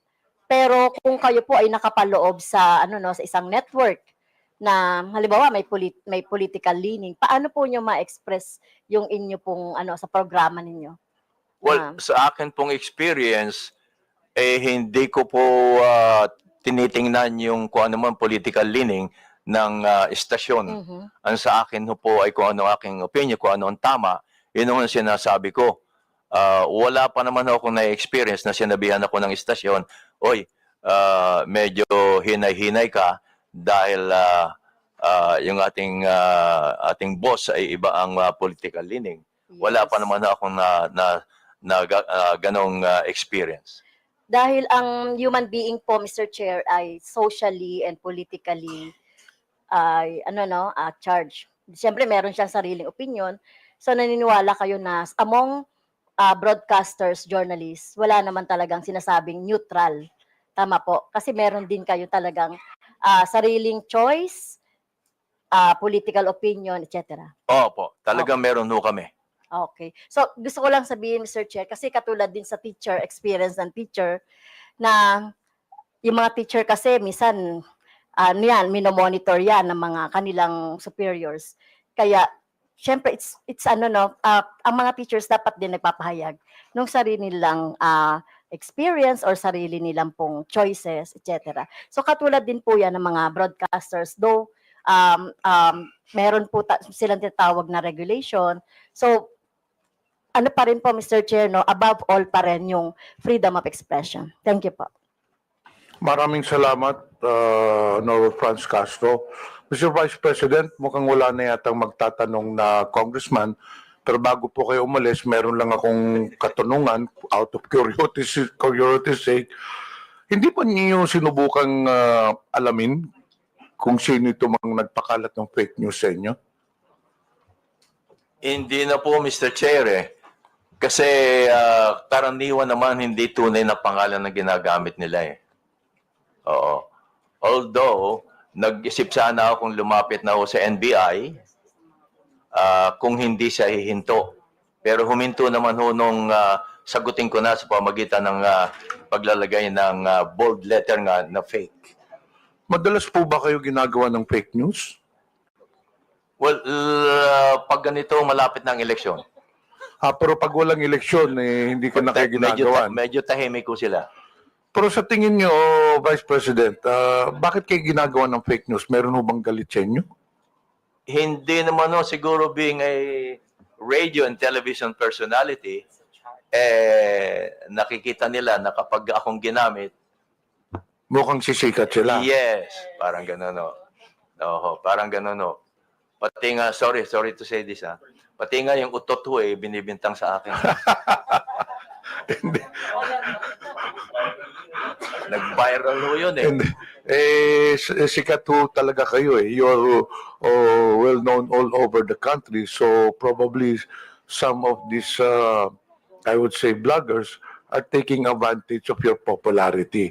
Ika nga ginagamit kayo para naman sila maging popular din po. Oh, well, sabay na ho yun. Sabay na yun. Kaya lang ho, hindi ako kumikita, sila ang kumikita. Hindi, kumikita naman po kayo doon sa broadcasting. Last tanong ko po, yung ganyang fake news, hindi po ba kayo nasasaktan? Hindi po ba kayo nagagalit? Hindi naman po eh. Hindi ako tinatablan eh. Hindi ako tinatablan po. Hindi kayo naapektuhan, kagaya noon na pinagbintangan kayo na hindi kayo bumoto kay PRD, bumoto kayo o yung sinabihan patay na po kayo, hindi ba kayo nadidepress o nagagalit? Hindi po kasi nasasagot ka agad. Yun ang advantage ho namin, nasasagot namin kaagad bilang isang broadcaster. Oo.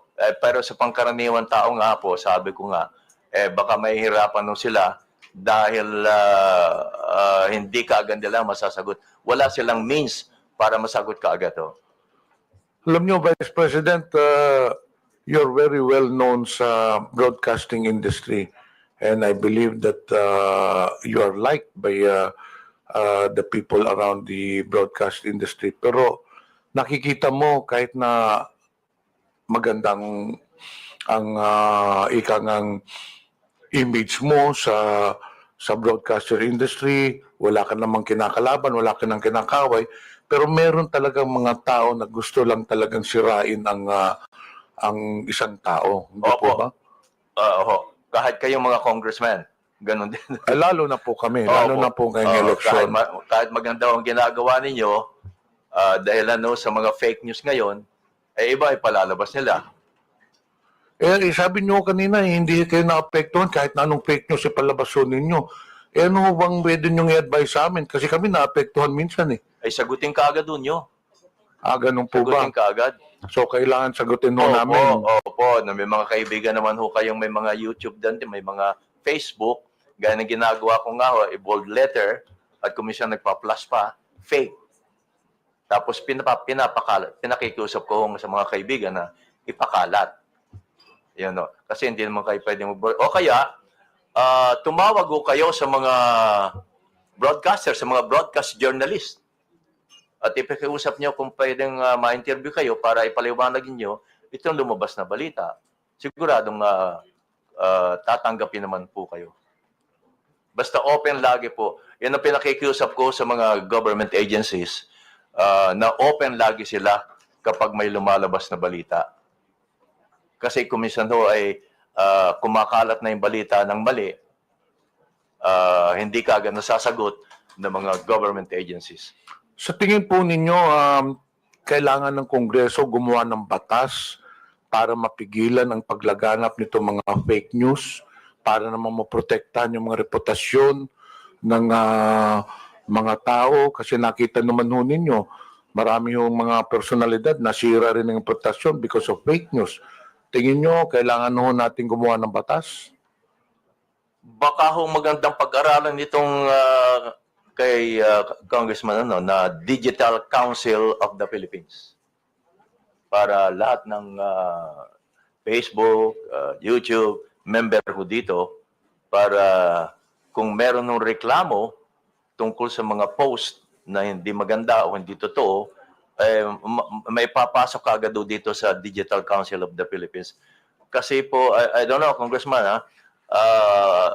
Mr. Chairman, baka ho kumisan pag may batas, napapalusutan pa ho eh. Tama po. Umalusot pa ho pa sa batas. Umaabot ho hanggang sa Supreme Court. Baka ho dito, baka makatulong itong pag-aralan ho nating mabuti ang Digital Council of the Philippines. Baka ho mas may ngipin ho ito para mapigilan ang pagkalat ho ng fake news. Actually, Mr. Vice President, pagkatapos po nitong hearing na ito, meron na ho kaming mga proposed legislations to counter this fake news. So hindi na po ako magtatagal, Mr. Vice President. In behalf ng committee, maraming salamat po sa presensya ninyo. Pwede na po kayo ma-excuse po. Kasi we'll now proceed to the next issue, which is yung kay Commodore Tarriela, and after that, the social media personalities. But before that, I noticed dito sa mga resource persons na inimbita, some of these, I believe, wala na pong question yung ibang mga congressmen dito ngayon. Some of the resource persons were requested to be invited by some congressmen who are not present. Sila po may gustong tanong. So, are there any questions for SWS rating survey company? May question ba, mga congressmen? Wala. So, dito po kaninang SWS, hindi po ba? So, I believe that there are no questions. Actually, there was one congressman, I will not mention anymore, who requested you to be present. Also, Pulse Asia, and then yung ibang mga survey firms. But he's not around. So, the congressmen are not inclined to ask questions to you unless you have a statement to make. None, Mr. Chair. Okay, you are now excused. Thank you. Itong broadsheets din, andito po ba ang Philippine Star, Daily Inquirer? Nandito po ba? Wala. Okay. So we'll now proceed with the next item on the agenda, which is the issue of Commodore Tarriela. Do you have any statement to make? Yes, Mr. Chair. I Okay. prepared the presentation. Okay, let us proceed with the presentation. Afterwards, the first to interpolate will be Congressman Ernest Junicio.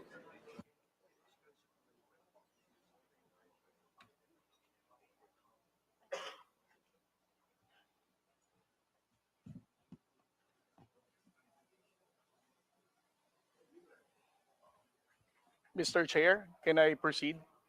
Pakilapit lang po yung mikropono. Mr. Chair, can I proceed already? Yes, please proceed.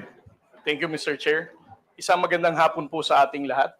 Sa loob po ng 2 taon, nagsimula po ang ating administrasyon sa pagpapublicize ng mga insidente na nangyayari sa West Philippine Sea ay nakita po natin ang mataas na bilang ng pagtaas ng fake news and disinformation and misinformation pagdating sa usapin ng West Philippine Sea.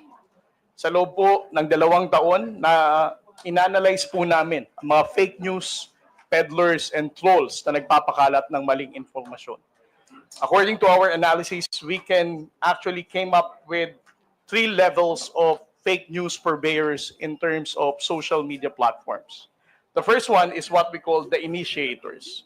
Ito po ang mga kilala po nating social media influencers na nagbibigay ng maling impormasyon pagdating sa usapin ng West Philippine Sea. On the later part of my presentation, I will discuss what are those information that they are using to counter the factual narrative of the Philippine government. At the same time, the initiators have high number of followers. Marami po silang followers sa different social media platforms, whether sa X, sa Facebook, sa Instagram, or sa TikTok. Sila po ang kinikilala nating mas known figure pagdating sa pagpapakalat ng maling impormasyon. We call them initiators because if we're going to trace the misinformation and fake news about West Philippine Sea, sila ang pinakaunang mga tao na nagpakalat ng maling impormasyon na to. The next level is what we call the disseminators. Gaya po ng sinabi ni Kabayan Noli de Castro, marami po tayong trolls sa social media na soulless account. Alam po nating wala silang totoong identity, newly created ang account, but these disseminators are being used by the initiators to spread this initiated information na mali.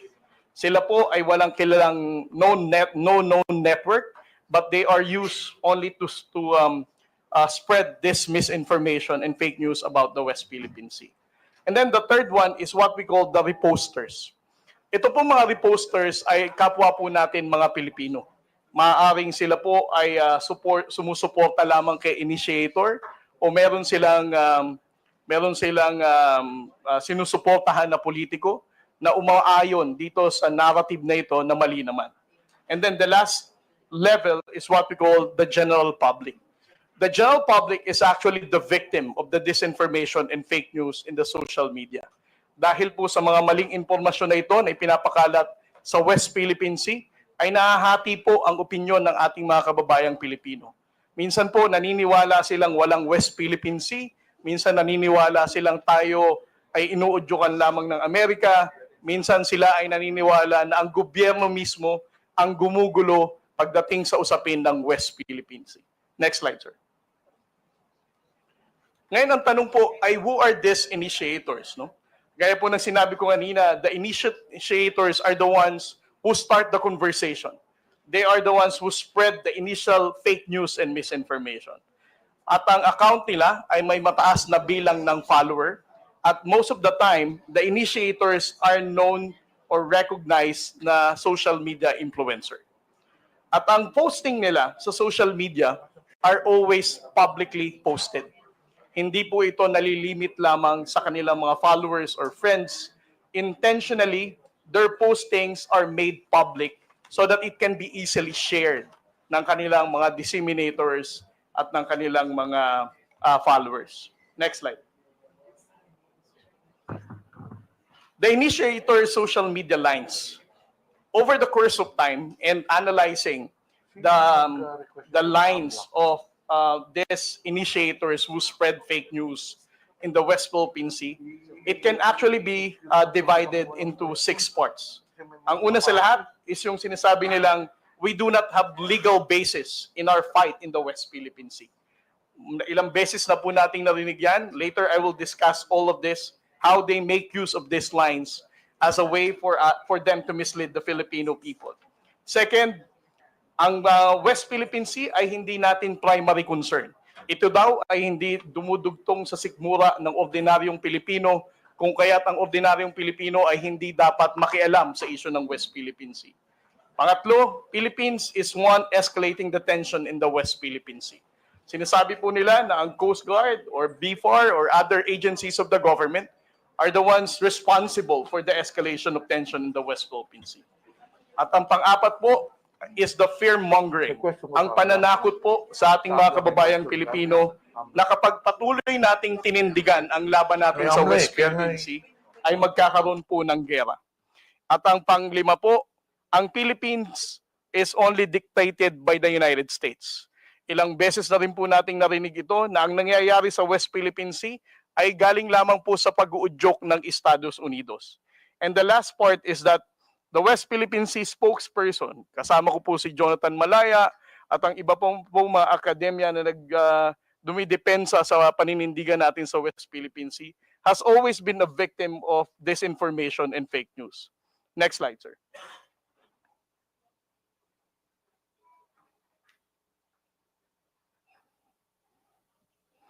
For their line na we do not have legal basis, paulit-ulit po nilang sinasabi na ang West Philippine Sea is just a fiction. Ito po ay gawa-gawa lamang daw nung panahon ni Pangulong Noynoy Aquino at wala naman daw po tayong basihan. Secondly, they always downplay the 2016 Arbitral Award. Hina-highlight nila na despite of the 2016 Arbitral Award, which is internationally recognized as a landmark victory for the Philippine government, they always downplay this, saying it is very difficult for this current administration to get the support of the international community because it cannot be reinforced. The second one is, we're the one escalating the tension. Kung makikita po natin ang mga posting ng mga tao na to, lagi nilang ang sinisisi ay ang Philippine Coast Guard. Kami daw po ang bumangga sa China Coast Guard. Kami daw po ang dahilan kung nagdala ng mga isda doon, kaya nagkaroon ng gulo sa Baho de Masinloc. Instead of criticizing the aggression and unlawful activity of the Chinese Coast Guard, Philippine Coast Guard po ang nilalagay nila sa kanilang mga posts trying to distort the reality of what's really happening in the West Philippine Sea. Next slide, sir. At ang narrative na ang Pilipinas po ay inuudyukan lamang ng Amerika. Ito po ay paulit-ulit din nilang sinasabi, ang West Philippine Sea ay gawa-gawa lamang daw po ng Amerikano. Ang Amerika din daw po ang nagdikta ng naratibo natin pagdating sa usapin ng West Philippine Sea. At ang kanila pong favorite line, the transparency initiative of the Philippine government is actually dictated by Mr. Ray Powell, na paulit-ulit din binabanggit ni Mr. Mark Lopez sa kanyang social media post. And then the next one is, West Philippine Sea spokesmen are pro-US and accepting bribes. I have been a victim of disinformation and fake news. Sinabi nilang CIA ako, sinabi nilang pro-US ako, sinabi nilang pumunta ako sa bahay ni Speaker at meron daw akong 3 black bag. Sinabi rin nilang tumatanggap ako ng $4 million as part of my talent fee sa US Embassy. Panglima po, WPS is not our primary concern. They are confusing the Filipino people by saying poverty is the main issue of the Filipino people and not the West Philippine Sea. Kanila pong binibigyan ng confusion ulit ang mga kababayan natin para sabihin they should not care about our fight in the West Philippine Sea. And then the last one, sir, is fear-mongering. There will be war. Ilang beses na po nating narinig ito sa ating mga social media trolls. Sinasabi nilang kapag patuloy na pinanindigan ang ating laban sa West Philippine Sea, ay maraming mamamatay na Pilipino, hindi kaya ng Armed Forces of the Philippines na tindigan ang pakikipaglaban sa China. Pero simula po na naging Pangulo si Pangulong Bongbong Marcos, for almost 3 years now, he has been standing firm of not surrendering a square inch of our territory to any foreign power. Pero wala naman po tayong digmaan na naririnig pa. And then the last one, sir. Next slide. Next slide. Kung makikita po natin ang posting netong tinatawag nating mga initiators, there are actually 3 intersection points na common sa kanila. Una, they always counter our position in the West Philippine Sea. Secondly, kung titingnan din po natin ang posting nila, they also defend Alice Go and the Pogo. Third, they are also denying the presence of Chinese spies na nahuli ng NBI noong mga nakaraang buwan. Just to give you an example, I would like to share with you the posting of certain Miss Ana Malindog Uy. I'm not saying that she is the one really managing this expose because I don't know her personally, but this is actually a public post. She said, with regard to Pogo, ano daw ang sabi ni DASA, upgraded ang Pogo seriously? Last August 6, 2024. She also commented, investigasyon ng Kongreso sa issue ng Pogo, nakakahiya. And then when it comes to the issue of the spies, last January 29, 2025, she also posted, do we really think that a superpower like China would send someone unqualified to spy on the Philippines? And when it comes to the harassment of the Chinese Coast Guard, she also said, study the two footage carefully and draw your own conclusion. Note the time that when the collision happened, according to the reports and based on the footage, the Philippine Coast Guard ship MRB 4410 suddenly turned right and rammed into the Chinese Coast Guard. Again, she is actually narrating a narrative that it is the Philippine Coast Guard who rammed the China Coast Guard vessel. Miss Ana Malindug-Uy, I don't know her, but again, these are public posts. And I would also like to share to the Honorable Committee the article written by Mr. Ado Paglinawan. He also wrote about Tarlac Mayor Alice Guo, suggesting that she is being disgracefully grilled by the senators.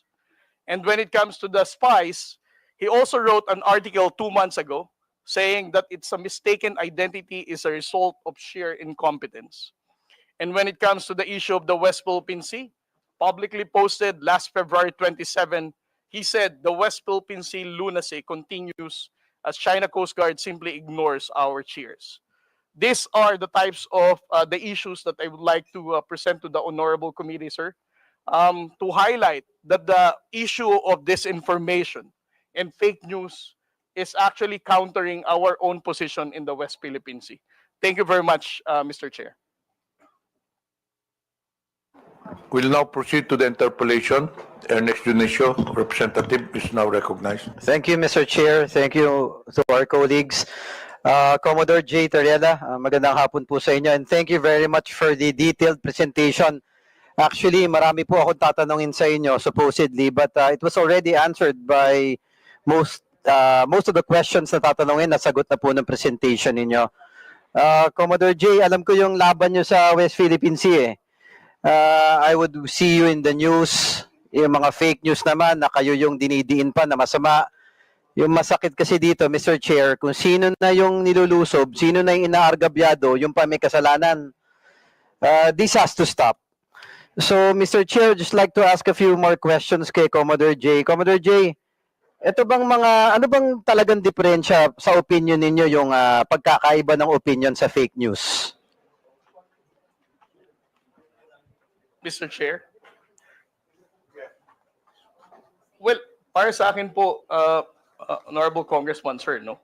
Ang usapin po ng West Philippine Sea should not be subjected to your own opinion. Actually, as part of the transparency initiative of the Philippine government, we have been disclosing factual reports, no? Incidents that really happened, supported by photos and videos to show the Filipino people what really transpired. So if you are a blogger or a social media influencer trying to counter such narrative, I think we should understand everybody's entitled for their own opinion, but disclose countering a factual narrative of what really transpired with regard to our own national security is really a concern.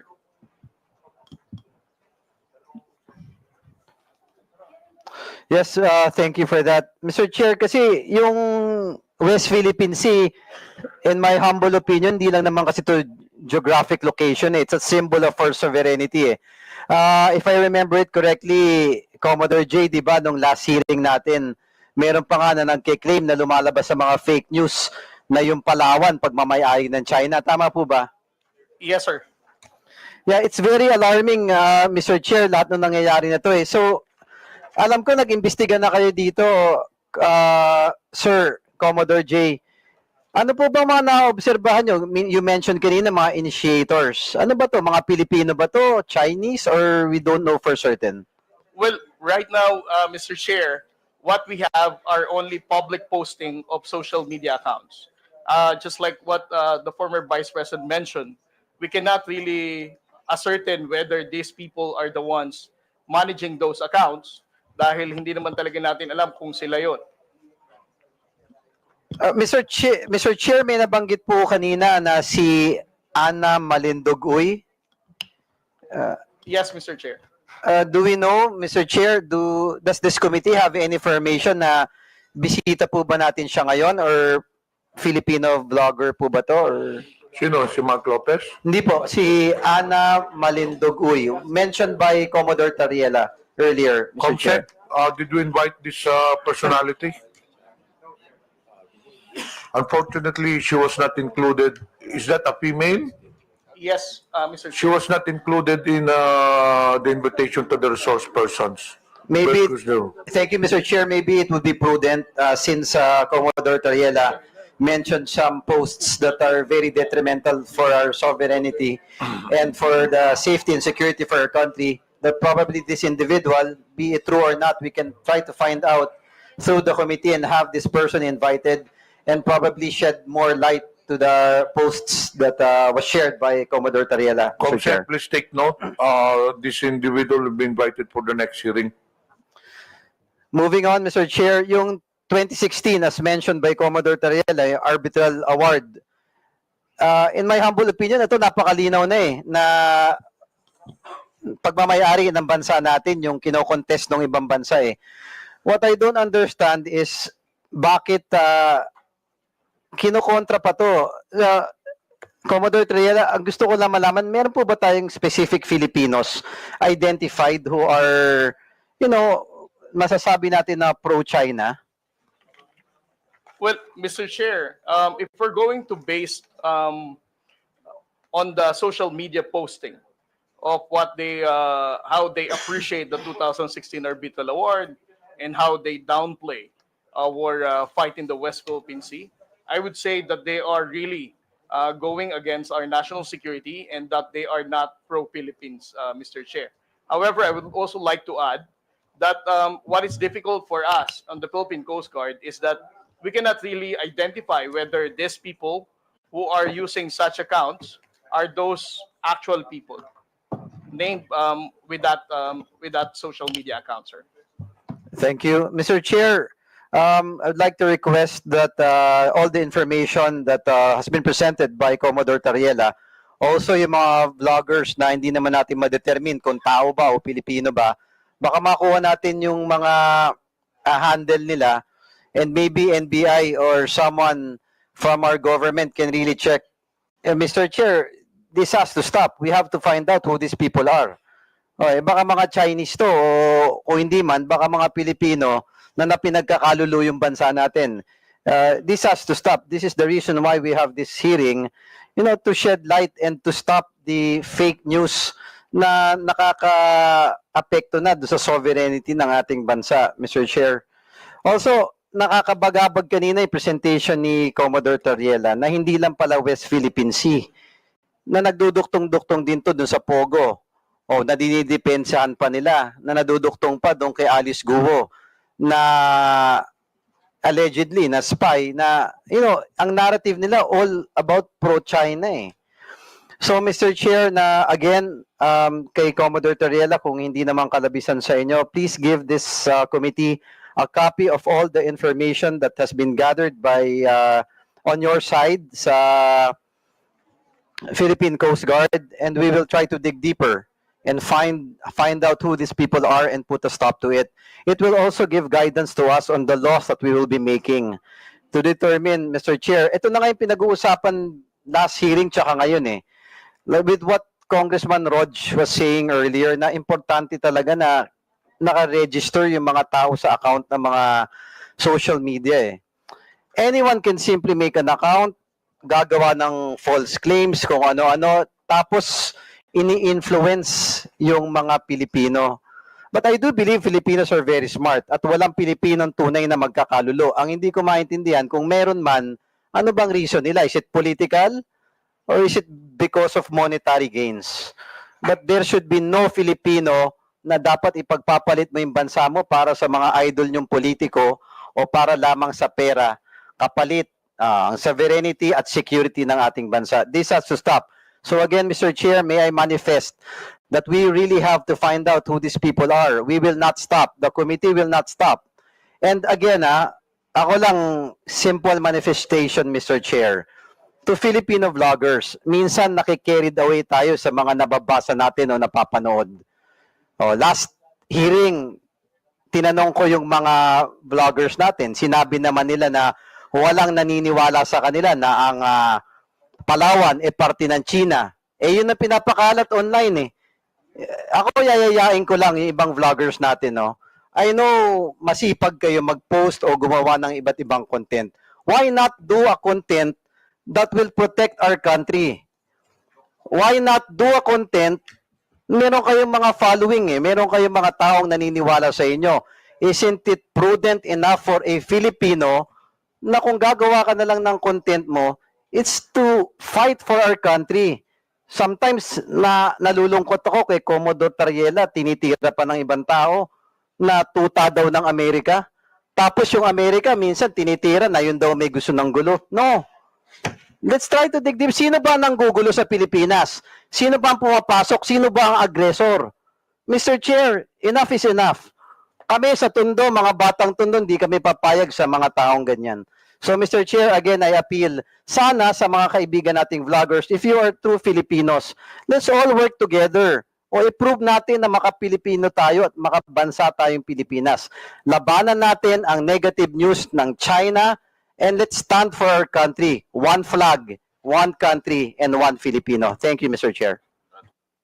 Thank you. Mr. Chair, Honorable Pamante. gusto ko lang pong tanungin si Commodore Tariela kung sino yung mga vloggers na yan. Can you identify those vloggers now? Isa lang ba o meron pang iba? Can you identify them? Well, Mr. Chair, I cannot attribute it to the person, but what I can quote are the name of their handle account, social media handles. I cannot attribute it to a person, but I can attribute it to a social media account. So, ano ibig sabihin? Because as I said, Mr. Chair, hindi naman natin alam kung sila talaga yung may-ari ng account, but alam ko na yung pangalan ng account. Like for example, si Mr. Rugando Sasot, we don't know whether it is really him who is managing his social media account. The same thing with Ana Malindog Uy or Ado Paglinawan. Those names are known to be writing about pro-China narrative. Well, Mr. Chair, why, Commodore, why don't we ask the NBI or the DICT to identify? Why? Why don't we ask them?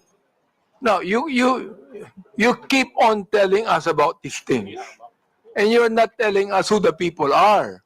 So why don't you ask the NBI or the ICT to identify those people who they are? Because they can be identified.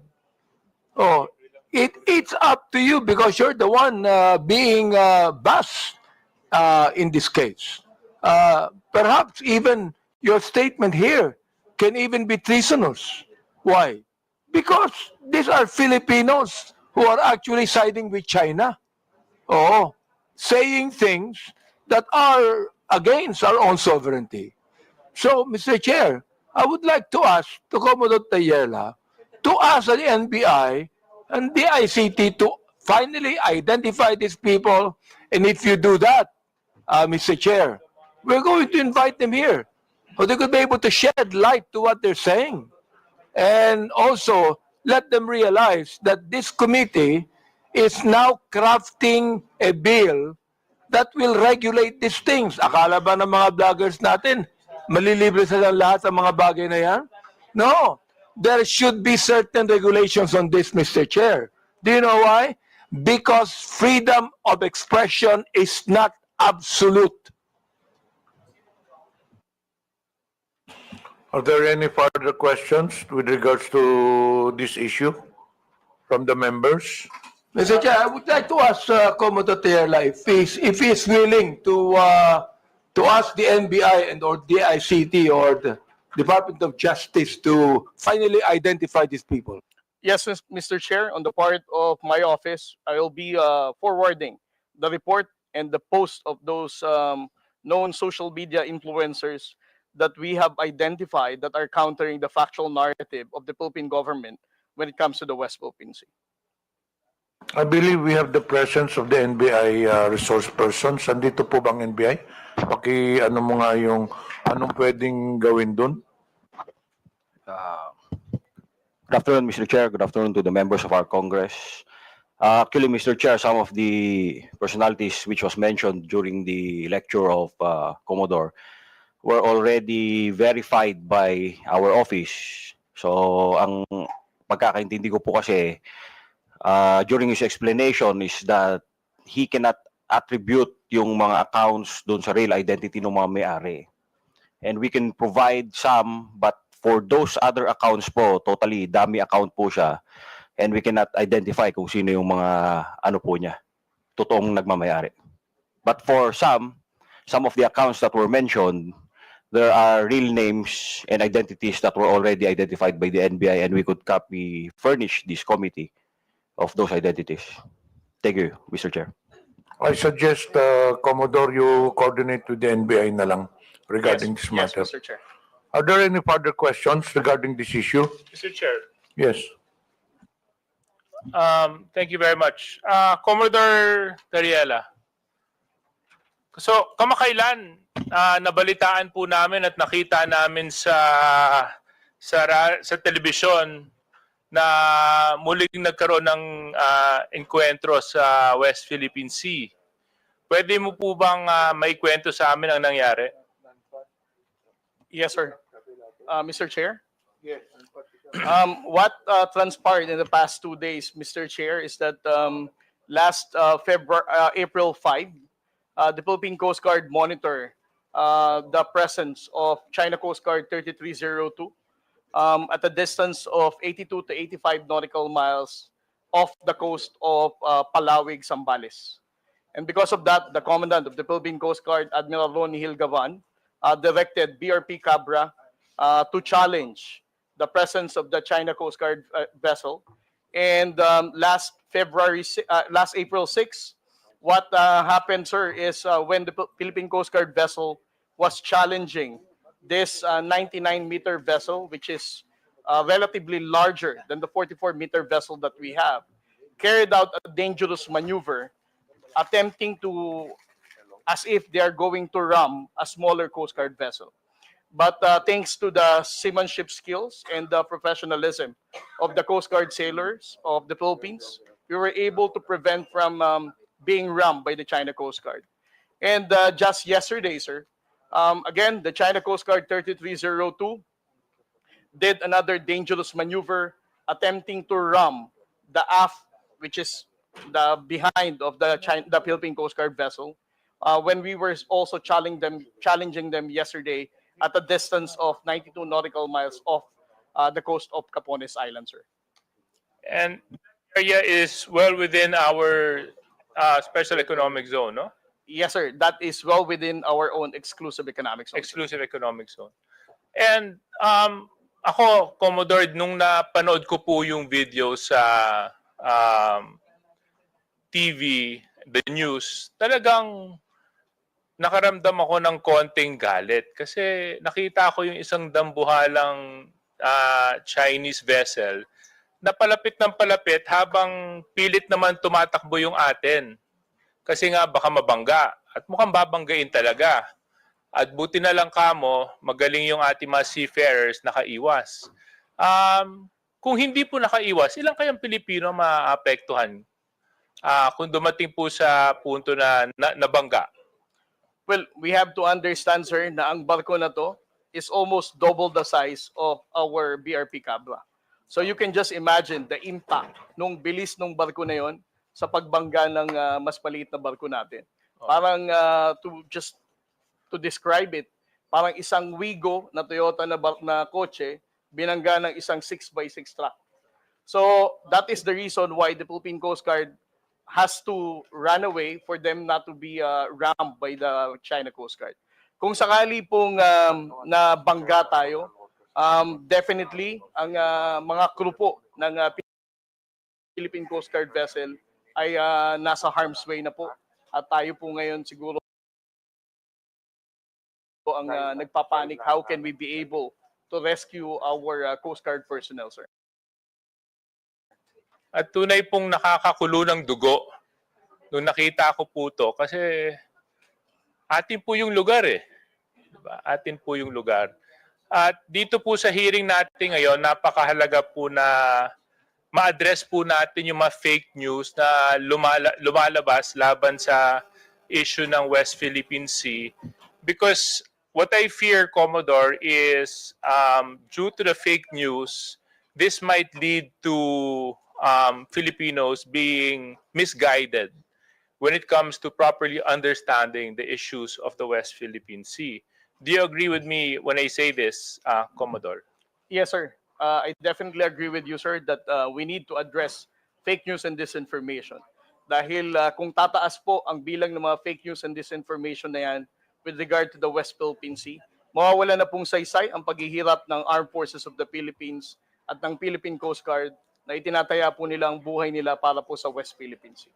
So sa isang bahagi, Commodore, would you agree with me when I say that maaaring isang strategiya to na ginagamit ng isang banyaga laban sa Pilipinas para magkaroon ng confusion sa ating mga mamamayan sa paglaganap ng fake news laban sa Pilipinas sa usapin ng West Philippine Sea? Yes, sir. I definitely agree with you, sir, that most likely this is a state-sponsored misinformation tactic para gibain po ang pagkakaisa ng ating pong bansa pagdating sa pagtindig sa issue ng West Philippine Sea. Okay. Thank you very much. Now to our vloggers present. Mr. Chairman, can I get a show of hands kung sino-sino po sila nandito ngayon? Actually, we will proceed on that. Tapusin na lang natin yung kay Tariela. Yeah, patapos na po ako, but critical lang po kasi sa akin yung mga vloggers dito. The social media personality that was mentioned by Commodore Tariela, George Paglinawan, is here. May know where George Paglinawan is? Oh, yan. If you have any questions. He was Sir, mentioned by if I may. Commodore Tariela kanina. If I may, Mr. Chairman, I am George Ahmed Mr. Paglinawan. Chairman, I think I have the floor. Okay. Yeah. So anyway, Mr. Chair, I just wanted to ask first. I don't have any particular questions to Mr. George. Yung gusto ko lang malaman yung mga vloggers na nandito ngayon, pakitaas nga ulit yung kamay ninyo. Hindi ko kasi kayo kilala isa-isa eh. Kanina, kung susubaybayan po natin yung takbo ng hearing, makikita po natin na napakahalaga po ng papel na ginagampanan ninyo sa paglaganap ng balita at sa mga pangyayari sa ating bansa. And in a certain way and in a certain form, you influence the manner of thinking of certain Filipinos. No? And I'm sure you agree with me that when I say the Philippines is a sovereign country. Now, I just want to find out from the vloggers present, do you condemn what China is doing in the West Philippine Sea? Yes or no? Can you raise your hand? Can I just, all of you? All of you? Yung mga nasa dulo, hindi ko po masyadong, sorry malabo kasi yung mata ko. Are those vloggers as well at the end?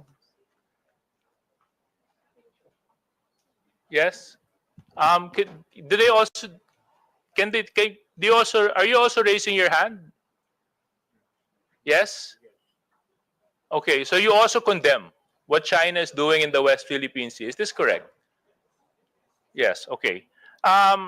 If so, then, Commodore Tariela, you mentioned na maraming mga disinformation, fake news na lumalabas patungkol sa usapin ng West Philippine Sea. Can you further elaborate on this? Yes, sir. Just like what I mentioned a while ago, sir, no? There are 7 types of narratives that they're saying. Una, wala tayong legal basis. Second, dinidiktahan lang tayo ng Amerika. Pangatlo, Pilipinas ang gumugulo sa West Philippine Sea. Pang-apat, ito ay hindi ito priority ng ordinaryong Pilipino. At pang-lima, ang mga spokesperson natin are actually receiving bribe from the government and even the US government. Okay. So, is Mr. Mark Lopez present? No. Comsec, can we check if Mr. Mark Lopez is present? Because I remember in our last hearing, he was very opinionated about this issue. Comsec?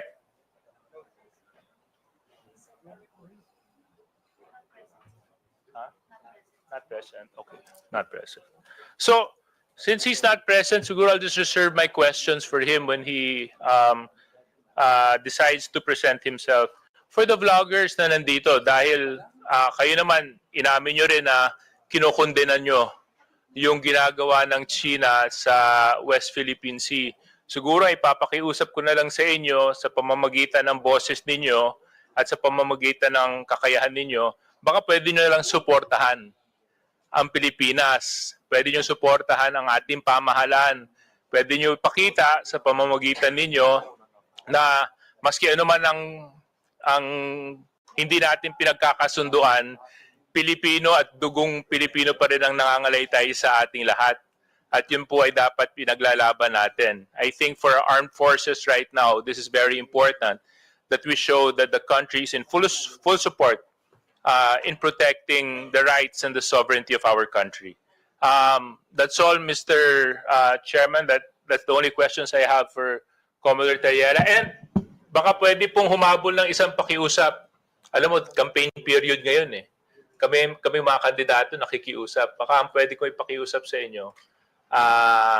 Sana maging boses din po kayo sa Twitter, sa Facebook, sa TikTok o anumang medium ang ginagamit ninyo na let's support the Philippines and let's support our claim to the West Philippine Sea. Maraming salamat.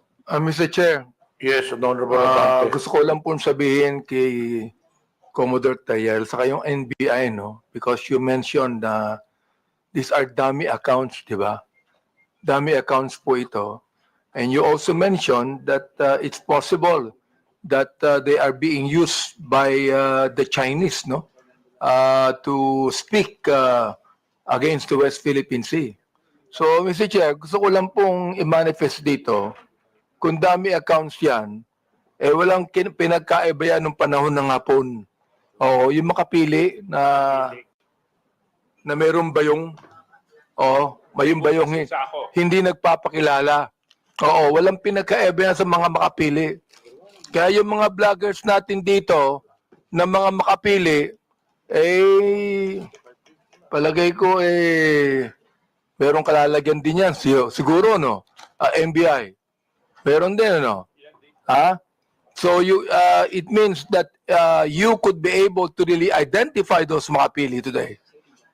No, NBI. Kaya, no? Mr. Chair, if I may. Yes. Yes, Your Honor. As long as makumpleto po natin yung mga verification. But still, we depend on the information na kayang ibigay sa atin ni Meta as well as yung kayang ibigay ng mga telco sa atin na information. Kasi ang point po natin dito for purposes of identifying attribution is that we could determine kung sino yung gumawa ng account. Yun po ang ating basis po. Well, the fact na, Mr. Chair, that our bloggers are here with us today, hindi po ito makapili. Mga Pilipino po ito that they're appearing with us today to be able to help us craft a legislation finally, to be able to put a stop to this fake news, especially those people who are using dummy accounts. Finally put a stop to it, Mr. Chair. Yun lang po gusto kong sabihin.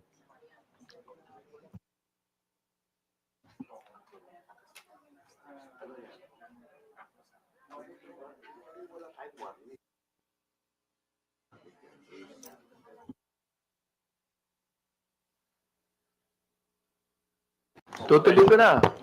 I will continue. Okay, Yeah. Chairman Abante, please continue. Mr. Chair, thank you. Andito po ba si Miss Joey Cruz? Miss Joey Cruz, andito po ba? Yes, Mr. Chair. Okay, Chairman. Asan po siya? Ayan. Gusto ko lang punta, alam nyo, sa totoo lang, marami po akong natatanggap na bashing eh. Hindi ko pinapansin. Hindi ko pinapansin yon. Katulad ni Kabayan, hindi ako naiinsulto, hindi ako nababagabag, hindi ko pinapansin, eh wala namang katotohanan yun eh. Ano? Kaya hindi ko pinapansin yan. Alright.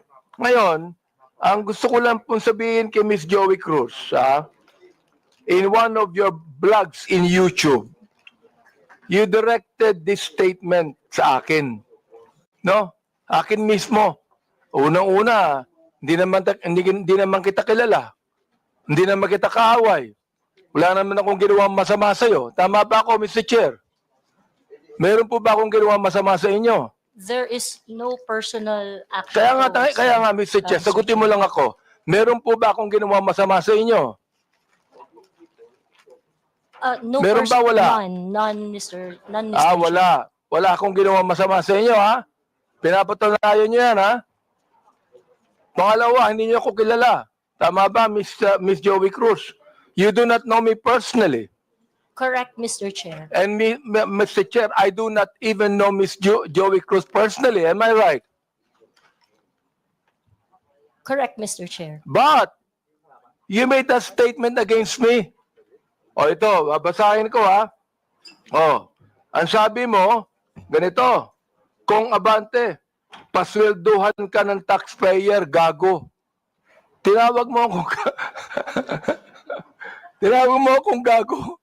Oh, bakit? Ba't mo ginawa sa akin yun? Gusto mo ba akong umiyak ngayon sa'yo? Sabihin ko, ba't mo ginawa sa akin yun? Bakit mo ako tinawag na gago? Bakit po, Mr. Chair? Please, yes. Mr. Chair, and I think it is already established that we do not know each other personally. Ano po yung pakilakas nga po? Hello, Mr. Chair? Mr. Chair? Okay. I think it is already established that we do not know each other personally. Therefore, the statement was said based in a not personal way, but it is an observation of my reaction. Mr. Chair, on meron ka pang salita. Your observation is that I'm gago? Is that your observation? This pertains to the public function as I perceive it, Mr. Chair. No, you're public what? Public action, Public Mr. Chair. action. So you mean that is the public that is actually telling me that I'm gago? No, Or Mr. is it Chair, you? the statement Let me came ask from you, me. Mr. Chair, is it you? Yes, Mr. Chair. So you were the one that said that, right? Correct, Mr. Chair. Ayun. Pero hindi mo ko kilala. Wala akong ginawa masama sa'yo. Yes, Mr. Chair. It What is your already right to established. tell me that I'm gago?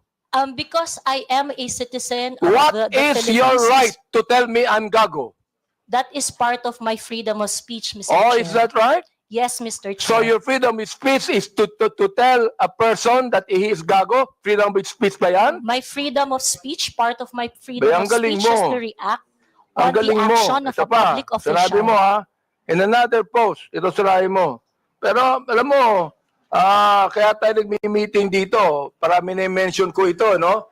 Pero sa totoo lang, hindi ko pinansin yan, matagal na yan eh. Di ba? Hindi ko pinansin yan. Ito ha, ang sabi mo, you know, Comm Benny Abante, I can find all of this. Isasampal ko ito sa pagmumukha mo. Is that still freedom of speech? Mr. Chair, I am not very familiar. Yes on or that no, post. Mr. Chair? Is that still, you think, freedom of speech? When you said, isasampal ko ito sa pagmumukha mo. Mr. Is Chair. that freedom of speech? Yes, Mr. Chair. Ganon. Oo. So, ibig sabihin, ganito. If I tell you right now, sasampaling kita, freedom of speech yan. That's part of your freedom, Mr. Chair. Pag sinampal kita, hindi na freedom of speech yan. Of course, sir. It's overt Hindi action na. already. Yes, Hindi sir. na, no? Yes, sir. Oo, ang galing. Mahusay ito. Oo, magaling ka. Oo. Ang sabi mo, I'm going to be Hindi ko masabi to, Mr. Chair. F-U-C-K-E-D. Prepared. Binanggit mo yon. Mr. Chair, Bakit naman? Mr. Chair, Ano may ba I nagawa know kong when that kasalanan post sa'yo? was posted? Mr. Chair, Oh. Mr. Chair, so that I can answer intelligently on the question You of, can, Mr. Chair, may I know you can the date answer of the post? intelligently, I but cannot what you answer said here, is that intelligent? Let me ask you, Mr. Chair. Nung sinabi mo, you know, Combene Abante, I can find all of this, isasampal ko ito sa pagmumukha mo. Is that intelligent? Mr. Chair, I cannot intelligently answer if I do not know when the post was posted. You don't know, Mr. Yes, Chair? Mr. Chair, I think in a day I post maybe 50, Well, you know, 50 posts in a day. I would like to understand, It Mr. means, Chair. Mr. Chair, that you can post something today and you forget that tomorrow. Am I right? That is correct, Mr. Chair. That's very likely. So, pakiklaro nga, Mr. Chair. Ano yung isasampal mo sa bagumukha ko? That is why, Mr. Chair, for me to intelligently answer your question, I need to know when it was posted. Well, we are going to get the date when this was said. Thank you, Mr. You would Chair. be able to know. Thank you. Kaya pinapa-confirm ko lang yung statement na yan eh. Oh, ibig sabihin, do you believe, hindi ko na sabihin ang freedom of speech. Do you believe that this falls under protected speech? I'm so sorry, Mr. Chair. May you please repeat Do the you question? believe that this falls under protected speech? Mr. Chair, like I said earlier, I would like to know first the context of the post. But rest assured, Mr. Chair, that when I post in my platform, I make sure that it is a reaction on the news or public action. As a political observer, I always practice. Miss Cruz, is this a political statement? You were saying a political observer. Is this a political statement? Do you believe that using profanities, insults, and malicious accusations online represent fair and respectful, intelligent discourse? Except as part of your statement, Mr. Chair, the malicious imputation you said, I accept that. The rest that you said, yes, it is part of the healthy public discourse. It is part of what, Mr. Chair? Healthy public discourse. O therefore, pag binanggit natin using profanities, insults, and malicious accusations, that is, anong tawag mo doon? Part of the healthy discourse, Mr. Chair. Healthy discourse. Healthy discourse ba yon? Yung Yes, Mr. profanities, Chair. Yes, Mr. Chair. insults, and malicious statements, healthy discourse sa'yo yun. Yes, Mr. And that's Chair. the reason why, Mr. Chair, that we should now actually craft a legislation to put a stop to Miss Joey Cruz, who seemed to be intelligent, and a woman using profanities, malicious insults, saying it is healthy. Yes, Mr. Chair, I stand by my statement. Everything you said, except the malicious imputation, which I do not do, is part of a healthy public discourse. It is part of my freedom of speech. In fact, it is recognized under the Universal Declaration of Human Rights Act that I It is should be able recognized to where? express my opinion without Miss interference. Joey Cruz, I am the chairman of the Committee on Human Rights, and this is not recognized. Profanities, insults, and malicious words are violation of human rights. You violated my human rights. Mr. Chairman, Mr. Chairman. Mr. Chairman, may I inquire, sino po yung sa tabi ni no resource person. Please identify yourself. Are you the lawyer of Yes, Your Ms. Honor. Cruz? I'm Attorney Mark Anthony Manuel. I'm the counsel for Ms. Cruz, Your Honor. Have you entered your appearance here? Yes, Your Honor, please. So Mr. please Chair. be reminded that you can only give legal advice to your client and you ask the chairman. Yes, Your Honor. Please sit, not in the resource person at the back. You are not allowed to sit. At the back, you sit at the back. Yes, Mr. Lawyers are not allowed to sit beside the resource persons. And please be advised that as permission by the chairman. Yes, yes. Also sit at Mr. the back. Yes, Mr. Do Chair. not sit beside your client. And rest assured that I am only advising my client as And to then, her so legal ask the rights. chairman the permission before you give the advice. Yes, Mr. Chair. Also sit at the back. Thank you, Mr. Chairman. Thank you, Mr. Chair. Attorney, please comply. Are you through? Because no, actually, Mr. Chair, I'm just starting. wait, we are still on the issue of. I would like to finish the issue on Tariela. Then we can go back to your interpellation. Honorable Junicio, are you still asking questions? You're done. Honorable Tariela, do you still have any statement to make? Nothing more left from me. Okay, we'll now proceed to the next item on the agenda. This is with regards to the issue on social media personalities. Mr. Chair, if there are no other congressmen that have questions for our resource person, Commodore Tariela, maybe we can excuse him because he has more important issues at stake, which is national sovereignty. So, kung wala na po magtatanong sa kanya, baka pwede na po natin siya ma-excuse sa hearing na ito. You are hereby excused since there are no more questions. And more on that, there are some resource persons here that I believe wala na mga question ng mga congressman. May I ask if AMLA resource persons are here? Attorney Arpon, Attorney Titanco. From the members, do you have any questions to AMLA? There are none, so you are hereby excused. To COMELEC, pakitaas pong kamay. To the members, do you have any questions with COMELEC? None? You're also excused, all the resource persons in COMELEC. Dun sa mga broadsheets, you're already excused.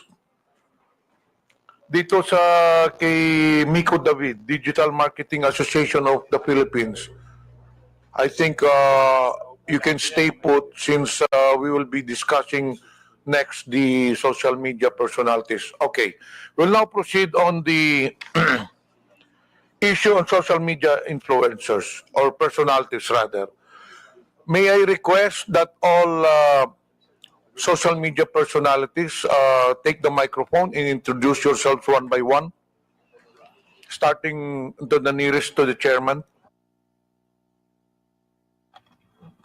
Good afternoon, Mr. Chair. I am George Ahmed Paglinawan. I am a lawyer. I am not Ado Paglinawan, the one that was mentioned by the Commodore Tariela. I believe there's another person who is named Ado Paglinawan, and I'm sure that that is not me. Thank you. Okay, next. Yes, my name is Darwin Salcedo, known as Boss Dada in YouTube and Facebook. Next. My name is Dr. Richard Tesoro Mata. I'm a health blogger pediatrician. Okay, sige na. Next. Good afternoon, Mr. Chair. I'm Glenn Ang Chong, a lawyer, certified public accountant, and former member of the House of Representatives in the 13th Congress. Next, please. Good afternoon, Mr. Chair, and my name is Zain Batalia. I'm the person behind I Am Sean Wayne. Yes. Good afternoon, Mr. Chair. I am Manuel Mata Jr., also known as Coco Locoy in social media. Coco Loco? Coco Locoy, Mr. Chair. Good afternoon, Mr. Chair. I'm former PDEA agent Jonathan Morales, behind Agent Tambayan, Your Honor. So you're now a blogger also, Mr. Morales? Di ba resource person ka sa Senate before? Yes, sir. Mula po nung tinigil yung PIDEA Leaks, nag-resort na po ako doon sa... You're a former PDEA agent? Yes, po Your ba? Honor. Yes, Mr. Chairman. Vlogger ka na ngayon? Yes, sir. Okay, next. I am Vivian Rodriguez, better known as Vivian Velez, as my screen name.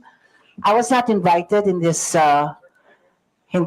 committee hearing, but I was mentioned the last time, the last hearing.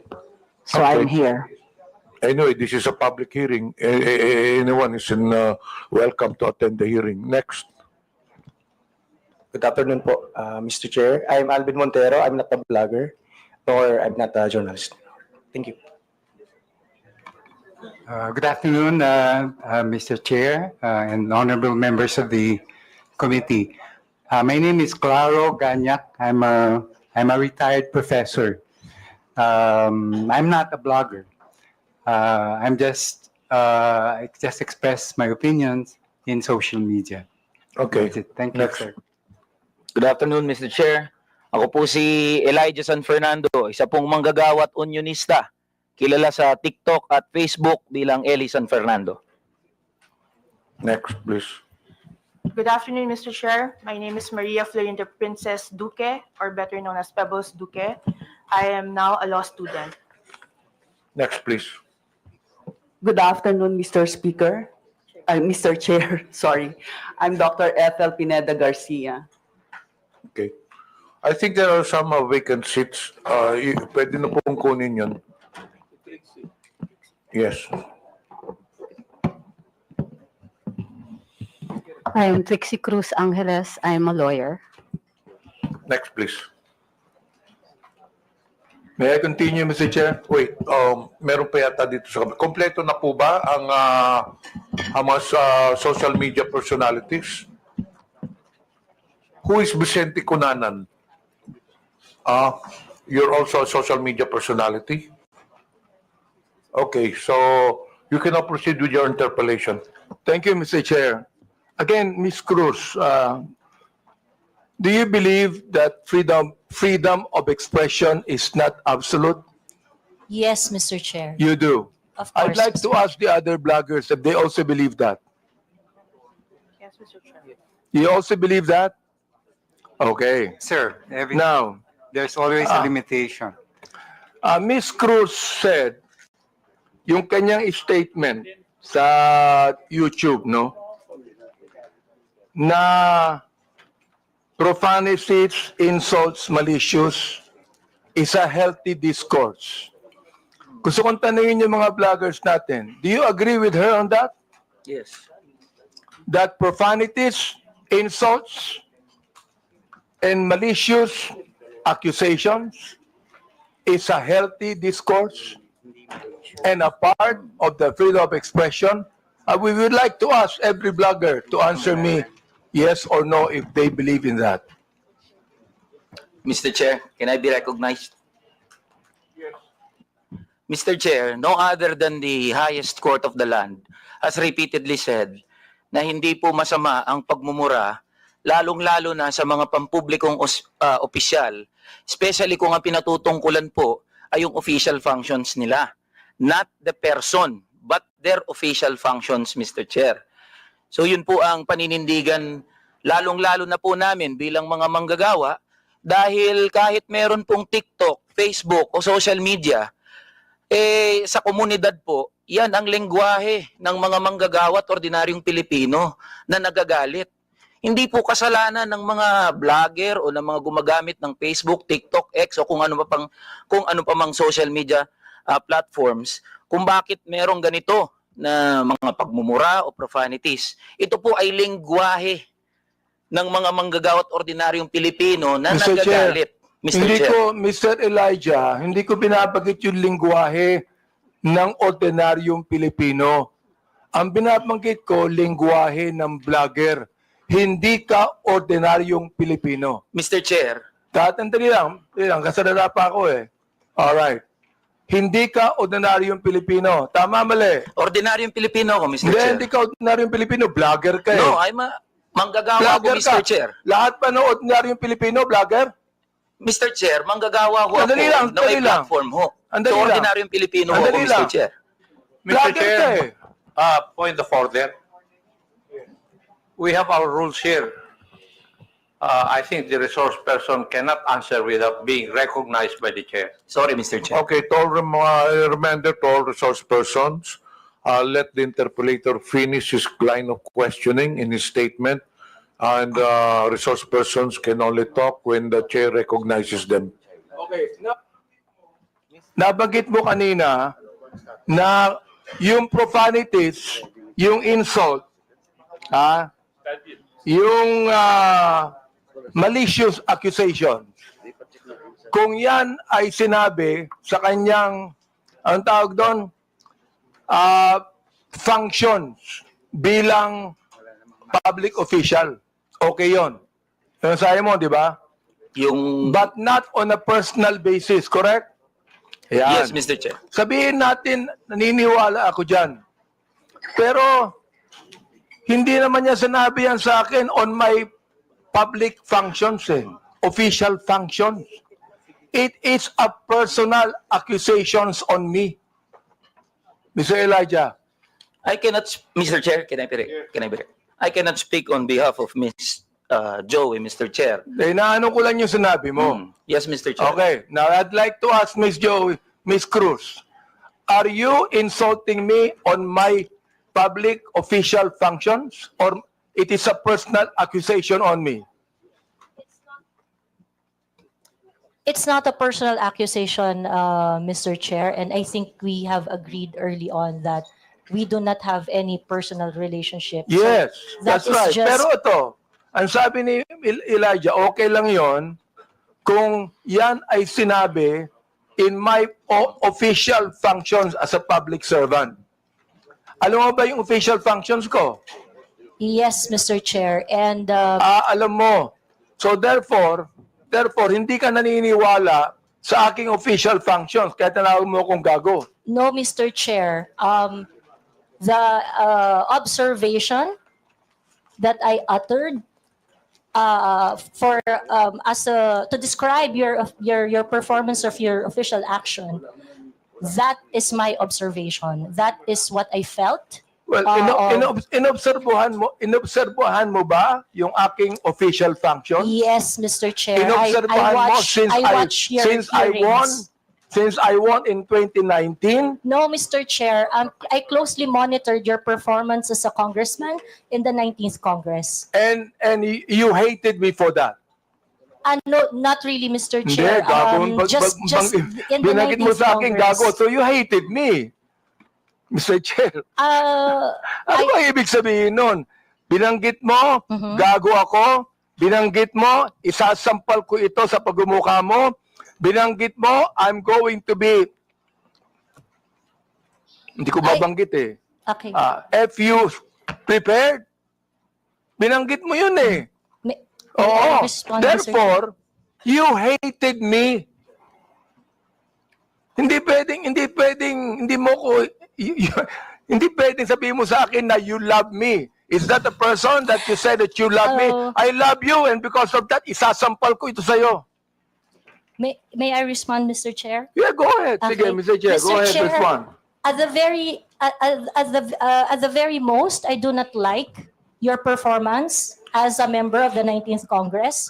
But hate is such a powerful word because we established earlier that we do not have any personal relationship or any personal Mr. Chair, affiliation. binanggit mo yung human rights. Yes, Binanggit mo Mr. yan kanina, Chair. di ba? Correct, Mr. Therefore, Chair. Mr. Chair, you violated my human rights. Why? Because when you said those profanities, those insults, yung gago, yung isasampol ko ito sa pagbubuka mo, you violated my human rights. You did. May I respond, Mr. Chair? Teka, Mr. Chair, hindi ako nagagalit sa'yo. Okay?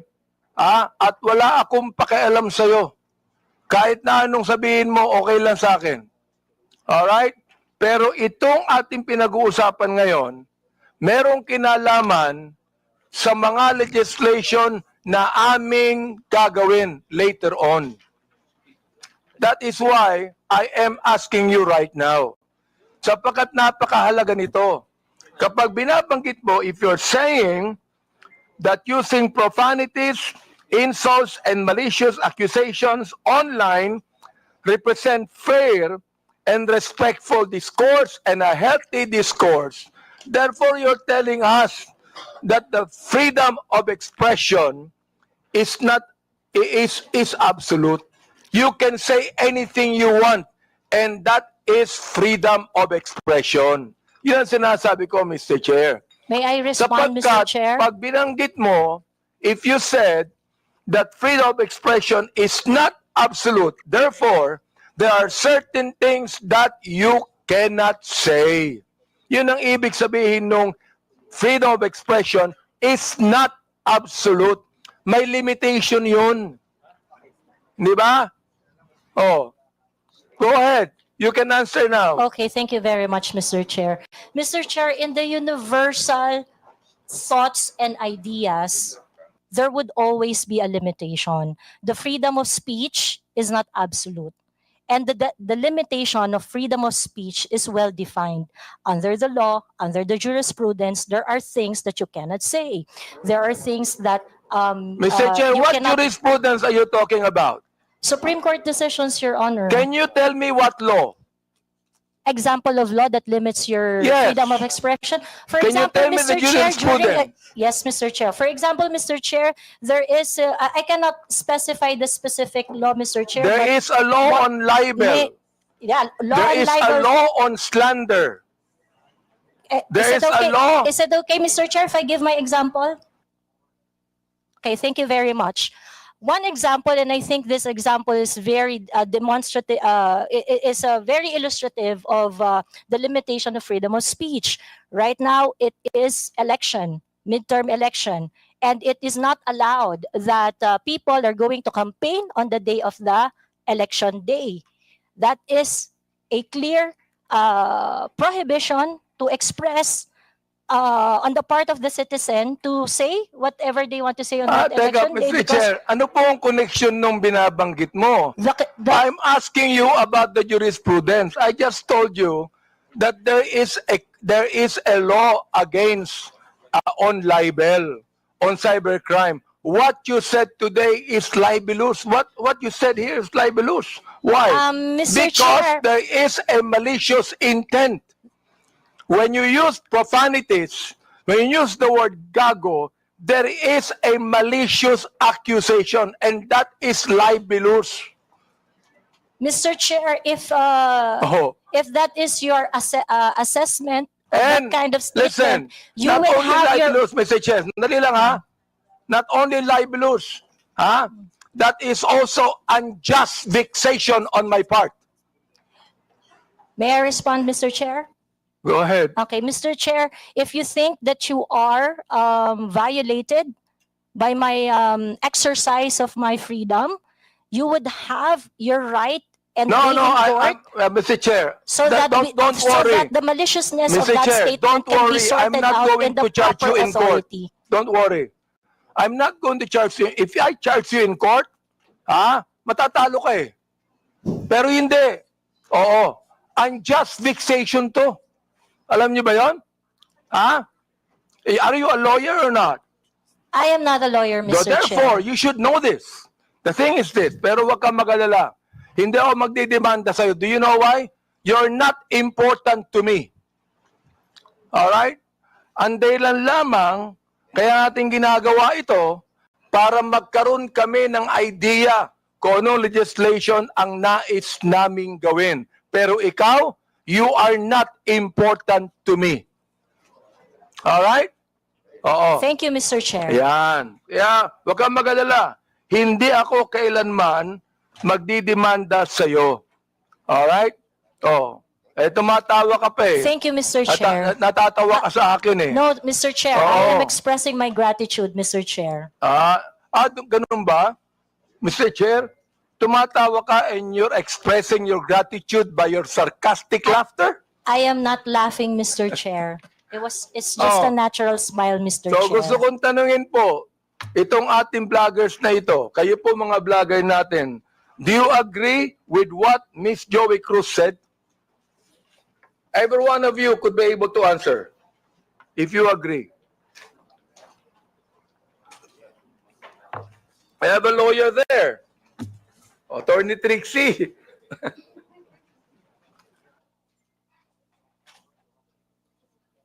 Attorney Trixie, you have the floor. Thank you, Mr. Chair. I disagree with Ms. Joey. I believe that there is, instead of a limitation on the freedom of speech, I believe that speech is either protected or not protected. Thank you very much. Those that are covered by the law, such as the law on inciting to terrorism, inciting to rebellion, and so on, are unprotected speech. And those that are not covered by any limitations by the law are protected speech.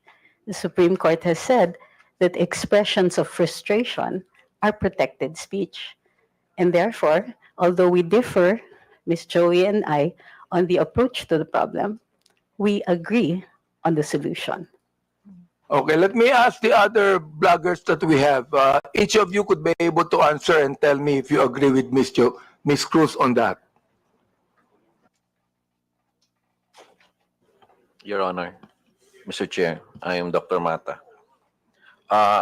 I'm a bit forgiving on those things sometimes, Mr. Chair, because sometimes people are so expressive that we tend to say things. Then I could cite, Mr. Chair, your example on the last hearing. You mentioned something as well. I won't mention it now, but you said it's something, but I know it was withdrawn as well. So there's no, I'm not affected by what you said, because sometimes you're just, in your emotions, you tend to say things, which you said, TANGA, but it's okay, Your Honor. Mr. Chair, let me answer that, no? When I say TANGA, binalik ko lang sa kanya eh. Siya ang unang nagsabi. Siya ang unang nagsabi. Para bang pinukul ka ng balisong, nasa lubong yung balisong, binalik mo sa kanya. Kaya ako binanggit. Hindi ako ang unang nagsabi. Ang unang nagsabi, yung vlogger mismo. Ibinalik ko lamang sa kanya. Oh, ngayon, ako ang masama. Samantalang yung vlogger na nagsabing tanga ang gobyerno, hindi masama. Nung ako ang nagsabing tanga, ako naman ngayon na masama. Ano ba talaga, Mr. Chair? Yes. Thank you for your explanation on that, Mr. Chair. Mr. Chair.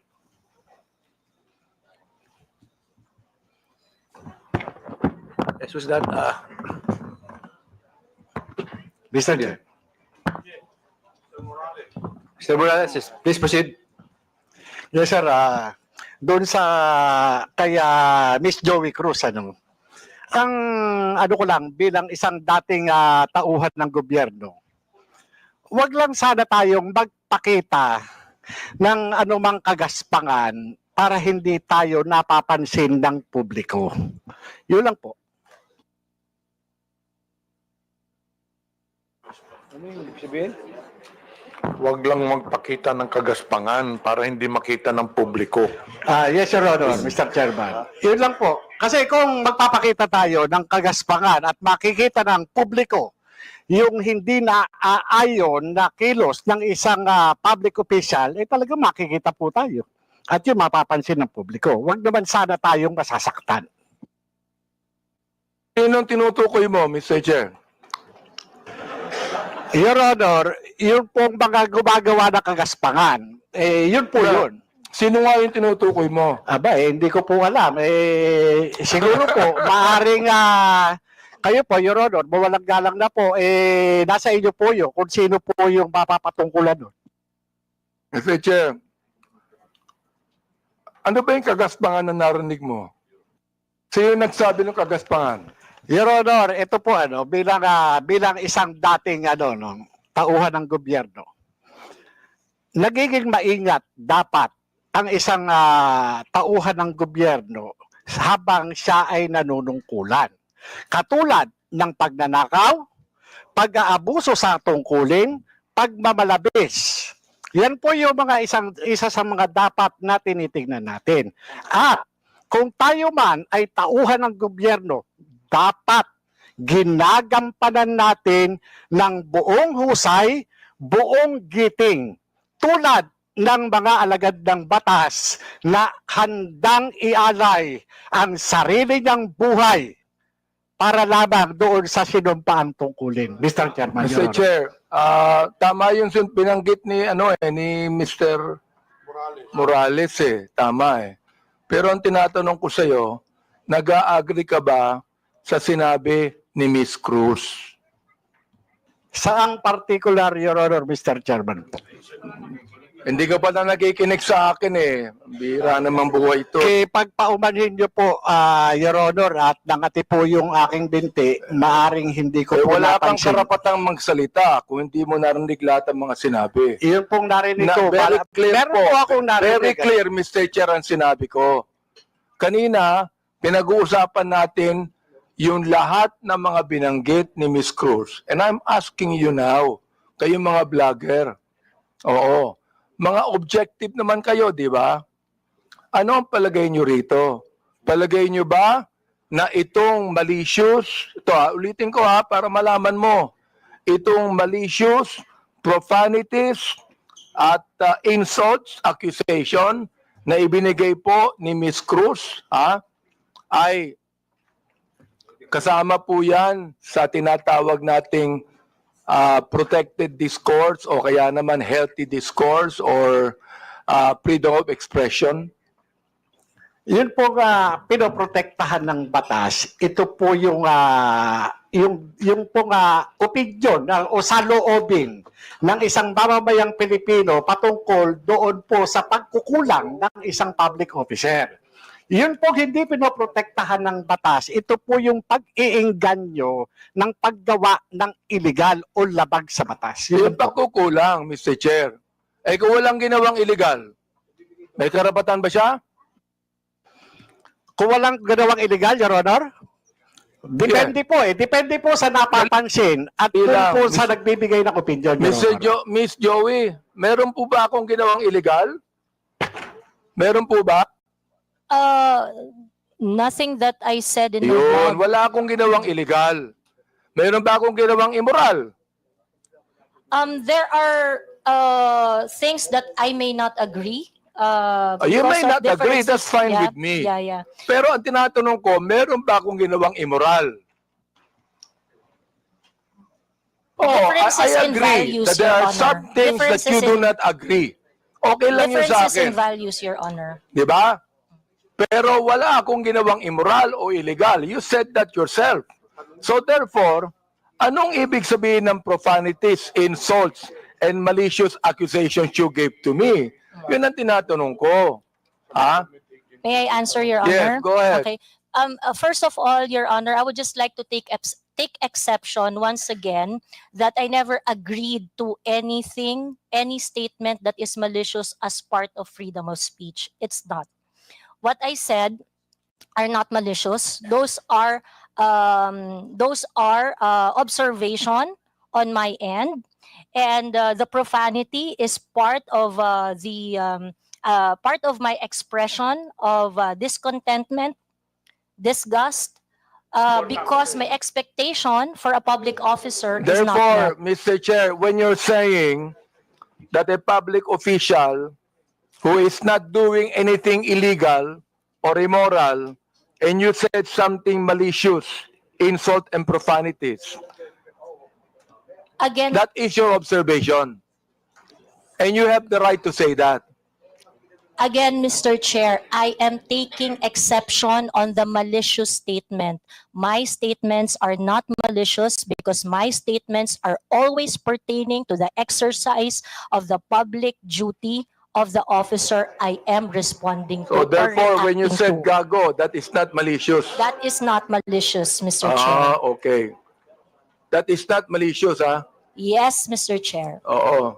Pero ako, Miss Cruz, kahit kailan, hindi naman kita kilala, hindi ko alam ang ginagawa mo, wala akong karapatang tawagin kitang gago.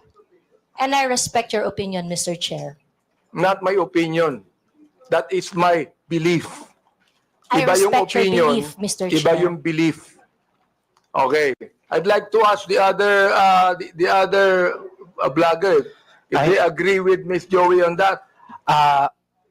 Una po, I agree po na this is not malicious kasi na-establish na po na hindi po namin kayo kilala personally. And kung sabihin namin mahal namin kayo, it is because of your work as public official. Hindi po ibig sabihin mahal po namin kayo bilang kung ano pa man malisyoso. And when we say we don't like what you are doing, it is also not malicious. It pertains to your job as a government official. So I think magkaiba din po kasi yung sukatan sa public official and also private citizen. So I think it's important for us to understand the difference of and the limitation doon sa public official and sa private citizen. And I agree po. Lahat po ng sinasabi namin sa inyo, because we don't know you personally, are not malicious. It's not personal. It's about your job lang po. Sometimes, Mr. Chair, I'm not onion skinned. Ayan, kilala ako ni Congressman Glenn.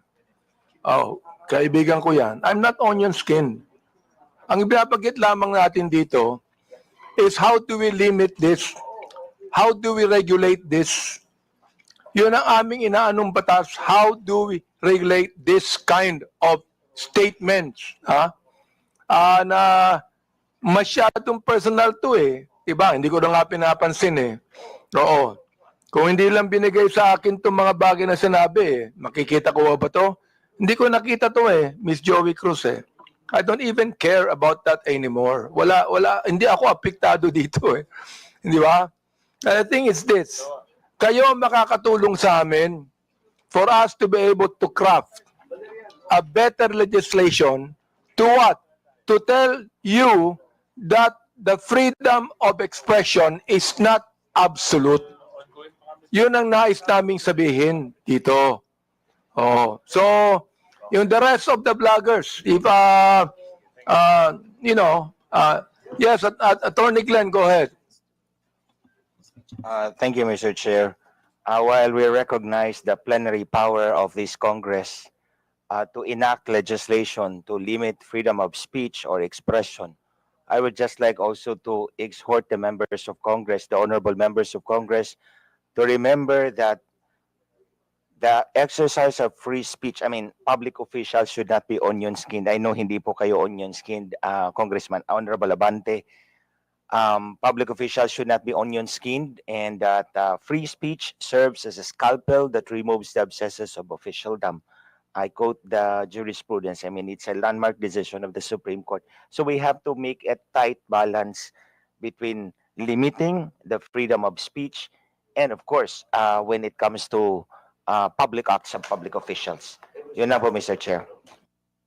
May we hear the others, Mr. Chair? Go ahead. Yes, Mr. That Chair. handsome man right there. Ako po, Mr. Chair. May I be recognized po? Mr. Chair, sundan ko lang po yung binanggit po ni Attorney Trixie about protected speech. I don't know the specifics of what Miss Joey said. Be that as it may, Mr. Chair, kung yung pong mga binanggit niya ay nakapatungkol po sa official function, then it is warranted. If it pertains to the personal po na buhay, then it is unwarranted. Naiintindihan po namin yung predicament, Mr. Chair, ng mga congressman natin, ng mga public official natin na talagang nasa scrutiny ng taong bayan. Pero hinihingi rin po ng taong bayan, lalong-lalo na ng mga manggagawa, ang pag-intindi po ng ating mga congressmen doon sa kung ano yung nararamdaman at ano yung pakiramdam, emosyon ng mga tao patungkol doon sa function po ng ating mga public official. I believe yung mga binanggit po ni Miss Joey, it is part of protected speech. And I think doon po pwede tayong magkaisa. That's all, Mr. Chair. Meron pa. Yes, Miss, Mr. Chair, good afternoon po. Yung tungkol po sa sinabi ni pagsasamahin ko na po yung tatlo, no? Ni Ma'am Joey, ni Attorney Trixie, at saka ni Sir Elijah. Kami po na mga content creators, nasa public eye din po kami, gaya po ninyo. So, whatever content or opinions that we also post online, nakaka-receive din po kami ng mga gaya ninyo na masasakit na salita. Kaya naiintindihan po namin kung saan din kayo nanggagaling. However, ang difference lang po natin, ang atake sa amin personal, ang atake po sa inyo, on your official function. Ngayon, ang masasabi ko lang po siguro pagdating sa bagay na yan, kami po, pinapabayaan po namin yung mga haters namin at saka bashers to air out what they think and feel about what we say. Hindi ko naman din po sinasabi na dapat ganun din po kayo. It so happen lang that sa inyo po, pagdating sa mga nasasabi nyo po, sa mga press briefing nyo po, sa press con niyo or even sa mga pinapublish sa news, ang sa aming mga content creator, naka-anchor kami lagi kung ano lang po ang nasasabi ninyo. Mr. Chair, Ms. Batalya, Yes po. gusto ko lang pong banggitin din, no? Alam mo, natanggap ko itong mga bagay na ito since Quadcom days eh. Hindi ako binabas ng sino man bago ang Quadcom. Bakit kaya? Di ba? Share if I may. I mean, hindi ako nababas eh. Oo, ngayon lang talaga. Hindi ko alam kung bakit eh. Oo, yun ang gusto kong sabihin sana sa inyo. Di ba? Yes, Manuel Mata po. Mr. yes, Chair, Mr. Mata, yes. that is exactly the point kung bakit hindi po tayo nakafocus dapat dun sa mga protected naman na speeches ng mga tao. But the reason of frustration, ano po yung context bakit po nasabi yon ni Miss Cruz? Para alam po natin kung bakit siya na-frustrate, bakit niya po nasabi yun, and yun po yung masolusyonan natin. I think dun po sana tayo nakafocus, and I think yun yung rason kung bakit sinasabi ng batas natin na dapat hindi onion skinned yung mga government official para nakafocus tayo doon sa totoong problema and cause of frustration ng mga tao. Mr. Chair, sinabi ko na hindi ako onion skin, di ba? Yes po, Mr. Chair. The fact that you are here talking with us Yes. with this kind of respect is, I agree. Kaya Mr. Chair, hindi ko talaga, since the time na yung Quadcom, hindi ako nagsalita ng anuman sa inyo o nag-vlog sa akin. Miss Joey, hindi ka nakarinig sa akin anuman salita, di ba? Miss Joey, you have never heard me say anything against you or about you. Am I right? Yes, sir. Yes, Mr. Chair, we do not know each other personally. Ayun. And then, ganito, I have never said anything about you nor anything that you have said against me. Am I right? Sorry, Mr. Chair. I have never said anything about you or anything against you, even if you said something against me. Am I right? That is correct, Mr. Chair. Yun. Yun ang gusto kong sabihin sa inyo. I'd like to give way to my good friend, Congressman Akop. Before I recognize Congressman Akop, admin matters, there are several resource persons here who have been here since early this morning, and I believe some of the members have no questions anymore.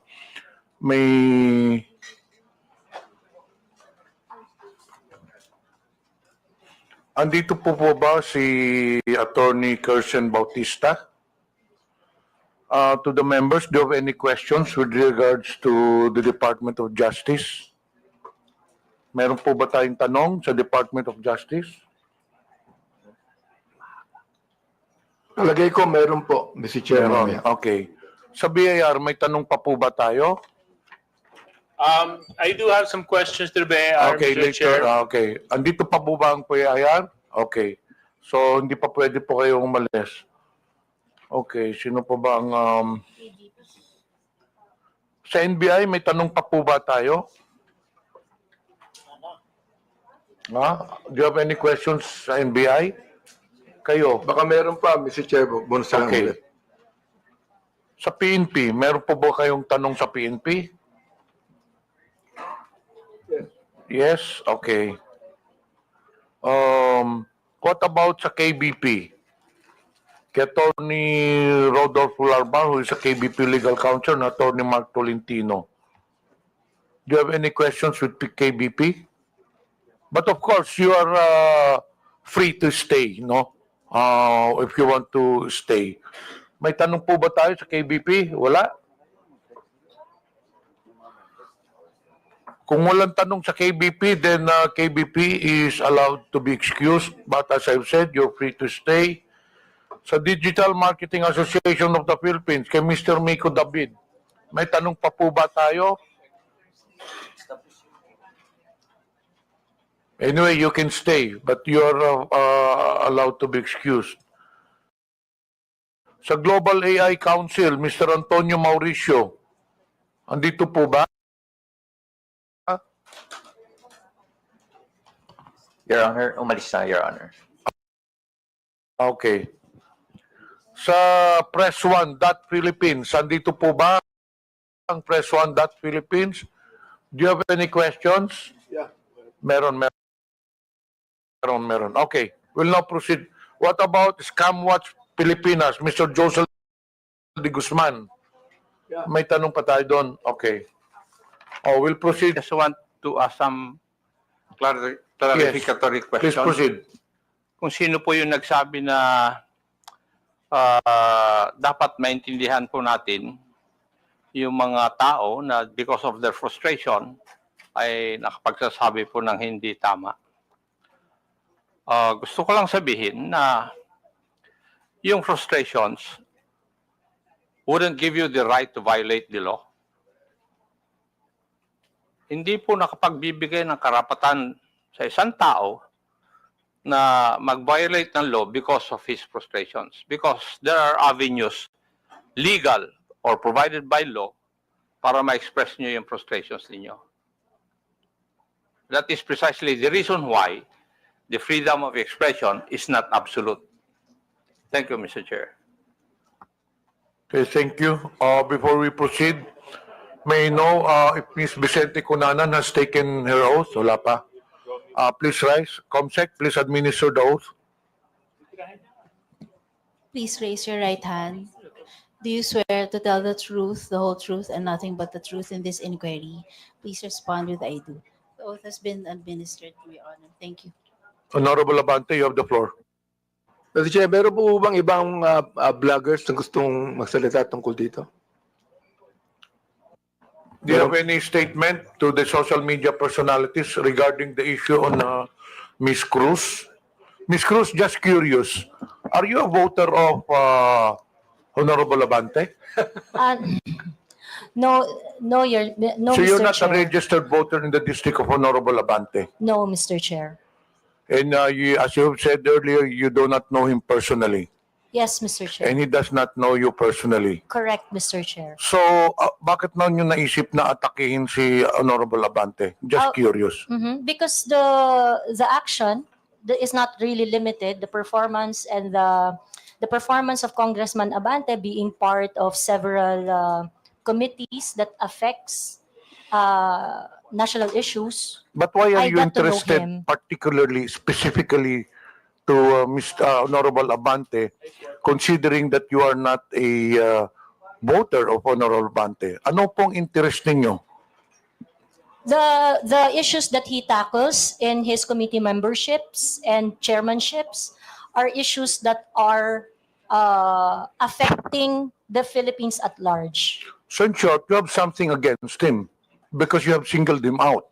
There are 314 congressmen here, pero mukhang ang paborito mo si Honorable Abante. That is incorrect, Your Mr. Chair, Honor, paborito Mr. din niya Chair. sa Ace Barbers. Because there are other congressmen that I give my observations to, and it's not limited to Honorable Congressman Abante. So he's not singled out, Mr. Chair. Mr. Chair, plugin sinasabi ni Ms. Cruz yung observation. I hope, Ms. Cruz, you know, okay lang yung observation. For example, like, I hate Congressman Abante. Okay yan. I do not like Congressman Abante. Okay yan. I don't agree with Congressman Abante. That's fine. Pero yung tatawagin mo kung gago at isasampal mo sa... Teka, gusto ko nang tanungin. Gusto kong malaman, ano ba isasampal mo sa akin? Sabi mo isasampal ko ito sa bumumukha mo. So pakiklaro nga sa committee ito kung ano yung isasampal mo sa pagmumukha ko. Like I said earlier, Mr. Chair, I would like to know when that was posted. And perhaps, it's very likely, Mr. Chair, That that I was posted posted such... on YouTube. Mr. Chair, it's very likely, Mr. Chair, that I said something like that. We And are that's checking it now. very likely the one that is going to be slapped on your face is... It's very likely that I'm referring to yun nga facts. Oo It's nga. very likely that I'm referring Mr. to Chair, facts. talagang hindi ko akalain sasabihin niya sa akin to kung ang, Mr. Chair, kung ang misis ko magsasabi niyan, tanggap ko yan. Pero si Miss Joey, hindi ko naman po siya kilala talaga Ito ito pa, meron sasabihin ako sa inyo. Yung gusto kong tanungin din naman, yung ating mga researcher dito ng Press One. So what do you think of Miss Cruz? What do you think of her statement? Everything that she said. Mga researcher po kayo ng Press One. Can you say something about that? Press One, can you please answer?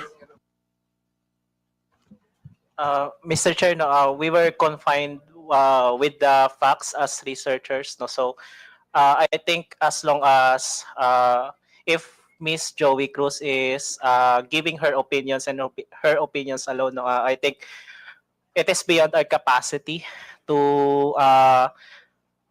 it is beyond our capacity because she is entitled to her own truth. But again, if it's something to do with the known facts, no, I think we can debunk what is being said. Ayun po. Yun po, Mr. Chair. Okay, may I ask Mr. Chair, Mr. De Guzman? Yes, Mr. Chair. Well, in my opinion, Mr. Chair, it's basically as a reputation management practitioner. I think in that aspect, it's not really a matter of freedom of speech, but it's a matter of, number one, respecting for others. Number two, it's a matter of an ethical practice, whether you're a journalist or even a content creator, because basically your audience has a wide range. They are not just limited to a particular segment who would understand, unless, of course, that's the type of brand that you want to project. So you will really break those ethical rules, those courtesies, and the respect. So that's my personal opinion, Mr. Chair. Mr. Chair, can I ask the rest of the bloggers if they would like to say something? Yes, go ahead. Hello. May I? No, I don't agree with how you stated it, sir, which allegedly she said. Because, well, people can say anything they want, but if it violates the law, then it's illegal, and it still has to be determined if what she said really was illegal or what she did was illegal, and that I think that is for the courts to decide.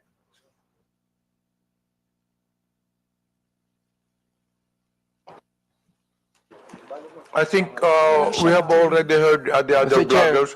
Those who wish to make a statement, you can do so. But to those who have already made their statement, pwede na siguro yun. Mr. Chair, Permission to speak. gusto ko lang pong sabihin kay Miss Joey, yung batas tungkol sa unjust vexation. Supreme Court has defined unjust vexation as any human conduct without violence that unjustly annoys an innocent person. Yan. Yan ang batas. The elements of unjust vexation are: there is human conduct that unjustly annoys or irritates another person. Such human conduct was not attended with violence. Such human conduct caused annoyance, irritation, torment, distress, or disturbance to the mind of the person to whom it is directed.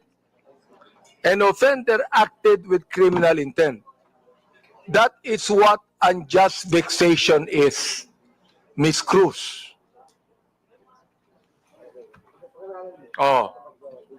if I say, Miss Cruz, I was irritated by what you said. I was annoyed by what you said, even without violence. I was distressed with what you said. I became depressed with what you said. Oh, di ba, Miss Cruz? So sabi ko, ganito na lang. Ganito, ha? Let's just be very careful. Okay lang po sa akin. Sabihin mo sa akin, I hate Congressman Abante. I don't like him. I don't agree with him. Fine. Pero yung babanggitin mo dito, ha? Gago ako, isasampal ko ito sa pagmumukha mo, I'm going to be FUC prepared. Ay nako, palagay ko, very irritant yon sa pinagsabihan mo. Tama ba ako, Mr. Joey Cruz? May I respond, Mr. Chair? Go ahead, sige. Thank you. Mr. Chair, I understand that it may come across as something that you may not feel comfortable with what I said and things like that. And again, if you feel that you are aggrieved with what I said, I will welcome any action remedies from your end. No, On the other hand, Mr. Chair, You would welcome what? You would welcome what? Any remedy that you may seek, Mr. Chair. Any against legal me. action, is that what you're saying? That is Mr. correct. Chair? Any remedy, not limited to legal action. No, Mr. Chair. I'm not going to resort to any legal action anymore. Ha? Bakit? Magbabayad ka pa ng abogado mo. Maglilitis pa tayo ng matagal na panahon. That would also be irritant to you. You do not want that to happen to you, am I right? Huwag mo Yes, sabihin Mr. sa Chair. akin that you welcome any legal action. If you, because you enumerated the elements of the Oo. unjust vexation, Siguro, Mr. Chair. ang pinakamagandang sabihin mo sa akin because I'm annoyed, mag-apologize ka sa akin. Kapag ka sinabi mo ito, hindi ba? O ngayon, kung ayaw may mo, I okay lang respond? sa akin. Ayaw mo, okay lang. Walang problema doon, Mr. Chair. Walang problema We can doon. agree ha? on that, Mr. Oo. Chair. That's that. Makikita nyo na lang na we are going to craft legislation that would actually regulate what our bloggers is trying to say. Let me ask our DOJ people, ano bang palagay nyo? Sinabi ni Miss Joey Cruz. Nandiyan ba po ng DOJ? Mr. Chair, Go ahead. Mr. Chair, right now, the only legislation we have on malicious statements being made is on libel under the revised penal code and on RA 10175 on online libel. All right. Salamat po. Can the NBI also say something about that, Mr. Chair? Yes, Your Honor. Well, Your Honor, for purposes of discussion, we have what we call the doctrine of fair comment. So under the doctrine of fair comment, it means that every discreditable imputation publicly made is deemed false because every man is presumed innocent until his guilt is judicially proved. And every false imputation is deemed malicious. So under this doctrine, as a general rule, when the discreditable imputation is directed against a public person in his public capacity, it is not necessarily actionable. What we are talking here is whether or not it is actionable or not actionable. But as an exemption, if the discreditable imputation to a public official is either a false allegation of fact or a comment based on false supposition, it is actionable.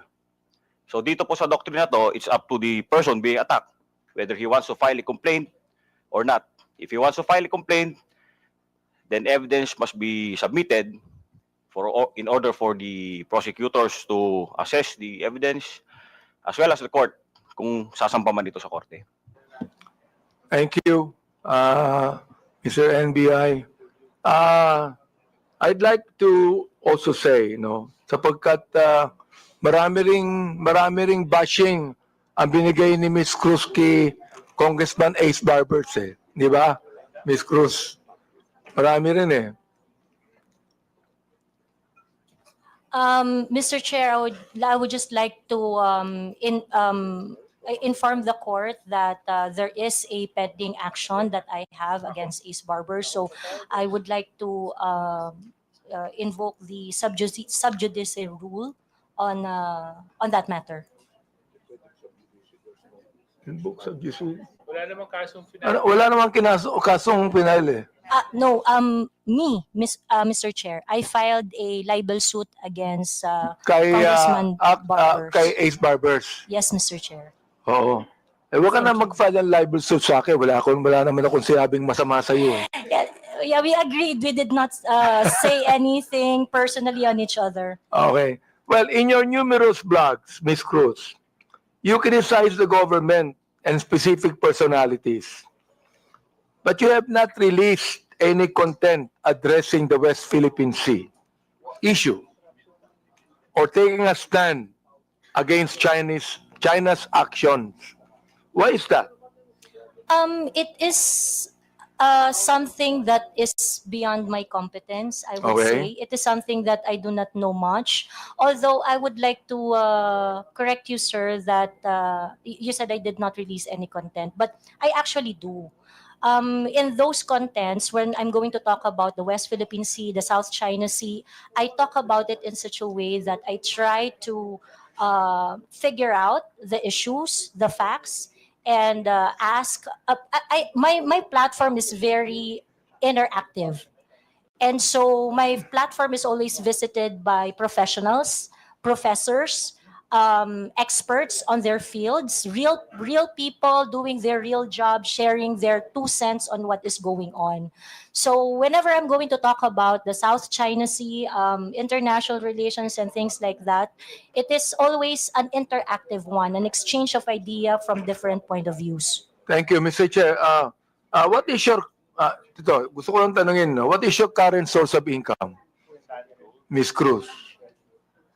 We have a family business, Your Honor. Family business. Well, That is correct. are you monetizing your social media content or receiving compensation for your blogs? Yes, Mr. Chair. You are. Yes, Mr. Chair. So it is also some kind of a business to you.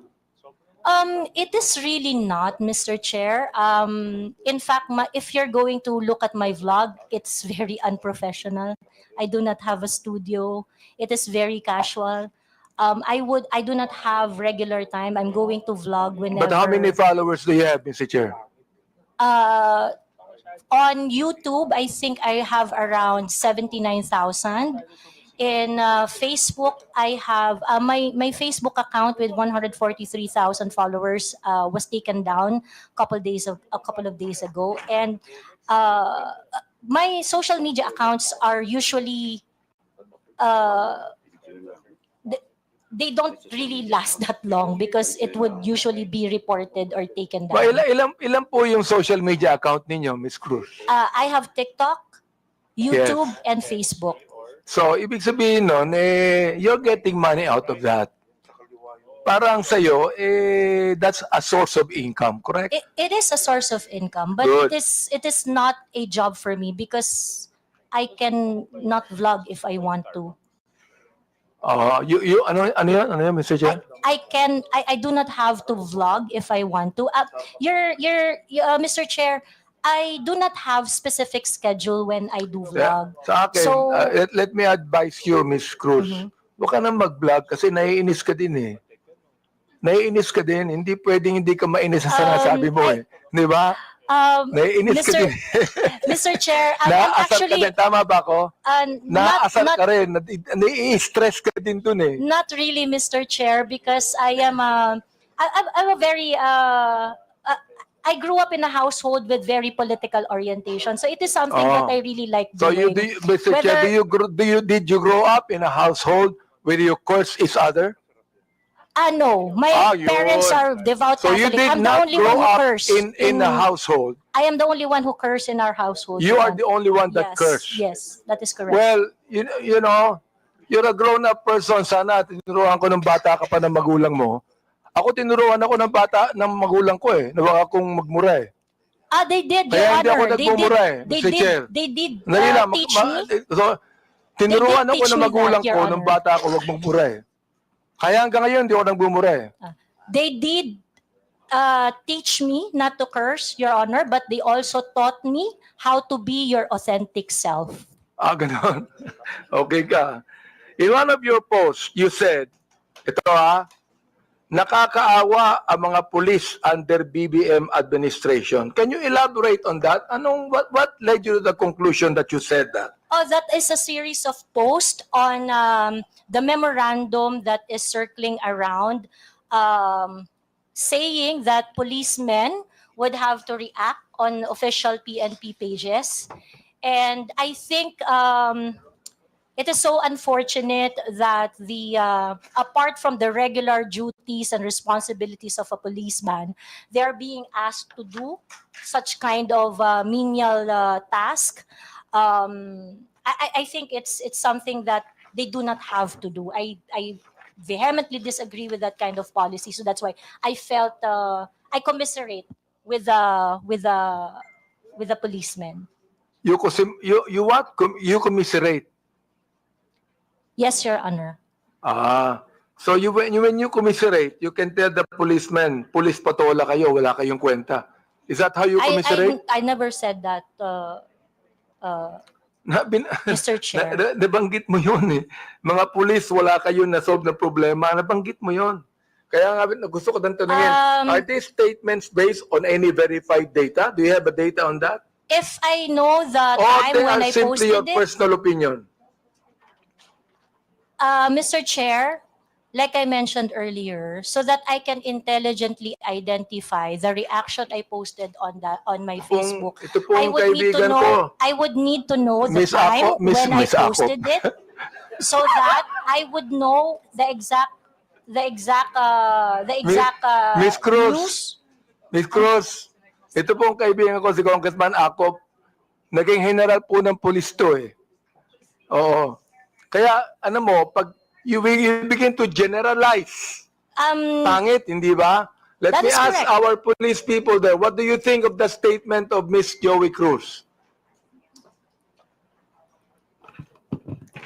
Thank you, Mr. Chair. Oo. Pulis patola ka ba?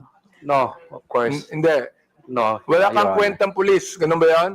No, Mr. Oh, Chair. you tell us about that, Mr. Chair. Well, the data will probably speak for itself that the PNP has done so much.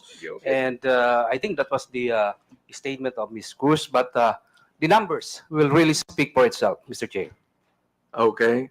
Now, ito na lang, no? In your other blog, Ms. Joey, or post directed against the Quadcom, mga members tungkol sa pag-iimbestiga over bloggers spreading fake news. Itong TRICOM po namin. You dismissed them and said something along the lines of what?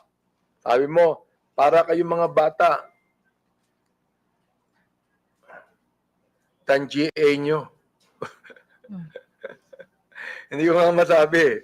Di ba? Yan ang pag pinapasweldo kayo ng sambayanang Pilipino, pinagputahan ng mga tao, including ng mga vloggers, sagutin nyo ang mga tanong. Do you confirm this statement? Yes, Mr. Chair. Why did you say that? Because in any rants or bashing or issues I raised in my Facebook, I never really got a response. So pakiklaro a clear mo nga response. yung sinabi mong pinagputahan ng mga tao. Will you please make it clear to us, anong ibig sabihin nun? Kasi hindi ko alam yung ibig sabihin nun eh. Yes, I will explain, Mr. Chair. Yes, please. Pinagputahan ng mga tao means pinagtrabahuhan ng manggagawang Pilipino ang nagpapatakbo ng bayang ito, ng kongresong ito. So therefore, the public officials should listen when there is a grievance being raised, petition being submitted by the people, especially when they are expressing dismay or standards not being met. Pinagputahan ng tao means pinagtrabahuhan ng matindi ng mga tao. Mr. Chair, yung mga taong nagtrabaho, tinatawag mong PUTA. No, Mr. Chair. Ayun ang, Yun ang nabanggit mo eh. And Mr. Chair, sa Katagalugan po, ang ibig sabihin po niyan, dahil nga po ang tao ay nagtatrabaho, ang isang hardworking na tao ay nagtatrabaho ng long hours, they would always express ng frustration dun sa kanilang pang-araw-araw na challenges. So that is why ganun po ang Bulakenyo po ako, Mr. Chair. I would just like to inform so that you would also have a proper context on my vernacular. Mr. Chair, marami kong kilalang Bulakenyo na hindi ganyan ang mga salita. Yeah, marami po. Marami rin po. Please, ako. wag mong banggitin ang pagiging Bulakenya mo dito. But Baka it is- sabihin po ng mga Bulakenya, lahat yan, ganyan ang salita nila. I am Please, under oath, wag Mr. naman. Chair. It is like that. Mga in disente po ang mga Bulakenya. Bulakenyo po ako, sir. So I can speak for Oh. my people. Isa ka, Mr. Chair, sa Bulakenya hindi disente. Now ito ha. Last question, Mr. Chair. Yes, can you wrap it up? We still have other issues.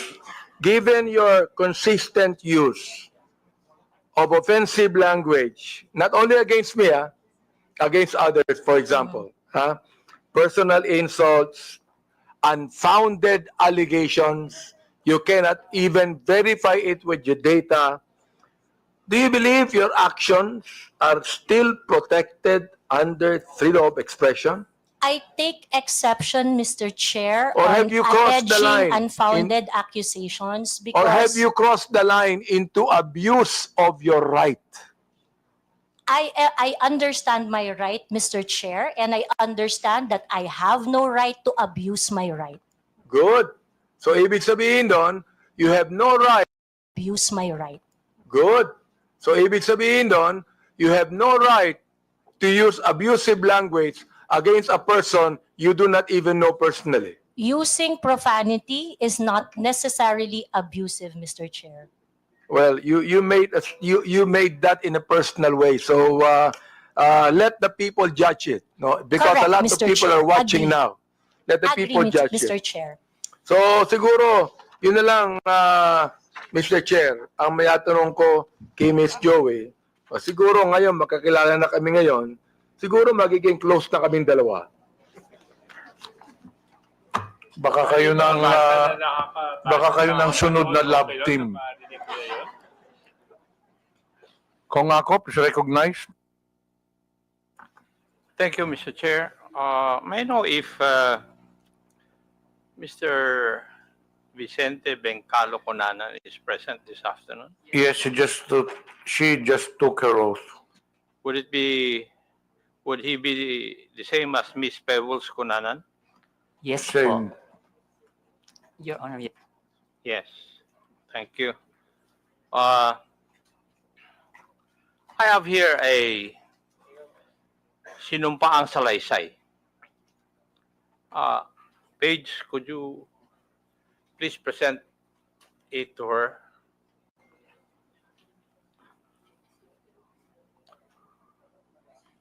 Would that be your affidavit?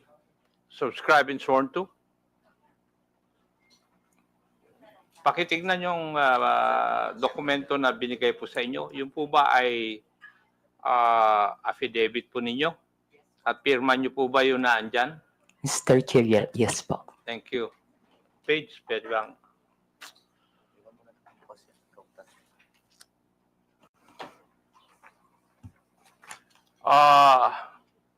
Would you mind if I just call you Pebbles in this hearing? Mr. Chair, thank you po. Okay. Hate ko po yung Vicente. Okay. Thank you. Pebbles. Pebbles, itong sinumpa ang salaysay mo ba is ginawa mo ba ito ng kusang loob at wala pong pumilit po sa inyo na gawin at pirmahan ito? Yes po, Mr. Chair. Thank you. May I proceed, Mr. Chair?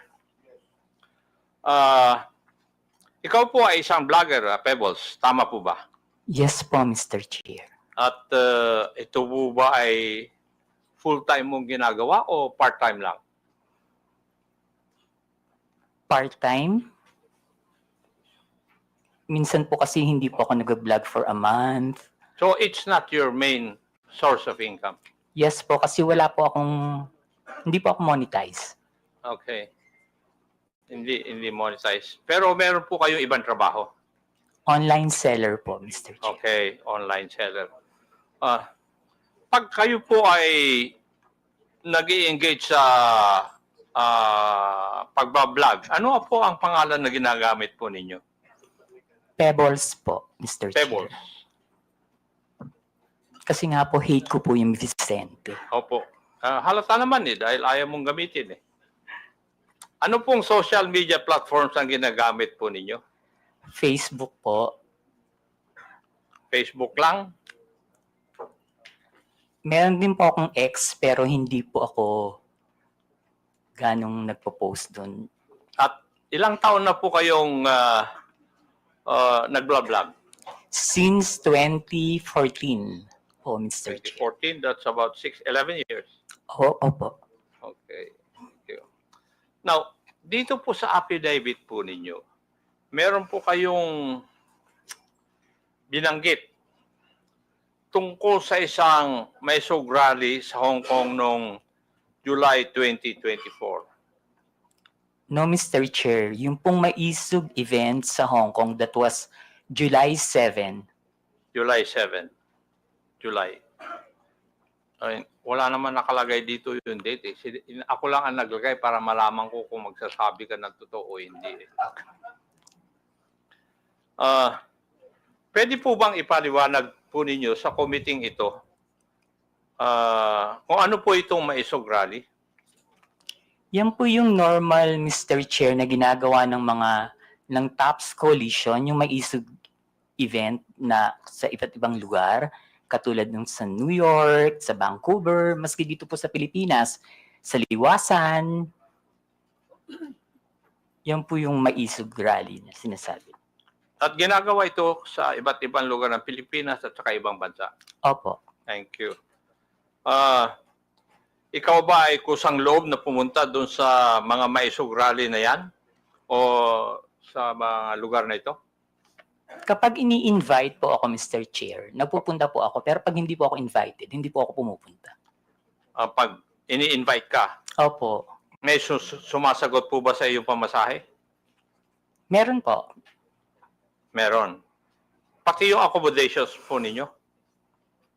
Yung pamasahe lang po, pero yung accommodations, kapag isang beses pa lang po kasi ako nakapunta ng abroad na Maisog rally. Saan po yun? Sa Hong Kong. Sa Hong Kong. Doon po, yung friend ko po yung nag-sponsor sa akin ng airfare and hotel. At pwede ko po bang malaman? Masabi po ninyo dito sa committee ito kung saan ka nag-stay at saka ilang araw ka na natili doon sa Hong Kong?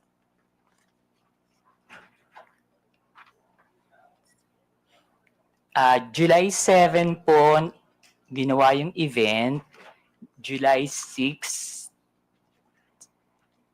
7, and 8 po. July 6, 7, and 8 po ako nag-stay. Pero yung pangalan po ng hotel, nakalimutan ko na po. Okay, thank you.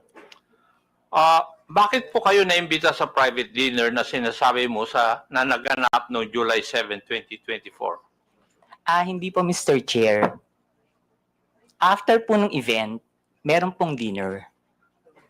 Naimbita po Ng kayo? lahat ng naging speaker dun sa event. So naging speaker kayo doon? Yes po. Okay. Pwede po bang sabihin nyo sa committee ito? Sino ang nag-imbita po sa inyo sa event na ito? Actually, Mr. Chair, nung pagtapos ng event, tapos nakatayo na po lahat ng mga tao, nagpapapicture yung mga umattend, yung mga followers.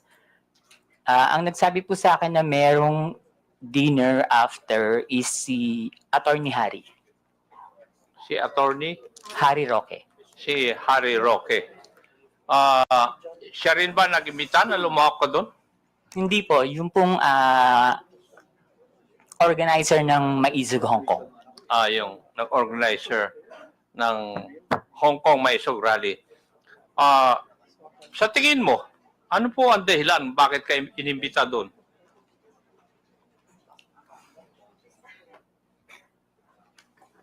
Kapareho rin po nung mga ginagawang rally dito sa Pilipinas na sabihin lahat ng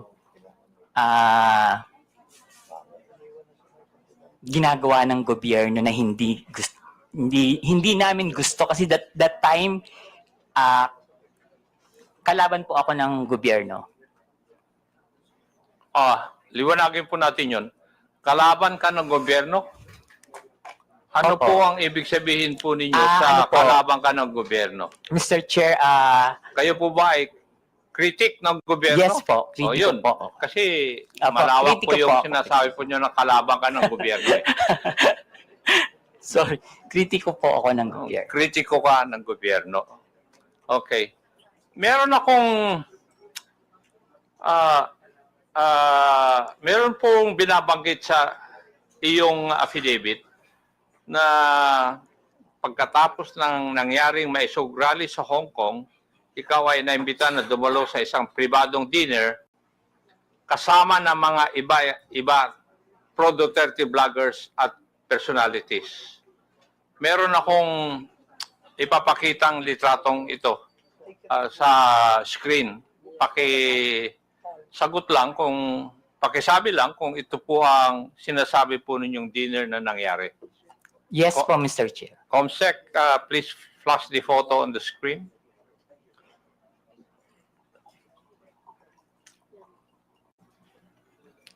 Yes po, Mr. Chair. Yan po yung dinner.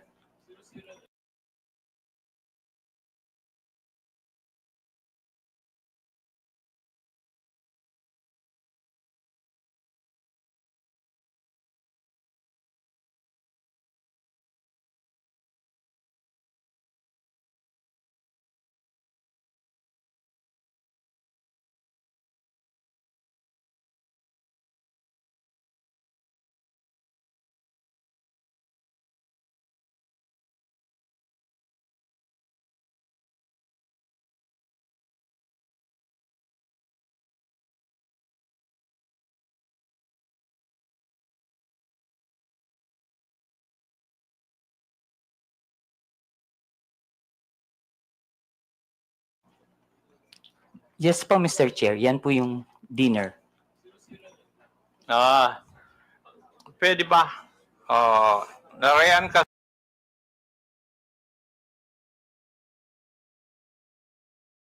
Yes po, Mr. Chair. Try ko po lahat. Yung kakilala ko lang po, ha. Opo. Yung pong nakaupo from left side is si Tio Moreno.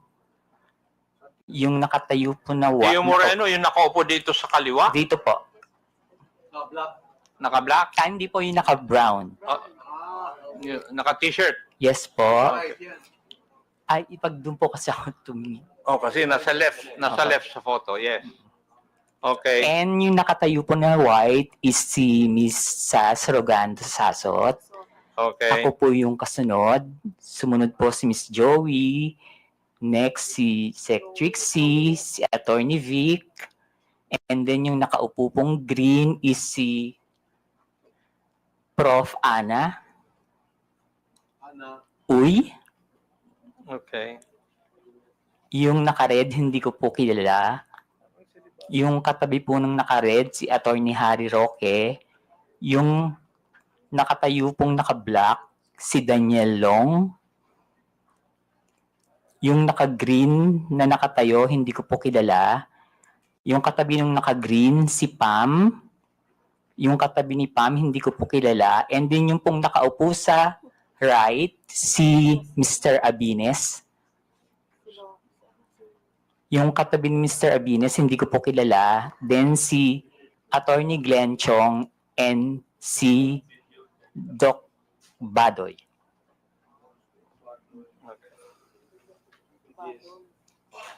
Alam mo ba, Pebbles, kung sino ang nagbayad sa dinner na yan? Ang pagkakaalam ko po si Attorney Harry. Attorney Harry Roque. Okay. Punta na tayo dun sa laman ng iyong affidavit. Sinabi mo sa iyong affidavit, Pebbles, na uusapan sa dinner na yun na may larawan o picture si Attorney Harry Roque na di umano nagpapakita na gumagamit ng cocaine si PBBM. Sigurado ka ba dyan? Sa sinabi mo sa affidavit mo na ito? Late po kasi akong dumating, Mr. Chair. So mga 1 hour na silang nandun sa restaurant, nag-uusap, bago po kami dumating ni Attorney Vic and ni Pam. So mini-message na po nila ako na nasa na daw po ako, marami ng chikahan. So pagdating ko po, yun po yung topic about the Pulburon video. Okay. Sinabi mo rin sa iyong affidavit, Pebbles, na walang pinakitang picture si Atty. Harry Roque doon sa pinag-uusapan po ninyo. Pero base po sa iyong obserbasyon, mukha bang yung ibang mga kasamaan mo ay alam na ito o first time din nila narinig ang tungkol sa larawan na yan? In fairness naman po dun sa mga kasama ko, hindi po nila alam. Wala po kaming alam lahat. Okay, thank you. Dito rin sa affidavit po ninyo, pinag-usapan din ninyo sa oras po na yon sa dinner kung paano i-release yung sinasabing picture na hawak ni Atty. Roque. Tama Yes, po ba? Yes po, Mr. Chair. At napagkaisahan na mas maigi na yung photo na yon ay pa-release sa isang foreign influencer para mas kapani-paniwala. Mr. Chair, hindi naman po na pagkaisahan, pero nagbibigay po sila ng mga opinion na dapat siguro sa international blogger dapat ang maglabas, or yung Australian reporter na nag-interview kay PBBM, pero hindi po siya napagkaisahan. Kumbaga nagbibigay lang po sila ng mga opinion. Okay, thank you. Pebbles, kung totoo man ang picture, bakit kailangan pa maghanap ng foreign influencer to release the picture? Bakit kailangan bigyan ng some semblance of credibility ang pag-release dito? Siguro po, Mr. Chair, para mapanood agad international. Bakit kailangan ng semblance of credibility? Dahil hindi tunay yung litrato or yung photo?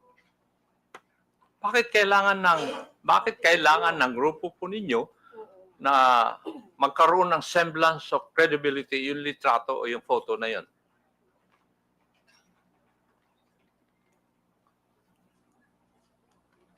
Hindi ko po... Kasi that time po, Mr. Chair, nakikinig lang po ako. Hindi po ako nagbibigay ng opinion na ilabas ng international blogger. Nakikinig lang po ako sa kanila. Wala po akong binigay na opinion na, ay, oo, sige, ilabas mo. Dapat ilabas siya ni ganito. Dapat ilabas siya ni ganyan. Hindi po ba, Pebbles, having in this business for 11 years, kung kailangan bigyan ng credibility sa isang bagay, yun ay dahil yung isang bagay na yun ay alanganin. Yung bang pwedeng hindi totoo? Yes po, Mr. Dahil Chair. kung totoo yun, hindi nyo na kailangan na bigyan ng credence o credibility. Yes po, Mr. Chair. Yes, thank you. Sa iyong obserbasyon, Pebbles, sino ang nangunguna sa diskusyon nung oras po na yun? Mr. Chair, si Attorney Harry Roque po. Si Attorney Harry Roque. Now, pwede ko bang tatanungin, Pebbles, at that time na ikaw ay nag-vlog, ang panahon na yon, ikaw ba ay DGS? Hindi po, Mr. Chair. Ano po kayo? Pro-Philippines. Pro-Philippines. Wala po akong pinapanigan. Wala kayo pinapanigan. Hindi po ako BBM vlogger that time. Hindi rin po ako DDS. Pero sa mga vlog ninyo, sumusuporta po kayo sa mga Duterte. Hindi po, Mr. Chair. Hindi. Okay.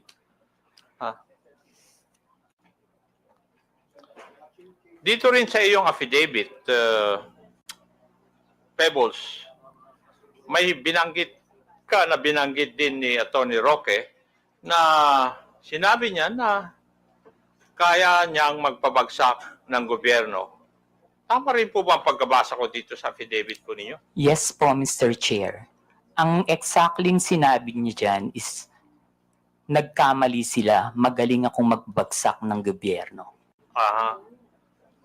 Oh. Sa tingin mo, kaya po ba niya talaga? Mr. Chair, hindi po, kasi nagtatago po siya ngayon eh.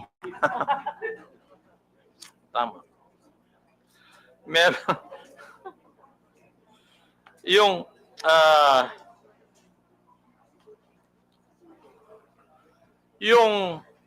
sa iyong interpretasyon, Pebbles, nung gabi na yon, kung ano man ang pinag-usapan nyo doon, specifically yung supposed photo na gumamit ng cocaine si PBM ay parte ng plano na pabagsakin ng gobyerno ayon kay Harry Roque?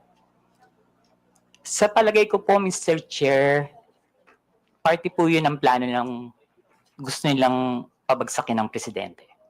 Okay. Meron po bang ibang pinag-usapan pa nung gabi ngayon? Wala na po, Mr. Chair. Wala na. Okay. Now, meron ka rin binanggit dito sa iyong affidavit, yung may sug rally sa Vancouver, Canada. Dito po yata, inirelease officially, yung photo na pinag-usapan ninyo doon sa Hong Kong may sug rally. Yes po, Mr. Chair.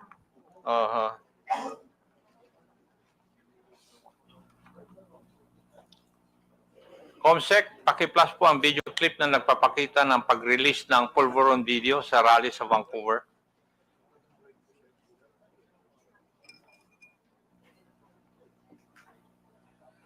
Yan ba'y epekto ng pulburon? Kailangan sumagot siya ng tama, lalong-lalo na mukhang nailalabas na ang pulburon video. Thank you. Pebbles, nandun ka ba sa mga rally sa Vancouver? Wala po, Mr. Chair. Paano mo, kung wala ka po doon, paano mo nalaman ito? Naka-live po yan, Mr. Chair. Aha. Nag-live po sila dyan. May nag-abiso sa'yo na magla-live sila? Wala po, Mr. Chair. Pero kasi, pag binuksan niyo po yung social media, yung Facebook, yan po yung trending. Yun ang trending.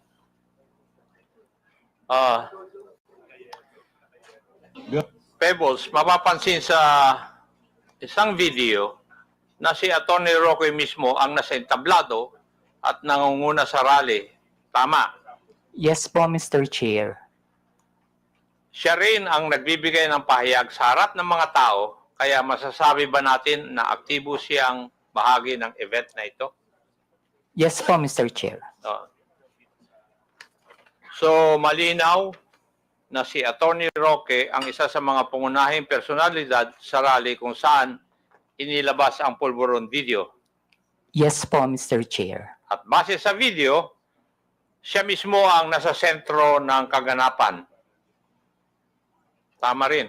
Yes po, Mr. Chair. Ngayon,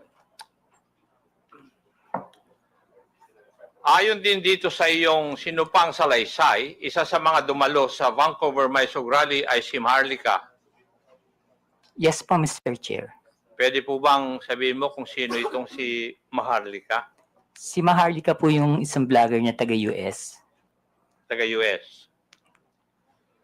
Ayon din dito sa iyong salaysay, parang alam na ni Maharlika ang nilalaman ng video bago pa ito may sa publiko. Bakit po ninyo nasabi ito? Paulit po, Mr. Chair. Ayon dito sa iyong salaysay din, parang alam ni Maharlika ang nilalaman ng video bago pa man ito may sa publiko. Yes po, Mr. Chair. Ano po ang basehan ninyo?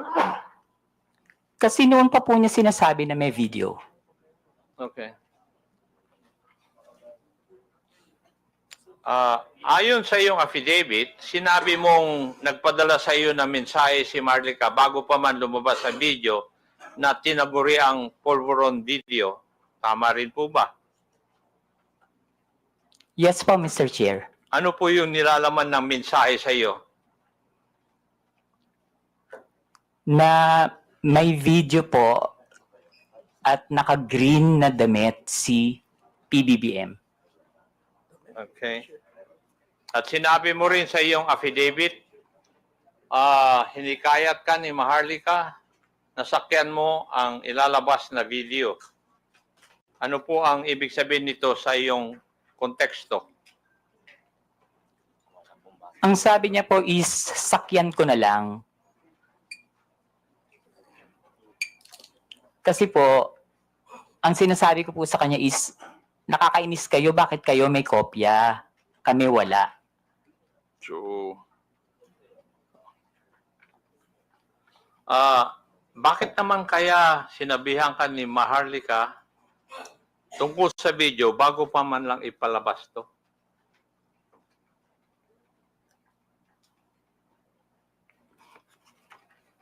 Hindi ko po alam, Mr. Chair. Kasi po, sa totoo lang po, Mr. Chair, si Maharlika, kaibigan ko po yan, pero kahit kaibigan ko siya at meron siya mga issues, hindi po siya nagsasabi sa akin kung sino yung mga puting ahas niya. At hindi rin naman po ako nagtatanong. Okay. Hindi na po ako magtatanong doon. May ipapakita akong video. Paki-plus po yung video na sinubmit ni Pebbles bilang Annex B ng kanyang affidavit. Comsec. Ito po ba yung video na pinag-uusapan po natin na Pebbles? Yes po, Mr. Chair. At yan din ang video na pinadala sa iyo ni Maharlika noong July 22? Yes po, Mr. Chair. Ito rin po ba ang tinaguriang polvoron video? Yes po, Mr. Chair. Pwede po bang ipaliwanag nyo sa akin? Ano po bang sinasabi o nakikita dito sa video na ito? Na gumagamit po ang presidente ng droga. Okay. Meron din dito sa iyong affidavit. Binanggit mo yung isang raw version at yung enhanced version. Pakipaliwanag po sa amin. Ano po ang ibig sabihin nito sa iyong affidavit? Yung raw version po kasi, kapag tiningnan nyo, hindi nyo siya masasabi na kahit na hindi po siya talaga, hindi nyo rin po talaga masasabi na si PBBM. So, in-enhance po nila yung video para mas maging maliwanag at mas makita. Okay. Ang ibig nyo bang sabihin, na-edit yung video? Yes po, Mr. Chair. Enhanced version? Maski po yung raw video, hindi po ako naniniwala na si PBBM yan. Ano po yung inyong basihan? Kasi po... Mr. Chairman, can I... Pwede pakiulit yung sinabi mo kanina, Miss Kunanan? Alin po, Mr. Chair? Yung indisi, ano yun? Sino yun? Sa raw at saka enhanced version? Hindi po si PBBM yan. Indisi? PBBM. Hindi po yan yung presidente. Thank you, Mr. Chairman. Ano po yung basihan po ninyo, Pebbles? Kasi po, Mr. Chair, hindi naman po talaga yun yung mukha ni PBBM. Noon ko po pa kasi siya kilala. And kung yung edad niya that time, kung titingnan po mabuti yung nasa video, kung 30 plus pa lang siya or 40, parang wala pa po yatang cellphone nun. Mm-hmm. Okay.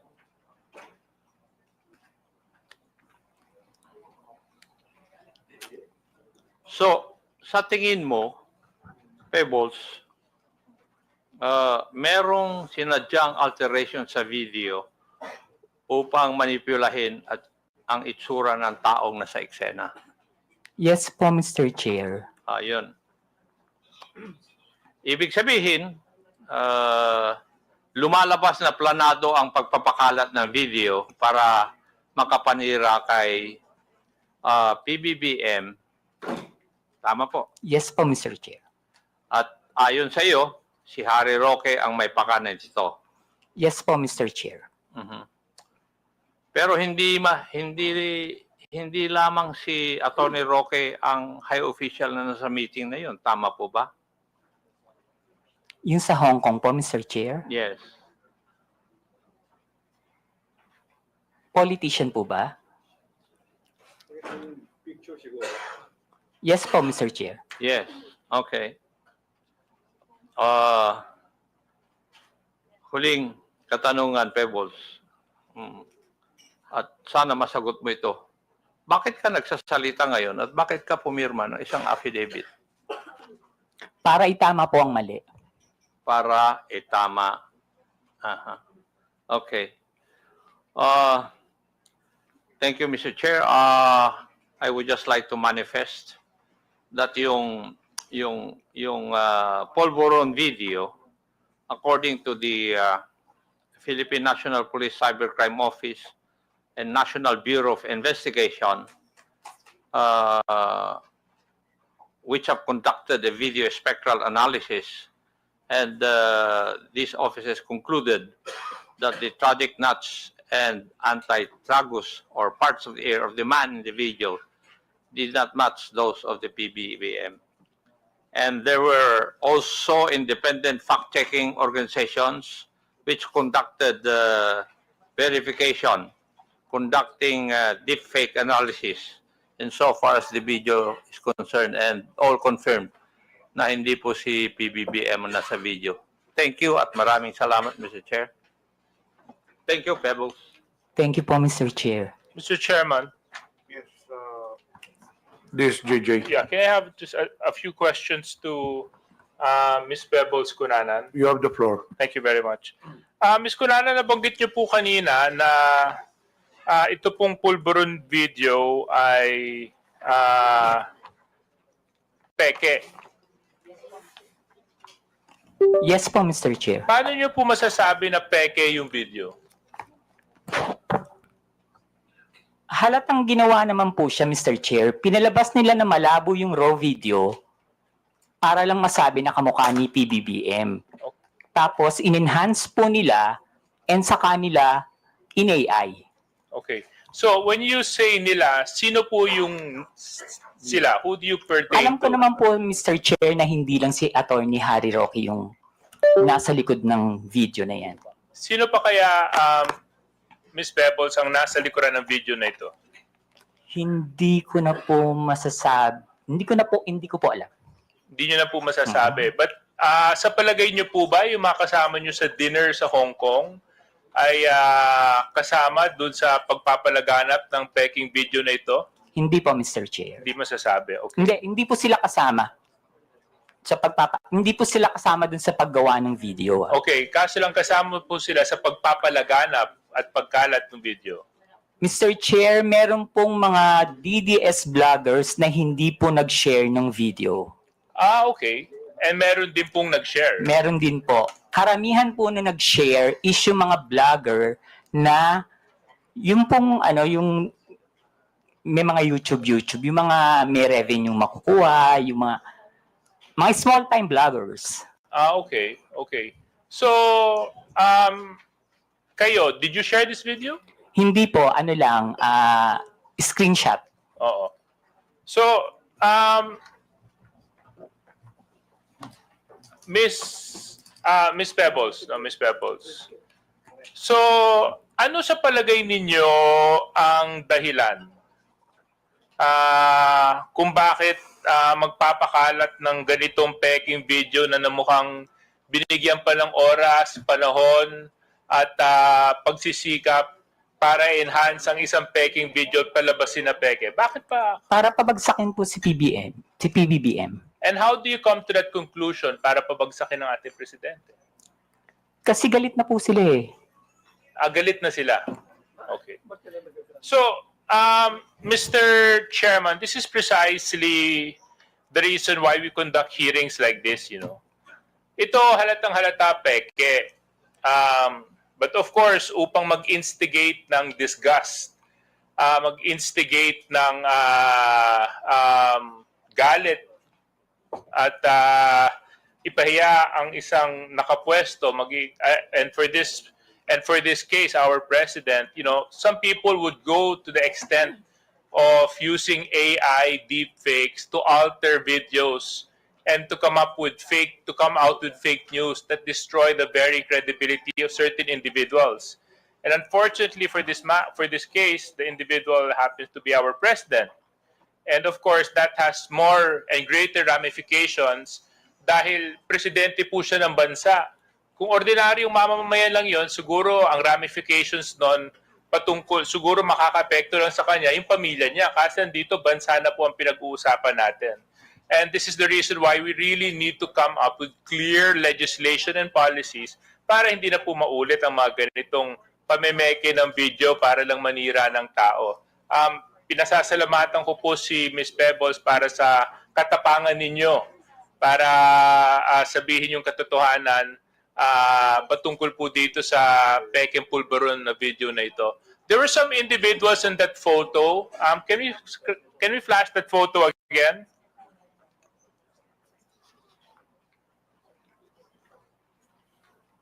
Comsec, yung photo dun sa Chinese restaurant or restaurant sa Hong Kong. Yan. Okay. Miss Pebbles, nabanggit niyo po kanina at ito naman po ay pwede niyo sabihin sa akin o kung sa palagay niyo pong very private yung information, pwede naman pong hindi. You stayed for 3 days in Hong Kong and that trip was sponsored, correct? Yes po, Mr. Chair. Do you mind sharing the details to this committee on who sponsored your trip? My friend po, hindi po siya involved sa politics. Okay. So basta inilibre ka niya para Opo. pumunta doon sa rally na ito. Okay.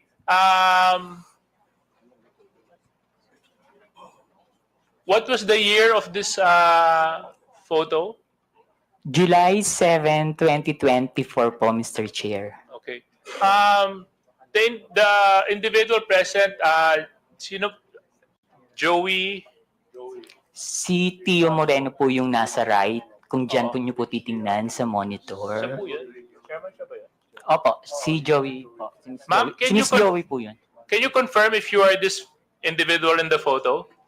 Yes, sir. Thank you. Yes, sir. Thank you. And then, Attorney Glenn Chong, can you confirm if you are the person in this video and this photo?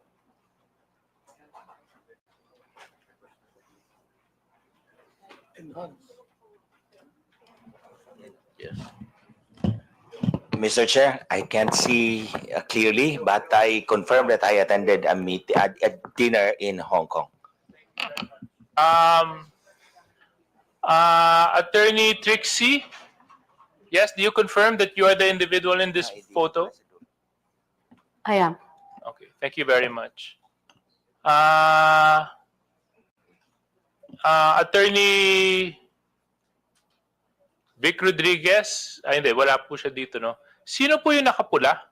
Hindi ko po kilala, Mr. Chair. Baka sa kanila po merong nakakakilala. Attorney Trixie, can you identify the individual wearing the red shirt beside Attorney Harry Roque?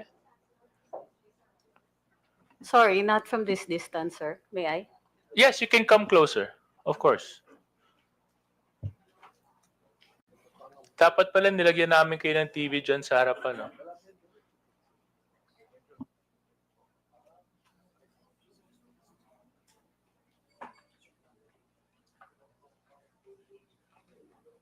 Yung nakapulas eh.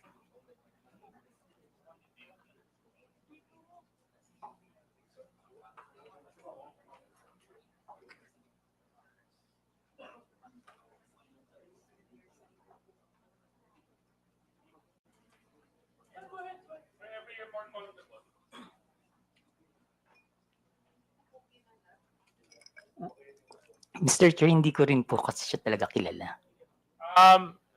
Miss Cruz, kayo po, kilala niyo po yung nakapula? Sorry, medyo malayo. Kasi pwede po kayong lumapit dito para ma-identify.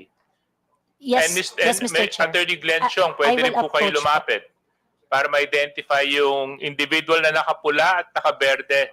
We just want to identify the individuals present in the dinner.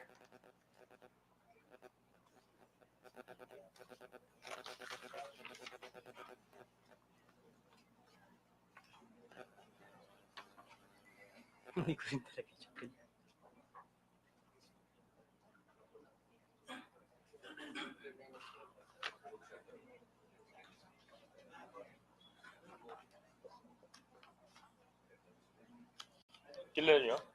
Hindi? Hindi nyo rin kilala?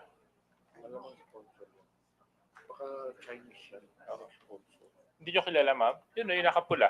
Katabi ni Attorney Harry Roque. Okay. No, I just find it a little bit interesting, Mr. Chair, na, you know, a lot of them who were present in the dinner do not know the person in the middle. Oftentimes, the person in the middle is the most important person. Mr. And, Chair, pwede pong sumagot. Kasi nung time po na nasa event kami, wala naman po siya. okay. Hindi, kaso lang nandyan siya sa picture. Nung dumating po kasi ako, nandiyan na po siya. Nandito na siya. O. At nung dumating ka, inabutan mo na rin yung ibang mga... Lahat po sila dyan. Nandun na sila. Okay, NBI. Nandito po ba yung NBI? Oh, can you please, Comsec, can you please share the photo to the NBI? Maybe NBI can help us identify who these individuals are. So, Pebbles, thank you so much for sharing that. Actually, there's been so much talk about this whole Pulveron video and issue. We all know that it's fake, but it's been circulated. In fact, yun yung dapat kong i-raise dyan sa Meta kanina. Kasi sa totoo lang, yung Meta, isa yan sa mga platforms na nag-share ng fake videos na ito eh. So, dito po sa mga vloggers na nandito, meron ba sa inyo nag-share ng video na ito? Can you raise your hand if you did? Yes, Your Honor. Ako po. Nag-share ako niyan dahil morally convinced ako. Dahil ako yung nag-investiga po. Tinatanong ko lang kung Apo. sino sa inyo ang nag-share. Hindi nyo na po kailangan ipaliwanag kung bakit. Gusto ko lang po malaman sa inyo Ako na po nandito. nag-share po. Okay, isa po kayo. Yes, okay, Mr. Morales. Thank you for informing the committee. And who else? Mr. Chair, I shared the video showing the video, not the video itself. You shared the video. The video showing the video, not the video itself. You showed the video showing the video. Yes. Which is pretty much showing the video. But not the video, Your Honor. Okay. Okay, sino pa Thank you, po Mr. sa Chair. inyo?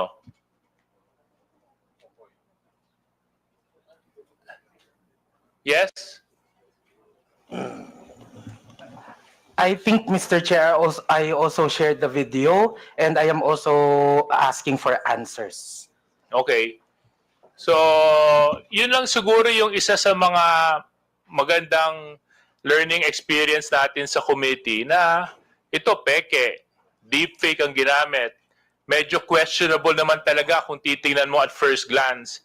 Maybe we should have used a little bit of caution and a little bit of prudence and practice a little bit of responsibility when sharing this video. Kasi pwede nyo naman po ipa-verify, pwede nyo naman po malaman kung totoo o hindi bago nyo ipakalat, bago nyo ilagay sa wall ninyo, bago nyo ilagay sa page ninyo. Eh. But you were reckless enough to post it regardless of the fact, not knowing and not verifying the truthfulness of the video. Now, some of you may say we were looking for answers. Some of you may say na hindi dapat mangyari ito. Kaso lang, siguro may iba namang pagkakataon para malaman, di ba? I'm sure kung kayo po yung tao na nasa kabilang banda, hindi nyo rin po magugustuhan na gawan kayo ng deepfake video at palabasin na gumagawa kayo ng isang bagay na labag sa ating batas.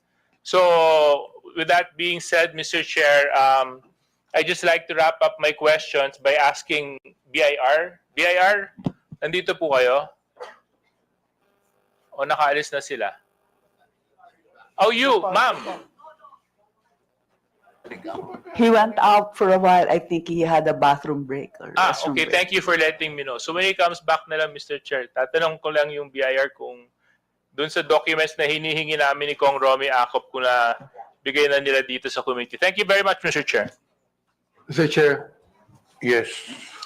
I just would like to make a manifestation also and ask the DOJ, sapagkat noong nakaraang linggo, ilan sa ating mga kababayan ang inabala, pinastos, hinaras, at ginulo ng isang YouTuber na nagngangalang Vitaly Dorovetsky, isang dayuhan. So, meron po tayong news clip dyan na gusto ko sanang ilabas din dito noong mga nangyari noong isang linggo tungkol sa YouTuber na ito na isang foreigner, ano po, sa atin. Vitaly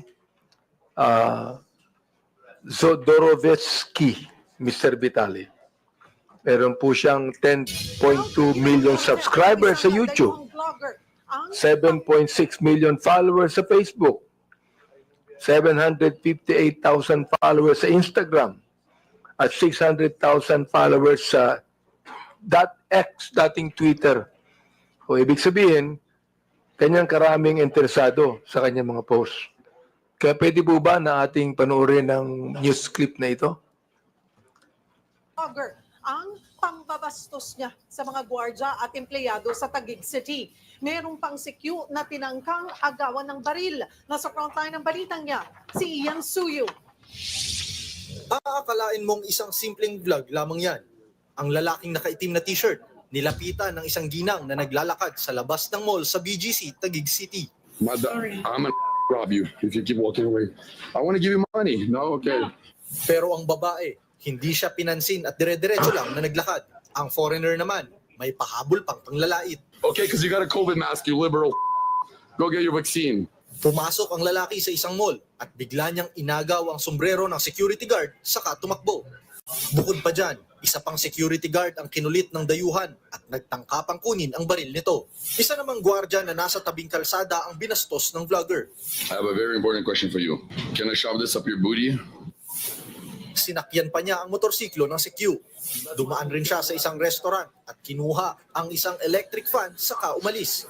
Ang lalaking yan nakilalang si Vitaly Dorovetsky, 33 years old, isang Russian-American vlogger. Sunod-sunod ang reklamong natanggap ng Taguig City Police mula sa pamunuan ng BGC dahil sa panggugulo ng lalaki. Parang hindi po normal yung behavior nitong vlogger na to. Kasi doon pa lang po hindi magandang biro iyon. Kasi dapat maging aware din po, lalo na sila, bukod sa police, syempre, yung mga guard natin na yan, syempre sila din po nag-maintain ng peace and order. So hindi nila alam kung ano yung next na gagawin nitong vlogger na to. Kanina, nagtungo sa tanggapan ng pulisya ang mga empleyado para magreklamo. Ngunit tumanggi silang humarap sa aming kamera. Sa kabuuan, 4 na CQ at isang store manager ang nagsampa ng patong-patong na reklamo laban sa vlogger. Kabilang dyan ang unjust vexation at theft. Nakikipagtulungan na rin daw ang mga pulis sa NBI at Bureau of Immigration. Matapos makapagreklamo ng 4 na security guard at isang store manager, sunod na hakbang na raw ng Taguig PNP ay para alamin ang kinalalagyan ng suspect na vlogger at posible raw itong maharap sa deportation. Nagbabalita mula sa frontline, Ian Suyo, News 5. Your Honor, sorry, Your Honor. Here, Your Honor, from the BIR, Your Honor, I apologize for being out when they called me, Your Honor. I went to the restroom. No problem. No problem. But this JJ is still on. Oh, dito pala. Okay, you know. Thank you, Your Honor. Honorable Abante, you have now upload. Then next will be DSJJ. Thank you. No. I'd like to just find out from the DOJ kung ano na po ang development ng kasong ito. Itong kay Vitaly, na harmful effect ito ng unregulated social media platforms. Tinalo pa ang mga vloggers natin sa mga followers. Can you imagine 10.8 million followers po ito. So, DOJ, can you tell us the development of this case? Thank you, Mr. Chair. Although I am here in my capacity as a representative of the DOJ. I am actually with the DOJ Office of Cybercrime, and I am not involved with the filing of the case. But as to my knowledge, I only know what is in the news, which is the involved government agencies are PNP CIDG and Bureau of Immigration. But I can check if the proper complaints have already been filed with the City Prosecutor's Office, Your Honor. The Philippine National Police, can we ask about the case? Because it was the police that people went to file charges against this crazy and brutal and harmful and malicious Mr. Vitali. Sir, thank you.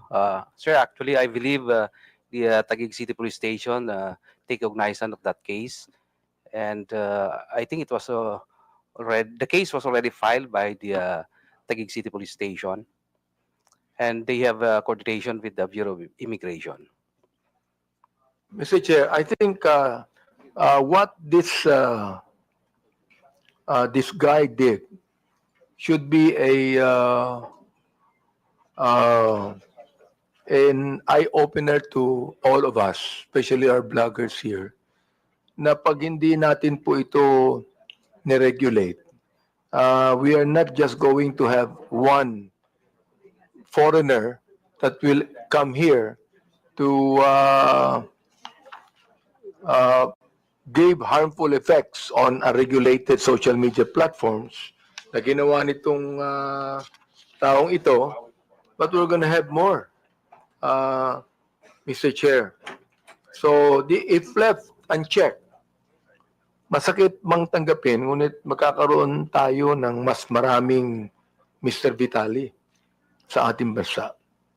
So, Mr. Chair, I just would like to make a manifestation here exposing this Mr. Vitali. I hope that our law enforcement agencies would really do something about this at atin pong i-check pa ang ilang mga foreigner bloggers natin na gumagawa ho ng malaking kalokohan dito po sa ating bansa. At pinapanood po ito ng 10.2 million subscribers sa YouTube, 7.6 million followers sa Facebook, 758,000 followers sa Instagram, at 600,000 followers sa X, Mr. Chair. Gusto ko lang pong sabihin dito sa ating committee na meron tayong dapat na gawin. The law enforcement agencies should really fast-track this case and find out kung sino pa ang mga foreign vloggers natin na gumagawa ng itong klaseng kalokohan. Thank you, Mr. Chair. Yun lamang. Deputy Speaker J.J. Suarez is recognized. Yes. Mr. Chair, very quickly lang sa BIR. BIR, have you submitted to the committee the documents that we have requested from you last hearing? Your Honor, we have yet to submit the documents, Your Honor, but we have it already, Your Honor. As to the, Your Honor, as to the taxability or the compliances of the, are we talking about the platforms, Your Honor? Like Yes, yes, the taxes that the platforms contribute. Yes, Your Honor. As for the taxes, Your Honor, what we can say now, Your Honor, is their compliance, whether or not they complied or not, or whether or not they have a pending audit, Your Honor. But as to the submission, Your Honor, of the taxes paid, Your Honor, I do apologize, Your Honor, but as of the moment, Your Honor, without the exceptions provided in the tax code, Your Honor, we cannot provide the data based on the based on 270 of the tax code, Your Honor, for prohibiting us to divulge any details of a taxpayer, Your Honor, without one is an executive session or a written consent of the taxpayer, Your Honor. So, but you do confirm that ByteDance, Meta, do pay their taxes, correct? Your Honor, yes, Your Honor. As Meta, Your Honor, since they are a foreign corporation that do not have a physical presence in the Philippines, Your Honor, their taxes, the taxes they incur is withheld by the Anyway, business. Mr. Chair, siguro antayin ko na lang yung mga documents na manggagaling kay Attorney Uy. Yeah, and then Attorney Uy, can you just submit it to the committee and we can evaluate and move forward? Thank you very much, Yes, Your Mr. Honor. Chair. Thank you, Your Honor. SDS. Mr. Chair, Yes. I'd like to tell the BIR also that sabi nga dito ng Meta, they gave us a briefing on Meta's policies and enforcement that they have invested, no? Invested. Na ibig sabihin, they should be really paying taxes, no? Because they have invested, sabi nila, are estimated to enable 34 billion US dollars in additional GDP and support creation of 380,000 jobs in the country upon completion. So they have the Pacific Light Cable Network, Jupiter Cable System, Apricot Cable System, Billfrost Cable System. Are these four companies in the listings of the BR? Your Honor, as to the specific corporations that you just mentioned, Your Honor, we will try to look with our system, Your Honor. It is the first time that we heard that names of the corporation, Your Honor. However, Your Honor, as to the counterpart Facebook Philippine representative office, Your Honor, as we check, Your Honor, they do pay their appropriate taxes, Your Honor. Who is that, Mr. Chair? Facebook Philippines representative Facebook office. Philippines. Representative office, Your But Honor. these four companies I mentioned, you don't know anything about it? Not yet, Your Honor, but we will look into it, Your Honor. So please submit to us any kind of data that you have. Yes, Your Honor. As far as these four companies are concerned, because they gave us a briefing and they made a statement that they have actually invested so much in the Philippines. Yes, Your Honor. We know for a fact that Meta, who should be the regulatory agency for Facebook, is also engaged in business in this country. Because of this, they must pay the right taxes. Yes, Your Honor. We will comply with the request of the committee, Your Honor. Thank you very much. Thank you, Mr. Chair. Senior Deputy Speaker Don Gonzales is recognized. Thank you, Mr. Chairman. I have something, question and issues to DICT. I have some questions. Nandito ba yung mga tiga DICT, Mr. Chairman? Mr. Chairman, nandiyo ba yung DICT? Do we still have DICT? Wala na yata because accordingly they have a coordinating meeting considering that they have a change of leadership sa DICT. Well, Chairman, thank you. Mr. Chairman, salamat. Kung wala na, next hearing na lang po siguro. Maraming salamat, Mr. Chairman. Do you still have questions to the members? If not, we will deliberate on admin matters. During the last hearing, we invited 11, or rather, we issued subpoenas to 11 social media personalities. Only 8 appeared. So the subpoena was still in effect, as I've announced during the last hearing. And today, again, there are 3 personalities who did not appear while the subpoena is still in effect. Mr. Alan Troy Rolando Sasot, Ms. Lorraine Marie Tablang Badoy Partosa, and Mr. Jeffrey Almendras Celis. So it's up to this committee to take action on this. Mr. Chairman. Chairman. Yes, Honorable Paduano. Mr. Chairman, on record, I have with me a letter from Ms. Alan Troy Rugando Sasot.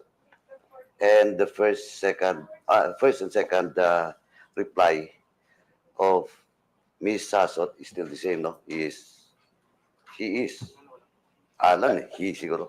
Anyway, she is residing abroad in Beijing. And once again, the reply is still the same. Now, Mr. Chairman, with this, we have invited her, during the first hearing. First hearing, and this is now the fourth hearing, Mr. Chairman. But, Mr. Before I move for the status of Ms. Alan Troy Rugando Sasot, Mr. Chairman, may I respectfully move that we will ask the DFA and the Bureau of Immigration for the status, present status of Ms. Sasot, and for the two agency to report to this committee ASAP, so that we will know what's really the status of Ms. Sasot. And with that, Mr. Chairman, since for invitation, and that includes a subpoena ad testificandum for Ms. Sasot, may I respectfully move, Mr. Chairman, that we cite in contempt Ms. Sasot in violation of Section 11, Paragraph A of our internal rules, refusal to answer summons without legal excuse. So move, Mr. Chairman. Is there any objection? Is there any second? Second. Is there any objection? There being none, motion is carried. Our second, Mr. Chairman, is a subpoena ad testificandum was also issued to Mr. Celes, Jeffrey Celes, and an invitation, a show cause order, and a subpoena ad testificandum was issued to him, but still, he is not present in today's hearing, Mr. Chairman. And before that, Mr. Chairman, I have some information that Mr. Celes has left the country abroad. So once again, Mr. Chairman, I respectfully move that we will direct the Department of Foreign Affairs and the Bureau of Immigration to the status of Mr. Celes. So move, Mr. Chairman. Is there any second? Any second from the members? Second. Any objection? There being none, motion is carried. Now, next, Mr. Chairman, may I respectfully move that in violation of Section 11, Paragraph A, refusal to answer summons without legal excuse, I move that we cite in contempt Mr. Jeffrey Celes. So move, Mr. Chairman. Any second? Any objection? There being none, motion is carried. At lastly, Mr. Chairman, for all those, for the three, the last one is for Ms. Lorraine Marita Blanc Badoy Partosa. We have a letter addressed to this committee with regards to the subpoena ad testificandum that was issued to Ms. Badoy. She's now in Hong Kong, and attached is the travel schedule and ticket. Before I move, Mr. Chairman, may I respectfully move that once again, may we ask the Bureau of Immigration to the travel records of Ms. Badoy. So move, Mr. Chairman. Any second? Any objection? There being none, motion is carried. Now, Mr. Chairman, may I respectfully move that we cite in contempt Ms. Badoy Partosa in violation of Section 11, Paragraph A of our internal rules for refusal to answer summons without legal excuse. So move, Mr. Chairman. Any objection? There being none, motion is carried. Now, in the case of Ms. Mary Jane Kiambao Reyes, Mr. Chairman, we have received a copy of her letter. She's now abroad, and for the record, she was present last hearing, Mr. Chairman. And with this, Mr. Chairman, he was just invited into today's hearing, and I think the content of this her excuse letter is valid. So, may I as well invite Ms. Mary Jane Kiambao Reyes for the next hearing, Mr. Chairman. Now, in the case of Mr. Aaron Peña, he was also present in the last hearing, but now I sent us a letter reply to the invitation to today's hearing. Nasa Davao po siya ngayon, tapos may event. No? So, since he was present last hearing, once again, Mr. Chairman, we will just invite Mr. Aaron Peña in the next hearing. Now, In the case of Mr. Ernesto Abines Jr. and Mr. Elmer Hugalbot, that was issued the subpoena last hearing. We have received a copy, a reply letter coming from both Mr. Abines and Mr. Hugalbot. And again, the reason why they're not present in this hearing is all about their financial capacity to spend in attending this hearing. That's why, Mr. Chairman, I respectfully move that we will once again issue the subpoena anticipicandum to both Ernesto Abenis and Mr. Elmer Galbot, and for this committee to address the issues of financial capacity of Mr. Abenis and Galbot. Siguro, tayo na pong kumuha ng ticket so that in the next hearing they will be present. Now, is that a motion? Yes, Mr. Chairman. Any second? Any objection? There being none, motion's carried. Now, lastly, Mr. Chairman, once again, we'll just issue for all those unserved subpoena to Ms. Catherine Binag, Ms. Claire Contreras, Mr. Lord Byron Cristobal, Jeffrey Cruz, Alex Distor, Mr. Edwin Hamora, Mr. Julius Milanose Mawe, Mr. Joe Smith Medina, Mr. Cyrus Preglo, Ms. Maricar Serrano, and Mr. Kester Ramon Jan Balibalos Tan. For once again, serve the subpoena anticipicandum because this is still unserved, and for the COMSEC to coordinate with the SAA and SAA to coordinate with the government agency, especially the PNP, for this subpoena anticipicandum for all those mentioned names to be served for the next hearing, Mr. Chairman. So move.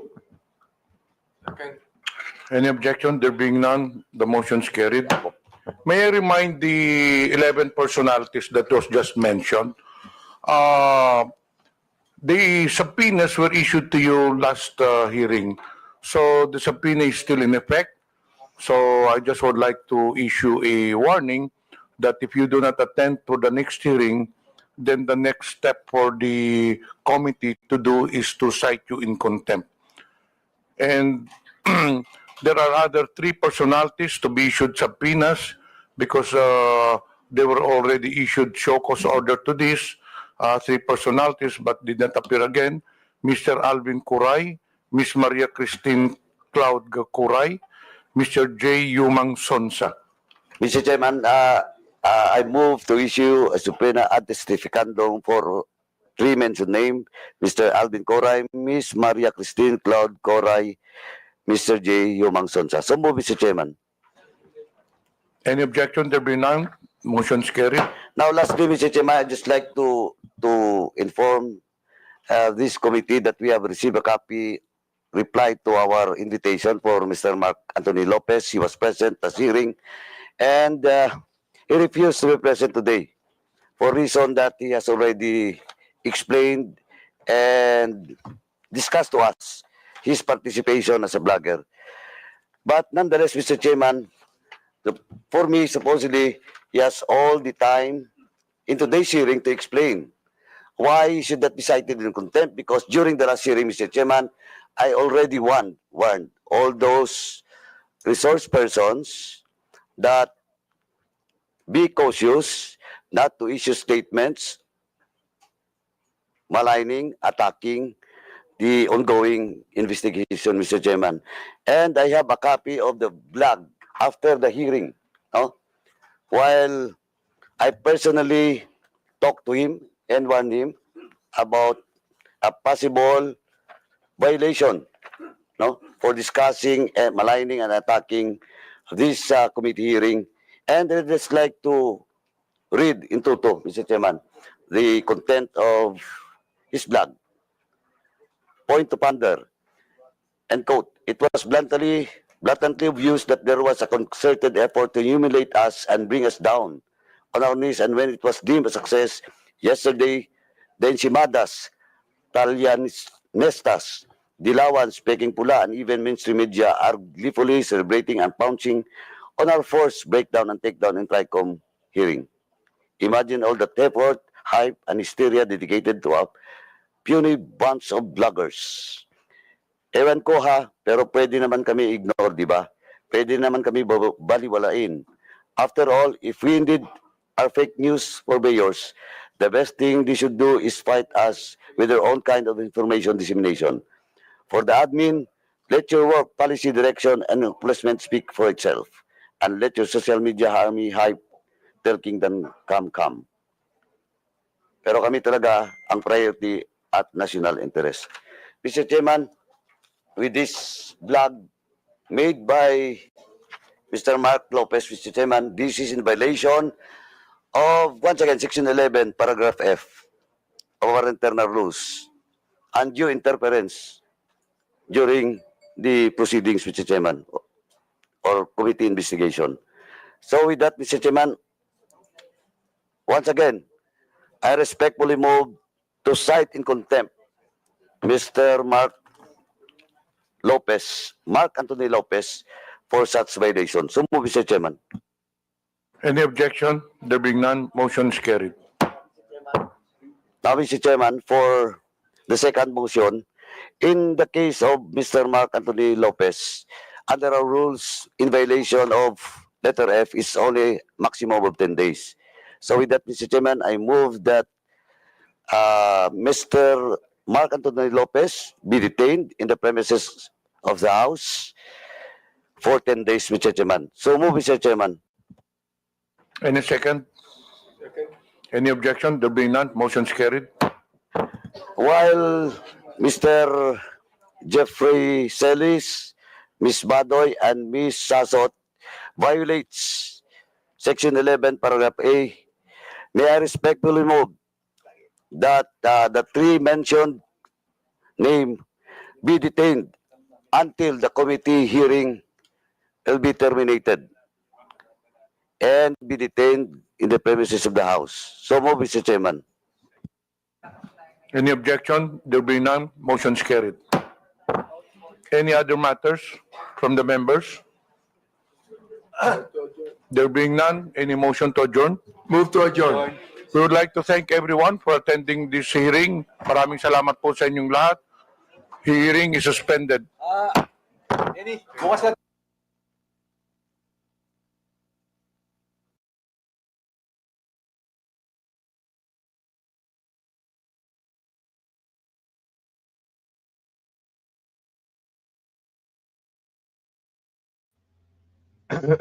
Hello. Hello, libre ticket ko. Okay. All right. Yun na yun. Okay. Thank you. Bye. Hello. Bye. Sana nasa ano ko. Sana business class. Tapos yung accommodation sa Soler. All right, guys. I'll see you again soon. Post pa yung ano ko. Boses ko. Thank you so much, guys. See you again soon. All right.